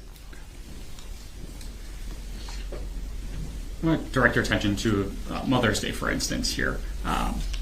Did you receive a gift from Jessy Kurczewski on Mother's Day? I did. Could you tell the jury what that was? Judge, would you like to vague this as the time? Overruled. I received a delivery of a dozen roses, and my youngest, my fourth child with my new husband, was already born. I remember that. And the card was from all the kids, so Alex, Dominic, Bella, and Violet. And there was a gift card for $100 for a spa gift card. And I was... That's so weird. Also, why is the state asking this? Just remember that Jessy's facing 3 charges. 1, first-degree murder. 2nd one, and 2 counts of felony theft. So that's why they quite focused at times on the financial aspects and Jessy's spending habits, because there's those other 2 charges to prove as well. Yes. Taken aback, because I had already gotten gifts from my kids, and my husband was also like, wow. And that was not the normal behavior from my ex-husband, even when we were married. Let the record reflect. So I called him and I said, well, thank you for this, because I said to the kids, what is this? And they said, oh, I'm sure it was from Jessy. And so I called Scott and he goes, you know Jessy. And I said, well, thanks. It was weird, but a nicety. Weird, but weird. I'm going to direct your attention now to the Christmas time. We were talking about that a little bit earlier. Would Jessy get your children gifts? Yes. Can you tell the jury a little bit about those gifts? So they had very good Christmases when Jessy was there. They always had good Christmases, but they had Christmases that were plentiful. So we did not, we had our kids very young, so we were young. We didn't have a lot of money. And we got them a lot of gifts, but it was small gifts, so they had a lot to open. That was always important to my ex-husband. But when they had Christmas with Jessy and Scott, it was multiple pairs of very expensive shoes or electronics or a combination of all those things. And so they would have Christmas Eve at their dad's, and then they'd come back to my house Christmas morning and tell me everything they got. And I thought, why did I even buy anything? They got so much, what? That's weird. And that wasn't normal behavior before Jessy. She was a gift giver. Hope and fear. What did she give her? She gave her like a dozen red roses for Mother's Day and all these lavish gifts for the kids, all on Lynn's money. At some point during this time frame when Jessy was with Scott, was your daughter Alex overseas? Yes. Was she studying overseas? She had graduated from UW-Madison and was going to travel abroad and then teach in Thailand for the last 6 months. Or last year, she was traveling for 18 months. Were you planning to go see your daughter? No. Okay. At any point, did Jessy offer to pay for a flight to Thailand? She did, and it was probably because I was saying how much I missed her, or I can't really remember how that unfolded, but I remember the offer, and when she offered, I thought to myself, you're not even working. Like, how are you offering to pay for me to go to Thailand, which I, of course, would never accept and did not, but it was very odd to me. And then I always thought she just had a credit card spending problem. Like, I couldn't rationalize in my head how she could afford what she could afford, but again, most of it was for my kids, and I thought, well, it's none of my business. I mean, I didn't say anything, or... Okay. Ms. Gerloski, have you heard the name Lynn Hernan before? I have. Did you hear that name from Jessy Kurczewski? Yes. In what capacity would you hear about Lynn Hernan from Ms. Kurczewski? I think the first time that I heard about Lynn was when she was ill and in the ICU, because I believe that spanned over a summer that we were together almost every weekend for fast pitch. So, and we sat together at those tournaments.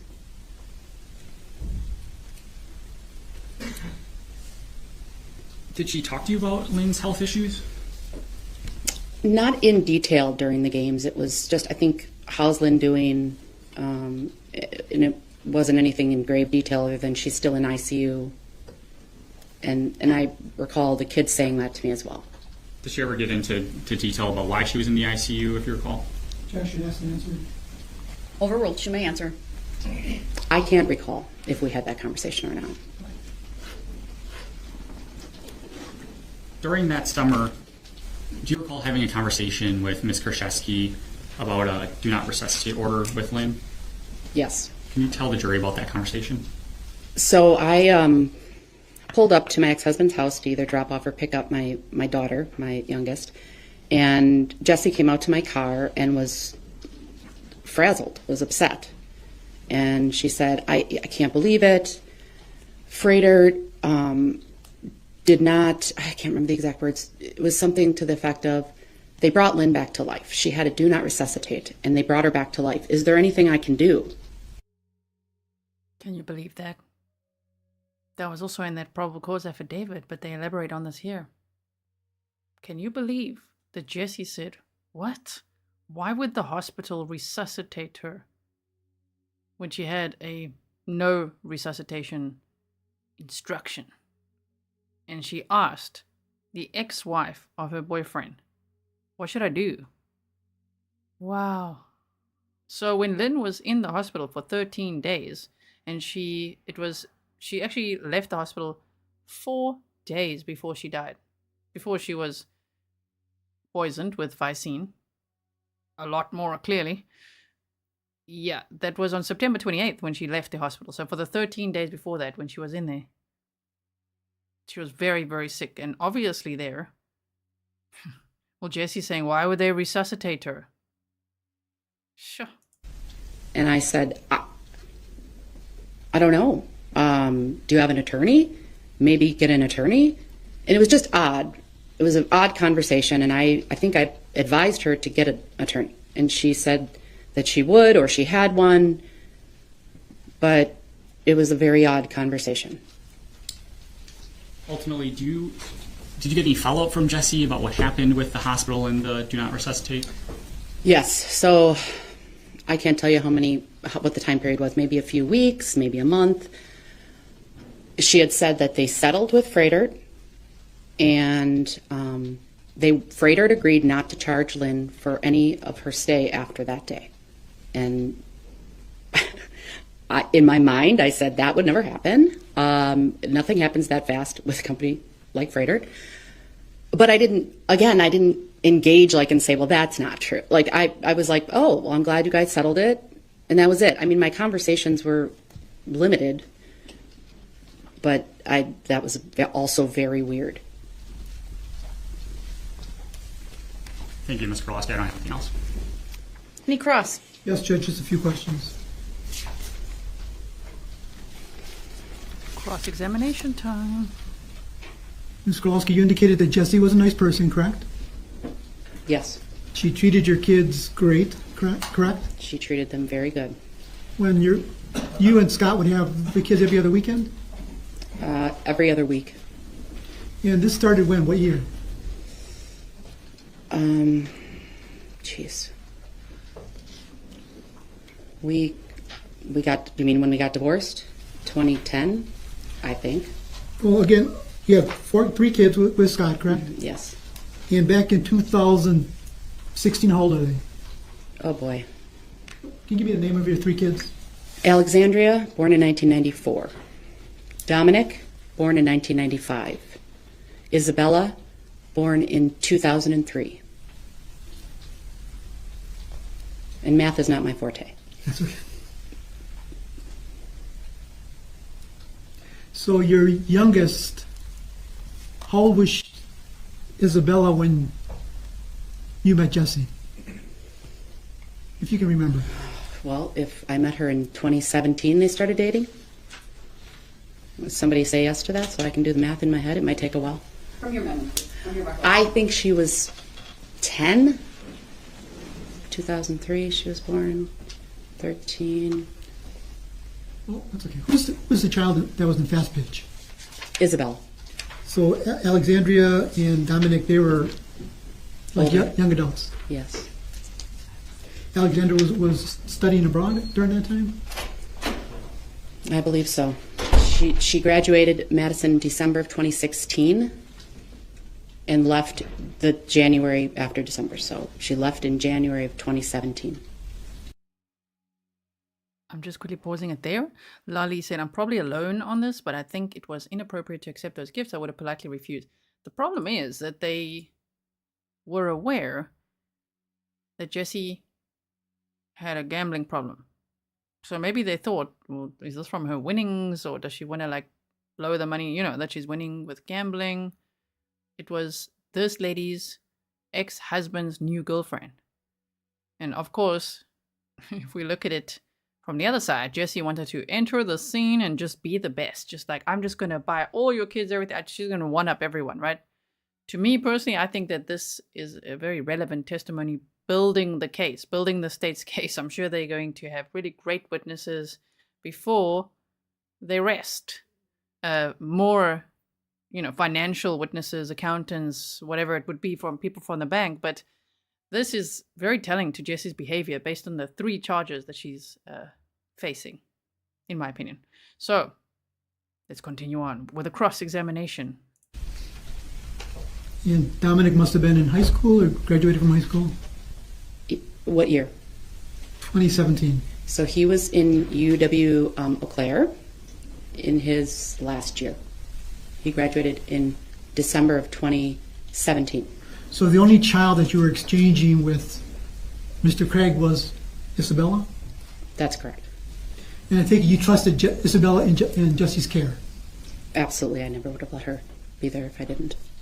The Christmas that Scott and Jessy got your kids, or child, expensive shoes, do you remember what Christmas that was, 2017? I could only guess. I don't know. The year you got the $100 spa gift, do you remember what year that was? Well, my youngest child was born in March of 2017, so she was alive, but it had to be 2017 or 2018. The year that you're meeting Jessy for fast pitch softball, I think you said it was. What year was that? I don't recall. Did you meet with her often for fast pitch softball? We sat together. So if they had chairs up, my husband and I would put our chairs by them, or vice versa. If we were there first, they would come and set their chairs next to us. And I take it she went there with Scott to see your child play fast pitch? Yes. And that was the only reason she went there, to see your child play fast pitch, correct? I would assume so. By her demeanor, did she appear to enjoy watching your child play? Yes. Regarding this trip or offer to pay your ticket to go to visit your daughter overseas, did you tell Scott about that? I don't recall. So you found it strange, but you didn't tell Scott about it, correct? He may have been there when she offered. I can't really remember. It was a long time ago. Thank you. Okay. Any redirect? No, Your Honor, I'd be asking that you be released from your subpoena. No objection. Thank you, ma'am. You may step down and you are released from your subpoena. State may call its next witness, please. State calls Alex Craig. Alexandria Craig, Alexandria Craig. Thank you. Go ahead, your witness. Thank you, Judge. Ms. Craig, are you working right now? So this is Jessy's ex-boyfriend, Scott's daughter, Alexandria Craig. I am. What kind of work do you do? I'm in corporate philanthropy. Okay. Could you tell the jury where you went to college? Yes, I went to the University of Wisconsin-Madison. When did you graduate from there? December 2016. What did you study? Biomedical engineering. Who is your dad? Scott Craig. Okay. What about your mom? Jacquiline Thompson, now Gerloski. So, when you graduated in December of 2016, what did you do next in your life? I hard pivoted and moved to Thailand. Okay. Was that right away? I like that. I hard pivoted and then moved to Thailand. Like, completely different direction. That's right. I might slow this down just slightly. This witness sounds a bit fast on the speed I've got it on now. Laura, that is so cute. You're like, number one. Thank you so much. I really appreciate it. Way still in 2016? No, I stuck around for a little bit in 2016 in December, took a trip to Spain and Italy, and then came back for a couple weeks. January 2017, I left and moved to Southeast Asia. In January of 2017? Yes. Okay. What were you doing in Thailand? I was a teacher. Okay. How long did you live there? Almost a year.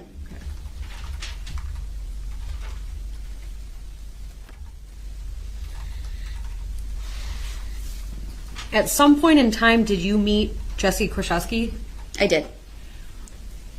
Kind of within the timeline that we've already laid out, when do you think that you met her?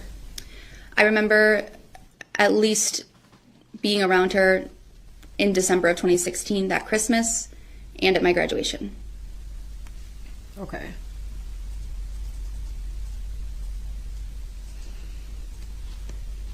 Have you ever, at any point in time, were you ever living with your dad and Miss Kurczewski? No.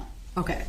So, what was your impression of Miss Kurczewski when you met her kind of around your graduation that year in 2016? She seemed kind, generous, candidly annoying, but a nice enough person to be with my dad. Okay. Yes, Snarky. Did you spend a... Say more things like generally annoying. She's like, wait, what? Look at her face. Oh, man. A lot of time at the home where your dad lived? When? Before you lived in Thailand? No. Okay. When you graduated from Madison, were you living in Madison? After I graduated, I moved back home and I was living with my mom before I left. Okay.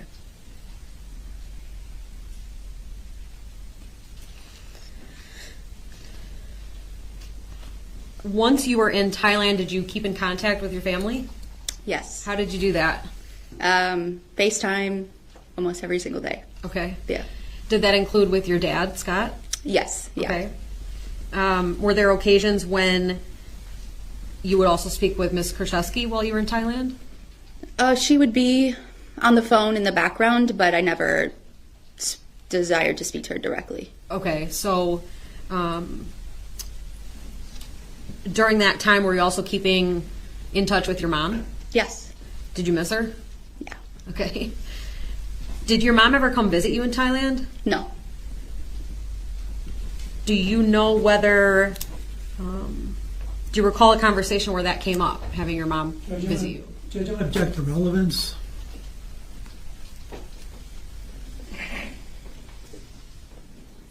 Overruled.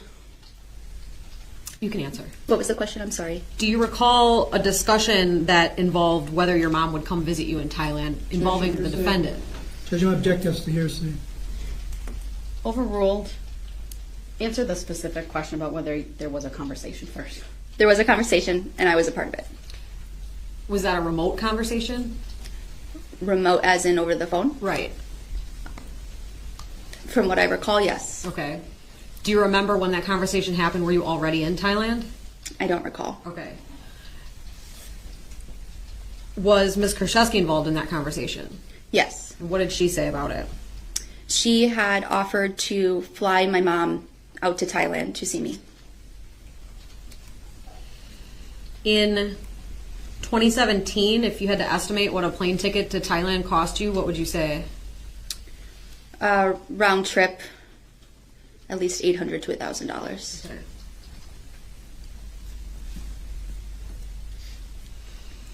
Was that offer from Ms. Kurczewski consistent with other spending you had seen her engage in?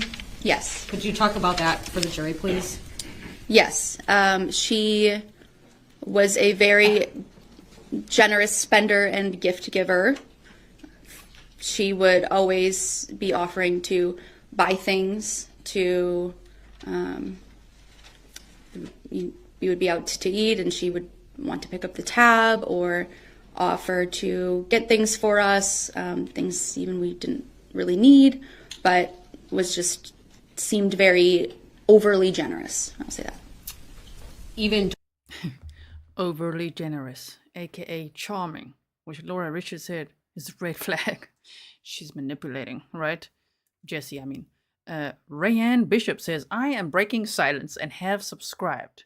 No more lurking from me. So I appreciate your channel and the work you do. Thank you so much and well done for breaking your silence. Remember, lurkers, if you want to remain silent, that's okay. But we'd like it if you came to say hi to us like this. But subscribing is free. And when you subscribe, you don't have to chat. So hit that subscribe button, okay? Let's keep growing this community.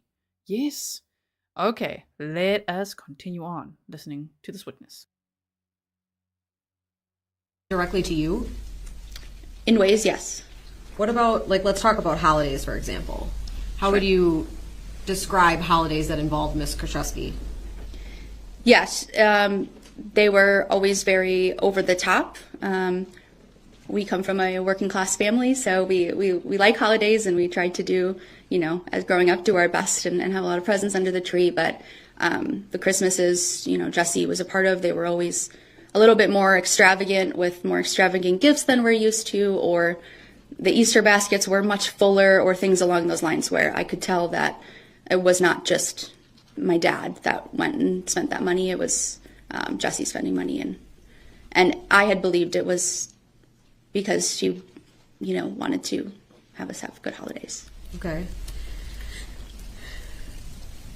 During these times, what was your understanding of what Ms. Kurczewski did for work?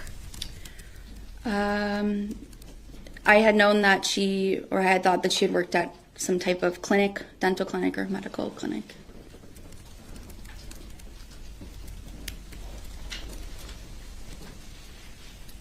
Do you recall Ms. Kurczewski having a consistent job throughout the entire time you knew of her? Judge, Jack, this witness was never living in the house. Overruled. She may answer. You can cross on that. I don't recall. Okay.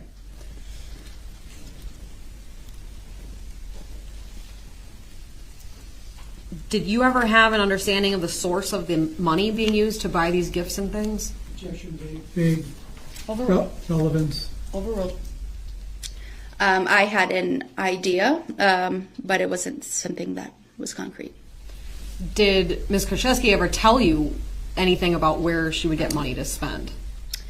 She had mentioned she had a family friend that gave her money, but I did not pry.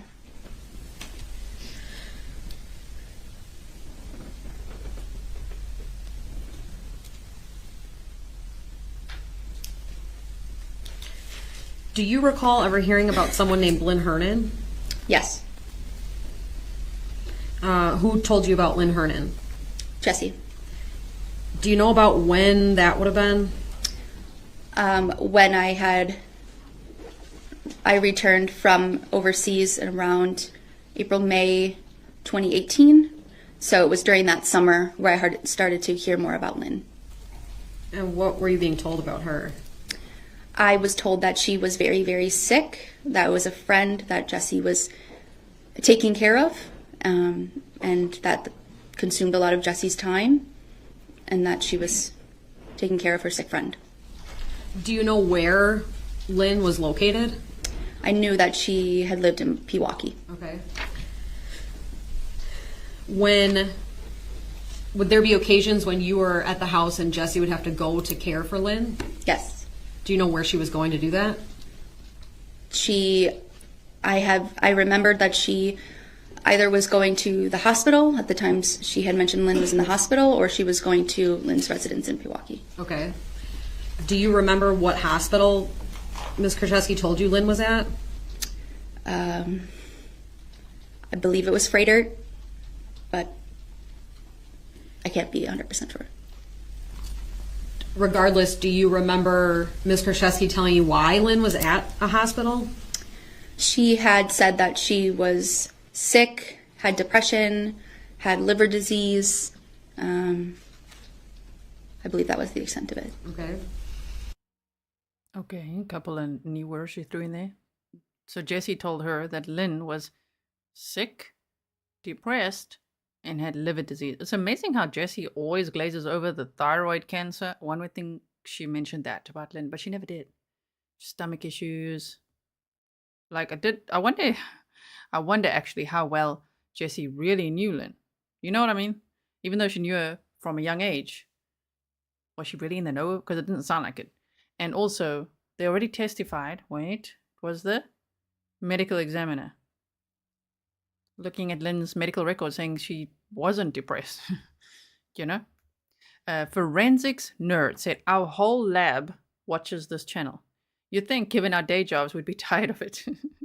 Thank you so much, and hello to all of you. That's so cool. Today we learned that there's a whole senior citizens community, all the Grizzlies watching together, over 300 together. And then Forensic Nerd says our whole lab watches the channel. That's amazing. Thank you so much.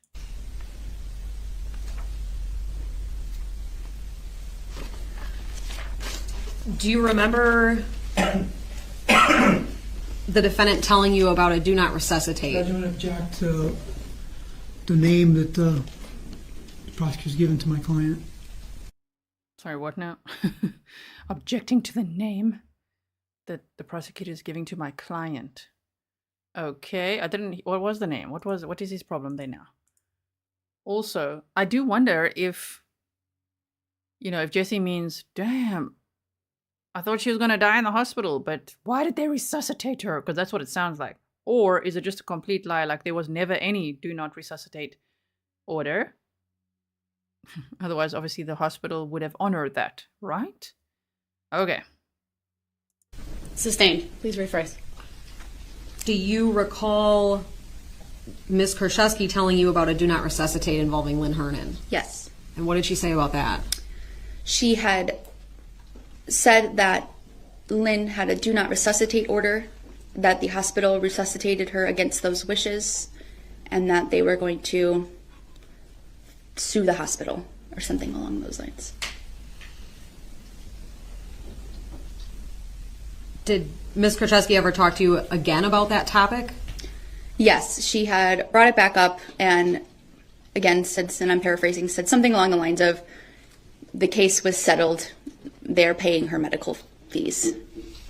Who's paying whose medical fees? Sorry, that the hospital administrators are going to be paying Lynn's medical fees and her remaining stay in the hospital because they resuscitated her against her wishes. Which is so hectic. And that story is a little different to what Jessy said before. Of days before Lynn died, she said that Lynn was like throwing bills around the house and saying, this hospital's not going to get my money. They're not going to get my money. I think that's a story. That's just like she was so angry that they resuscitated her. I don't think so. I think Jessy was so angry that she didn't pass away in the hospital. In my opinion. I'm just stating my opinion here. Okay.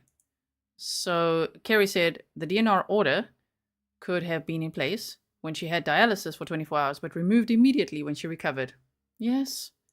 I mean, when speculatively, when the poison stops, condition improves. Yes. At that point in time, what was your understanding about the length of time Ms. Hernan had been in that hospital? My understanding was limited. I had thought a couple months, but again, the topic seemed to upset Jessy, so I did not pry. Okay. Could you give the jury an estimate about how much time you think passed between Ms. Kurczewski mentioning the do not resuscitate and then the settlement? I can't recall. Okay.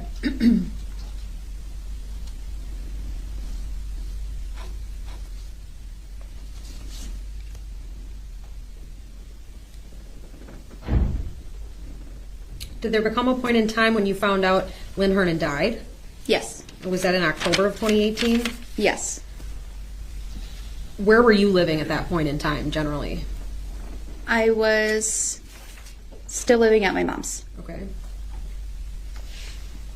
Do you remember talking to Ms. Kurczewski about how Ms. Hernan died? I don't remember. Okay.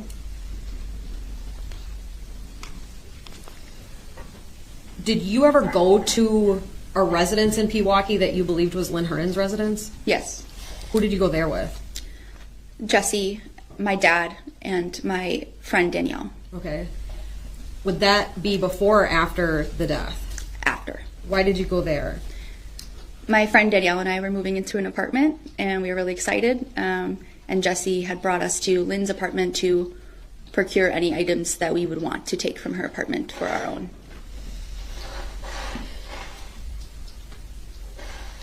Had you ever met Lynn Hernan before she died? No.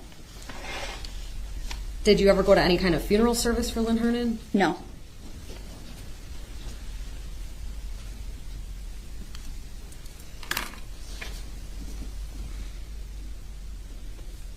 Did you know why Ms. Kurczewski offered to bring you to that condo?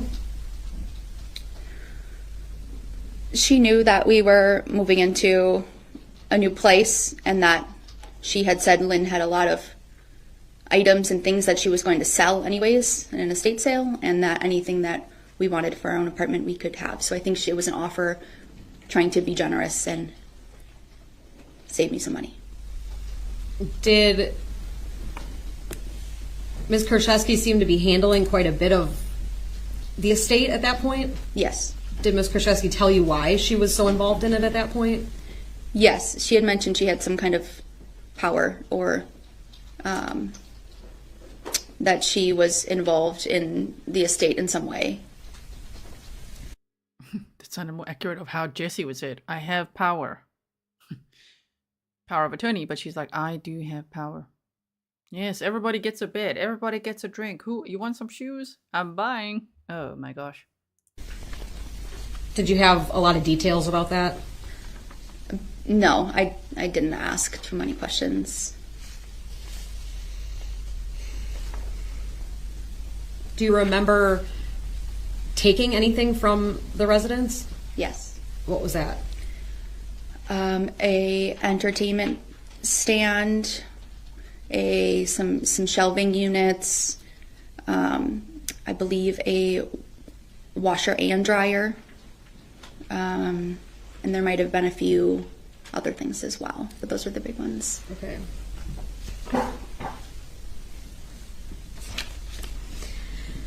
I want to ask you a little bit more about your dad's relationship with Ms. Kurczewski. Prior to the relationship, did you know your dad to be a frequent gambler? No. Once the relationship began, did you notice there was more gambling that went on? We don't object to relevance. Overruled. Yes. What kind of things did you notice? That they would be going to the casino more, or he would be going with her more. That, you know, when I would meet them out at a pub or a restaurant, that there'd be more gambling then, to pull tabs, slot machines, stuff like that. Do you ever remember Mr. Kurczewski telling you why Lynn Hernan died or how Lynn Hernan died?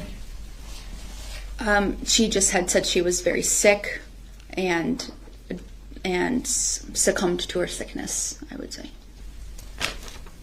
That's all I have. Thank you. Any cross? Just a few questions, Judge. Go ahead. When you... Okay, deep breath, everyone. It's time for cross-examination. And we've only got 26 minutes left of trial footage for this entire day. Use the word succumb. That's your words, correct? Yes. The Thailand trip, that never occurred, did it? What? The Thailand trip? That didn't occur, did it? Me going? No, anybody going, like your mom going to Thailand. Was those tickets purchased? She did not go, no.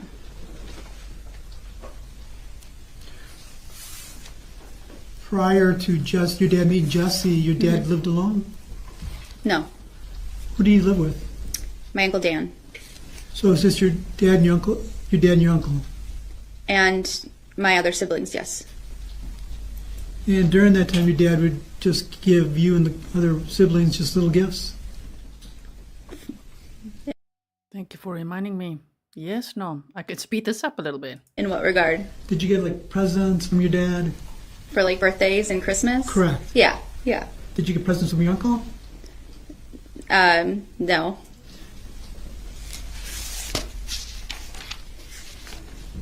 And those presents continued when your dad met Jessy, correct? Yes, we continue to have Christmases. And presents from your dad and Jessy. Yes. I have no further questions. Thank you. Want to redirect? No. Thank you. You may step down. Thank you. Released from all subpoenas. No objection. Thank you. You're released from your subpoenas. Do you have another short witness, or should we take a break? To do is to state your first and last names for the record and spell each. Did you see? We teleported right past that decision. They're going on. Christina Sherock.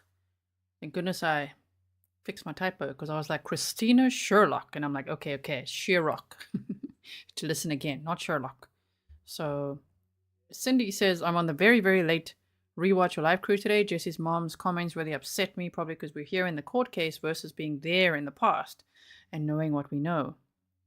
That is so hectic. If anyone's watching and you have information that you want to share anonymously, I keep all my sources anonymous. So if you are local and you might know some things, but you definitely don't want your name to be put out there or anything, you can email me, grizzlytruecrime@gmail.com. You'll probably get, there's an auto response for everyone, so that explains everything, because I always get a lot of the same questions. And so don't be offended by the auto response. Some people get very offended and then fight with the auto response. It's always awkward watching that happen. I'm like, wait, what? Anyway, so if you want to email me, then you can. Oh, there's a kitty saying hello yet to us. Naughty Fury. Okay, let's carry on. Christina Sherock, Christina Sherock. Thank you. Go ahead, your witness. Thank you. And Mr. Rock, just before we get started with questions, can you just move a little closer to the microphone because you're a little hard to hear back here. Thank you. No problem. Mr. Rock, what do you do for a living? I work in the bar industry. And any specific bars currently? 4th and Long. Okay. And how long have you been in the bar industry? 16 years. Through that employment, did you meet a person named Jessy Kurczewski? Yes, I did. How long ago would you say you met Miss Kurczewski? Probably like 14 years ago. Was it just from frequenting bars and being in the same friend circle, or something different? Well, first she was frequent. She was a frequent person at my bar, or at the bar that I worked at, and then she worked there. And then she just frequented afterwards, after she was no longer working there. Okay. So 14 years, sort of what's the end of that 14 years, if you had to put a year on it? When she was put in jail. Okay. So if you heard earlier... So was she ever really a dental assistant? I still want to know. Or working at... It wasn't a dental assistant. It was working at a dentist... At many dentist office, she said. Offices. Different jobs that she had. Was she ever, or did she just wear scrubs as part of a pretend thing? I would love to know that, because it's like she's working at a bar with this lady. Okay. For a long time, as you can hear. So, wow. Okay. Also, Bevan says, are Jesse's attorneys court appointed? I've really tried to dig to find if there are or aren't, but it seems to me like there are public defenders. That's what I found so far. So I think so. That was 2019. Is that fair? Yep. So we're talking about 2005 until 2019. Mm-hmm. Yes? Yep. Okay, thank you. Now, towards the latter part of that 14-year time span, were you still working at bars that Ms. Kurczewski would come to as a customer? Yep. And what bar was that? Scotty's. Scotty's Pub. Mm-hmm. And is that a yes? Yes. I'm sorry, the woman in front of you is just taking down all your answers, so we need yeses and nos and things of that nature. Okay? Okay. Thank you. So Scotty's Pub, that's where you would be working and Ms. Kurczewski would come as a customer. Yep. Were there other times where you would go to bars as friends together? I would see her at bars and meet her there. Okay. So you wouldn't necessarily go in the same group, but you would frequent, as customers, other bars? Yes. Do you know what some of those were? Dallas Palace. Okay. And I assume that's in West Dallas? Yes. Okay. Was there a lot of opportunities for you to talk to Ms. Kurczewski throughout the years? I mean, sometimes we did, yeah. Okay. In talking with Ms. Kurczewski, did the name Lynn Hernan ever come up? A couple times. Okay. What do you remember about those couple times? She was just saying that she was helping her mom take care of her best friend. And something about she had a bunch of cats. She had to get rid of some of the cats. And, I mean, she didn't really tell me that much at all. Okay. And you said that at some point she went from being a customer to working with you at a bar? Mm-hmm. Was that, sorry, is that a yes? Yes, correct. Thank you. Was that Scotty's Pub? Yes. How long would you say you worked together there? That I don't know. Okay. If you had to try your best, would you say a year, more than a year, less than a year? Probably about a year. About a year. Okay. Do you know if Ms. Kurczewski was working other jobs at the time? No, I don't. Okay. Do you recall approximately what year that was? No. Okay. Couldn't tell you that. Was it more towards the beginning of that 2005 to 2019, towards the middle, or towards the end? Towards the beginning. Towards the beginning. So closer to 2005. Mm-hmm. Yes? Yes. Okay, thank you. Sorry. That's okay, I understand. I'll try my best to keep correcting you. So, beyond working together, when she sort of returned back to being a customer of Scotty's Pub where you worked, mm-hmm. Yes? Yes. Did you notice her spending habits at all? Well, I know she always liked to gamble, yeah, and then she would buy rounds of shots for all of her friends and stuff at the bar. Okay. And you said sometimes you would see her at bars while you yourself were a customer, correct? Yes. You wouldn't necessarily go with her? No, we would just be at the bars together, like a Sunday fun day or something like that. Understood. It was more just a coincidence that you'd end up together. Yeah.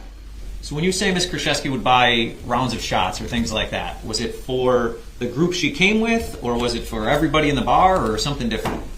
Sometimes it was just for the group that she came with. Sometimes if there wasn't many people at the bar or whatever, she would buy a round for the whole bar. Okay. And how many people were in there when it was the whole bar? I mean, sometimes it got up to 10, 15 people. Okay. You said she also liked to use the gambling machines or the video poker machines? Yes. Did you ever kind of notice or pay attention to how much money she was putting in those machines? No, because I was usually right next to her, and I was just playing myself, so I didn't recognize how much she put in there.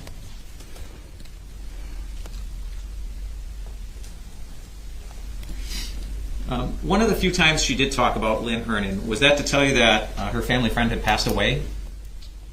Yeah, she did tell me that. And in that conversation, did Ms. Kurczewski sort of offer you personal items of Lynn Hernan? Yes, she did. And were you able to follow through with that and take anything? Yes. Do you recall what items you took? A bunch of bags of clothes and then, like, I think a couple end tables. Okay. And do you recall about when that was?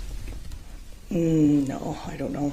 And it was right after one of the hurricanes because I took it down to the people for the hurricanes, so probably October, November. Okay. Of 2018 still, or something different? Yeah, that would have been of 18. Okay. No, So that would have been 19. So you think it was October or November of 2000? Right after she passed away. Okay, right after Lynn Hernan passed away? Yeah, she had told me after I told her I was going down south that she had clothes of Lynn's. Okay. Thank you, ma'am. Those are all the questions I have. No problem. So you hung around with Jessy, you said around 2005? Well, I saw her at the bars. So this period that you're talking about is around the early part of your relationship with Jessy, around 2005, 2006? No, I would see her at bars along the way, and I mean, we never said we're going to a bar together. We would always just meet because we liked a certain bartender or whatnot. Or when I was bartending, she would come up there.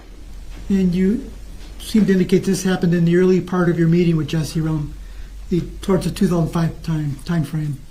What was the question? You seem to indicate that this get-together with Jessy occurred during the early part of the time that you met her, towards 2005. No, that's when she started working for Scotty's, sometime around then. I'm not sure that when she actually started. But I met her, and then that's how, I mean, through people and whatnot, we didn't have, like, conversations back then. I just knew who she was. So you really didn't start hanging around with her in 2005? No. That's when you just first met her? Yep. When did you start hanging around with her? After she started working there. Do you know when that was? 2007, 8? I don't know. People come and go at the bars. She was a waitress. But I did get to know her. I try to get to know people that I work with, so. But she did tell you, you remember her telling you that she was taking care of a person named Lynn Hernan, correct? Yes. And Lynn Hernan was very sick. I didn't know she was sick. She just said she was helping take care of her. And Lynn Hernan had cats. Mm-hmm. I remember saying because she had to get rid of the cats. Did you know that those cats were taken by her mother, Jennifer Flower? Check speculation and relevance. Overruled. If she knows, she may answer. No. I have no further questions, Judge. Thank you. Any redirect. No, Your Honor, thank you. All right, thank you, ma'am. You may step down. I would ask that Mr. Rock be released from subpoenas as well. No objection. All right, thank you, ma'am. You are. And there's no objection again. So the only one that the defense attorney Kohl objected to releasing from their subpoena is Jessy's ex-boyfriend, Scott. Okay, so there's one more witness for the day, I believe. Let's just have a look again. One more witness, yes. I think so. Is it one or two? Released from your subpoenas. Could be two. And now we'll take our mid-afternoon break. All rise for the jury, please. If it can be clarified now, this would be great. During Scott Craig's testimony, the state referenced Exhibit 183. It was shown. Ooh, it's snarky time. Actually, the jeweler that I was talking about earlier, yeah, we're going to look at that tomorrow. See, I was naughty. I was already watching some of the trial. So that's tomorrow. We're going to see how Jessy pawned off all of Lynn's special jewelry pieces. So now there's still one more witness left, which is Ryan Solie. But first, a little bit of snarky time because they discussed all of this out of the presence of the jury, where the judge made it clear you have two choices here. I'd really prefer it if you could just ask the witness the questions you need to ask, direct questions, so we can release them from the subpoena. But Donna Kohl, defense attorney, was like, nope, no, I object. We are not releasing Scott Craig, Jessy's ex-boyfriend. The others, Pablo Galaviz, the other defense attorney, he did not object to releasing them. So let's hear what they say here. It was marked. It was not received. And then during his cross-examination, it appeared he was being questioned regarding text messages. The defense referred to the exhibit as 186, but I believe it was 183.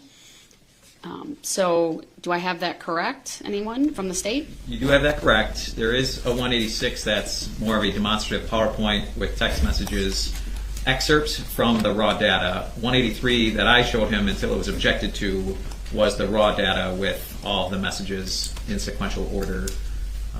They will be coming in through. Is that a question from the jury or just from the court? No, I just wanted to make sure that our notes were correct. Madam Clerk wanted to confirm, because typically even when an exhibit has not been received, if it's used like it was to refresh recollection, it's at a minimum marked. And so I wanted to make sure we had it in the record. So I think that was Attorney Kukler doing the questioning. Do you know if you were using the excerpt from 186 or 183? I think I was using 186. Can you please be sure? And then I don't have my computer anymore. That's a problem. Well, that's where I had it brought up on my computer. That's just my recollection right now. It was after lunch that this came up, I believe. Oh, then it's on Attorney Galaviz's computer. Right. So if you want to, you can do it during the break. I just want to make sure the record's clear, and if you happen to have been using 183, I'd like to let the jury know that, to clarify their notes. That's all. All right. We'll be in recess then, about 15, 20 minutes then. Be back. Judge, just one issue. We do have another witness on the way. I expect he'll be here after the break, but I didn't know if there was an earlier issue with Attorney Kukler's computer or not. It's sort of left in. We'll have to address it after the slate of witnesses. Who's the next witness? Officer Ryan Solie. All right. Any issue with that, with the computer issue? This is Attorney Galaviz's witness. I'll let him address that one. But we were not informed about this potential witness for today, I can say that. And this is on one of the other acts situations, I think. Time to snap. I think we're moving ahead of schedule. I do think we should have advance notice on something that significant. He will testify. We're going to keep this going. I'm not holding up this case for that. It is really a courtesy. I understand things are fluid. He's on the witness list. He's a subject of, at least his testimony regarding another acts motion. There's absolutely no surprise to the defense. We're in recess. Go ahead. Bam. Defense attorney's like, we were not aware that this witness was going to be here. And so, no, this is not fair. Like, okay, we are absolutely not delaying anything for this. You knew which witnesses are going to be here throughout the trial type of thing. It's been only 5 years of preparing for this, right? Wait, 2018? Yes. My goodness. Okay. Amethyst says, I've been watching this for over 4 hours now. Grizzly true crime. Love all you do. Thank you so much, Amethyst. Thank you all for being here. Happy Halloween. I don't know if you guys are in the States getting your kids ready or something for trick-or-treating or whatever. I've never experienced that. I've never had Halloween because I'm from South Africa living in the Netherlands. So I hope you guys enjoy it, okay?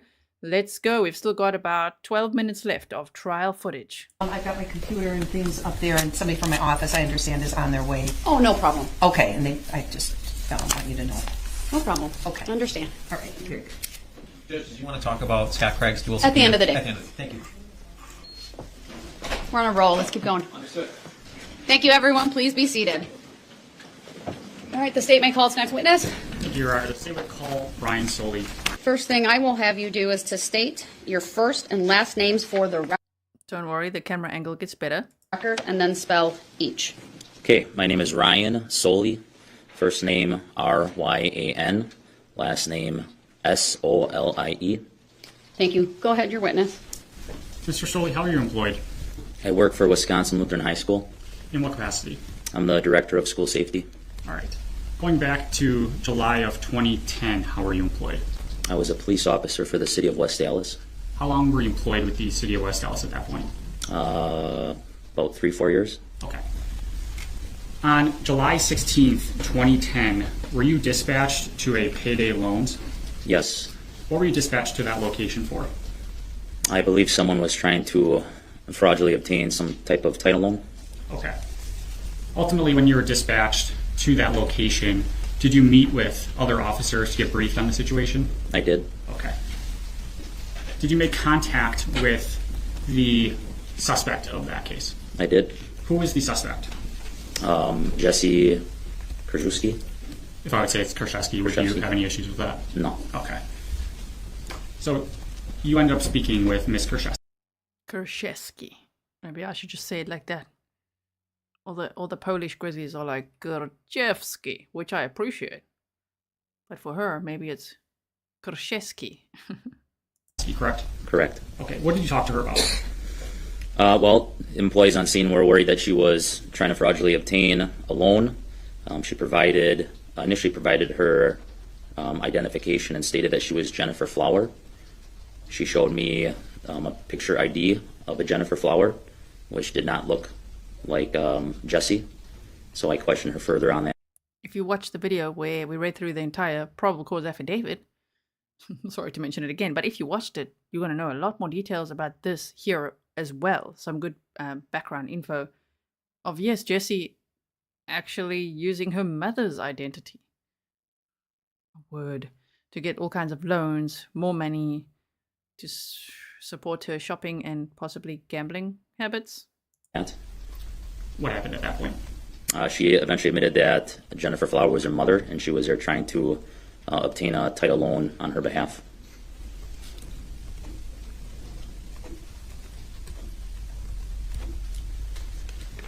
Ultimately, was Ms. Kurczewski taken into custody? Yes. Okay.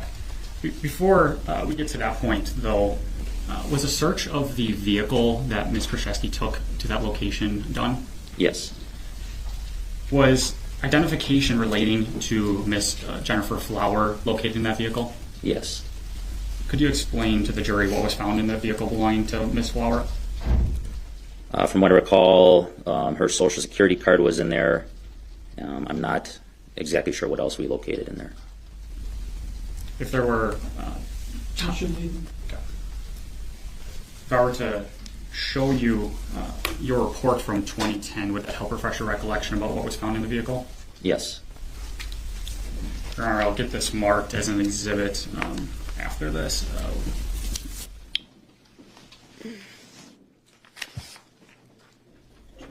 It'll be 218. It's Officer Solie's report from this incident. All right. 219. May I approach, Your Honor? Did you show it to Attorney Galaviz? All right, go ahead. Mr. Solie, I'm going to hand you what's going to be marked later as Exhibit 219. And I'm going to ask you to review the last bullet points, and then once you're done with that, turn it over and hand it to me. We love bullet points.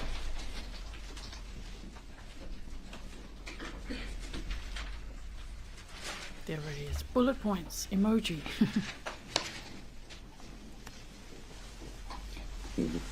Does that help refresh your recollection? Yes. After reviewing that, what other items of Ms. Flower was located in the vehicle? Her checkbook from her bank account. There was also some sort of letter from a company stating that a loan was approved. All right. So ultimately, Ms. Kurczewski was taken into custody, correct? Yes. Was an interview conducted with Ms. Kurczewski? Yes. During that interview, did she talk to you about trying to obtain that car loan? Yes. What did she say about it? She stated that she was trying to use her mom's information to obtain this loan. Her mom did not have any knowledge of her doing this. I believe she mentioned something about like gambling debt, being in gambling debt, and that's why she had to do this. I don't know if you specifically stated it. Did Ms. Kurczewski have the consent of Ms. Flower to use her information to apply for this loan? No. I don't have anything else. Thank you, Mr. Solie. Attorney Galaviz? Cross. No questions. No questions? All right, thank you, sir. You may step down. Or I'd ask that he be released from his subpoena. Objection. All right, thank you, sir. You are released from your subpoena. All right, you can call your next witness. Judge, we are ahead of schedule and have no other witnesses available today to call. Okay, 5 minutes left of... I think the jury's left the room now. I think they're going to, or they have. Yes, no more witnesses. Let's see now. All right, then. Well, ladies and gentlemen of the jury, you're going to get a little bit of an early start to the evening. That must always be nice, right? If they're like, oh, okay, another witness. Who's it going to be now? They're like, we don't have any more for today. Get to go home early. Commence tomorrow as close as we can to 8:30 a.m. All right, thank you. Be seated. We'll take up the issue of the dual subpoenas to Mr. Craig, as I indicated earlier. That's from the snarky stuff from earlier. Since you've now had an opportunity to obviously hear the state's questions on direct cross-examination. Stand by. Caller, she cried during the opening statements when her defense attorney showed photos of when she was younger with Lynn and all that. That's the only time we've seen her cry. Examine him. I know he's under subpoena, but what reason does the defense have, other than the generic reason that's been proffered earlier today, to not release him from his subpoena? And who will be addressing that for the defense? I will. Go ahead. Well, again, we want to assess the case at the conclusion of the state's case. There are potentially other text messages that I'm going to want to go into. Unfortunately, part of the problem with this witness also was that my computer broke over, my screen broke on my computer over the lunch hour. So I had prepped for a couple things that I had quickly sent over during the lunch hour to Attorney Galaviz. But I had the full packet of information on this particular witness. So I dealt with what I thought was most important, but there could be others. I just couldn't look at them over the lunch hour because my computer was broken. So there would be potentially other text messages. In response from the state. Judge, as far as the text messages, when we attempted to get into the specifics of them, it was Attorney Kugler who objected to that. They certainly will come in. The foundation will be laid through, I believe, either Detective Fredericks or Detective Schrader. And then, as I see it, they'll be in. There'll be a certified copy of the phone downloads from Ms. Kurczewski and Mr. Craig. Again, we could have explored that today. It was Attorney Kugler's objection that kept us from those.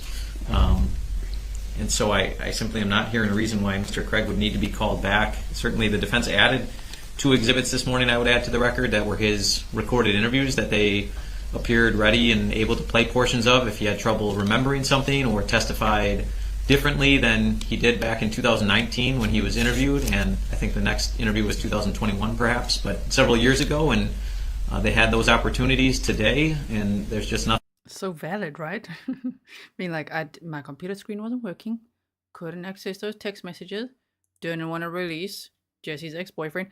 from subpoena. I object, even though they discussed all of this at length. But yet, when he was on the stand, that is true. The defense brought up like, oh, do you remember saying this? And he's like, not quite. They're like, okay, let me play this for you. Remember this? Remember saying it now? That is valid. That is true. Okay. Nothing being brought up as to what they did not have the opportunity to ask him during his testimony today. I just think we have the right to call somebody in our case in chief and present our evidence in the way we want to. But you're telling me you did not take the opportunity earlier to question him regarding text messages, which would have been a proper subject of cross-exam. I know there was an objection by Attorney Kukler to showing the witness text messages. Frankly, from my perspective, although you may link this up later, there were some issues with foundation, including that this witness never testified to what his phone number was or how he had labeled, if any, Ms. Kurczewski's contact in his phone. I've certainly seen enough of these records to know how these things typically are displayed in the format they are. I understand you'll need a detective, though, to further go through that foundation in terms of why it's in the format that it is versus a cell phone, for example. So given that, and there might still be a need for some of these things, I'll honor the request of the defense as it relates to this particular witness, give him some leeway, given some of the computer issues. I know that Attorney Kukler and Attorney Galaviz were able to get a number of documents by email, but this is a complicated case. It's scheduled for 25 days. There's volumes and volumes of discovery. At one point, it was described to me as being on a terabyte, and I think having a computer with your prep not available is reason sufficient as it relates to this witness. So I will keep him under subpoena. He continues to be under the exclusion rule that I set up earlier. With that, is there anything else from the state? No, Your Honor. From the defense? No. All right, thank you, everyone. We are in recess for the day. Please make sure when you come in tomorrow, I'd want both parties to test out the equipment before we bring the jury in. Sometimes there's a delay. Sometimes cords aren't in the right place. But let's make sure everyone gets here early to do that. That should be done both in the morning and in the afternoon. And then I had a note, but kind of threw me with getting done early. So I'll tell the jury tomorrow about 183 being the correct document that was utilized during Mr. Craig's testimony. All right, thank you, everyone. And that's it. We made it through another trial day in zero fluff time. So let's do this. I'll just be here so that I'm not going. Don't go, okay? I just want to play this little tribute here. I think it's still this one. Nope, it's not that one. I want to play it for you, if I may. Not a bad trial day, right? Quite interesting. And then tomorrow we're going to continue on with day 6, of course. Just give me a second. Got about 1 million files to now look through. Sorry about that. Here, it should be this one. Is it?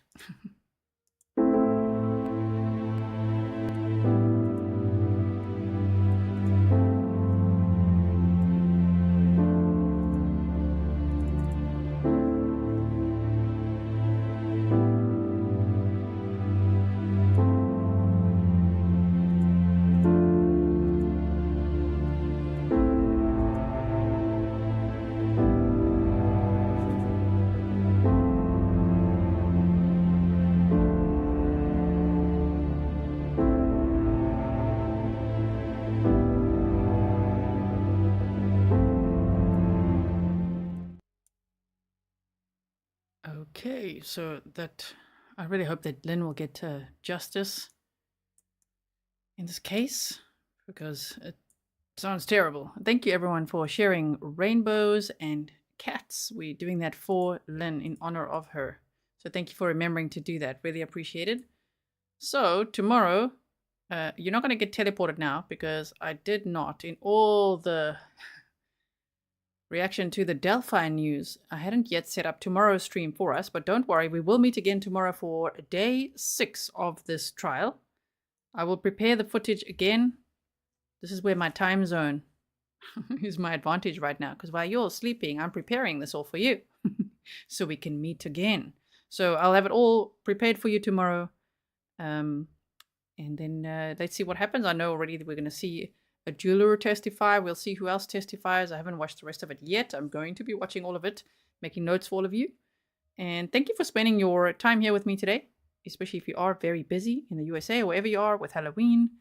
If you haven't yet checked out the Delphi updates, oh man, check it out, okay? Have a look, because it's very frustrating. I've also, if you follow me on X, I've shared a clip of what Attorney Baldwin said. So that was interesting. And I just want to address quickly, there were some questions that people said, why didn't I get notifications, or like what's going on? Just remember, YouTube's made a lot of changes. So a really good tip would be to clear the cache in your YouTube app. If you go to storage on your phone, YouTube storage, clear the cache, okay? And then you might, or clear your browser history or whatever, and then maybe sign in again. That could really help. Or make sure your app is updated. I had to update mine again yesterday. So they are doing lots of updates, and it will really help you to make sure that you get the notifications on YouTube. Of course, if you want to back up, Patreon, I always put all the notifications there. Of course, with many other perks, it's a really great source of support. So for those of you also asking, can you see more of the cats? There's a lot more of the cats, Fury and Willow, on Patreon. Very cute videos. They were helping me unpack groceries and all sorts of things. And we've just got them a new little climbing post. So I look forward to showing you that as well. So that's all on Patreon. Okay, so, and thank you to everyone who's made it over there already. So I wish you a wonderful evening. Homework? You like homework time? If you haven't watched the probable cause affidavit video, go and check it out, because it gives you a lot of background info and details and things that might help you understand this case better. If you're new today to watching this trial, check out day 1's presentation. It's all time-stamped for you, and maybe day 2's presentation. Yes. And then also check out the Delphi video so that when I do updates on that, you're up to speed. Do not miss out on my YouTube shorts, okay? I've got 2 ways you can see that. This channel, lots of YouTube shorts, like about Caitlin Armstrong's trial, which opening statements are starting tomorrow. I just have a very important meeting tomorrow, so I'm not sure if I can stream it live, but I'm going to try figure it out. But the opening statements for her trial starts tomorrow. They are not streaming the rest of the trial. Cameras will only be there for opening statements and closing arguments, which really sucks. Like, why? Anyway, but YouTube Shorts will keep you informed on this channel. But then I have a second channel dedicated to Grizzly True Crime Shorts. And so you can catch a lot of updates there as well. So go subscribe over there if you haven't yet. Thank you, mods. Really appreciate it. Thank you for everything you do. To everyone who supported the channel today, really appreciate it. And I will see you all again tomorrow. All right, always lots happening. And of course, yes, if you're on Patreon, you'll know about my important meeting tomorrow and what may or may not be happening on Friday. I'll let you know closer to the time. Okay, everyone, stay safe, and I will see you again very soon. Bye.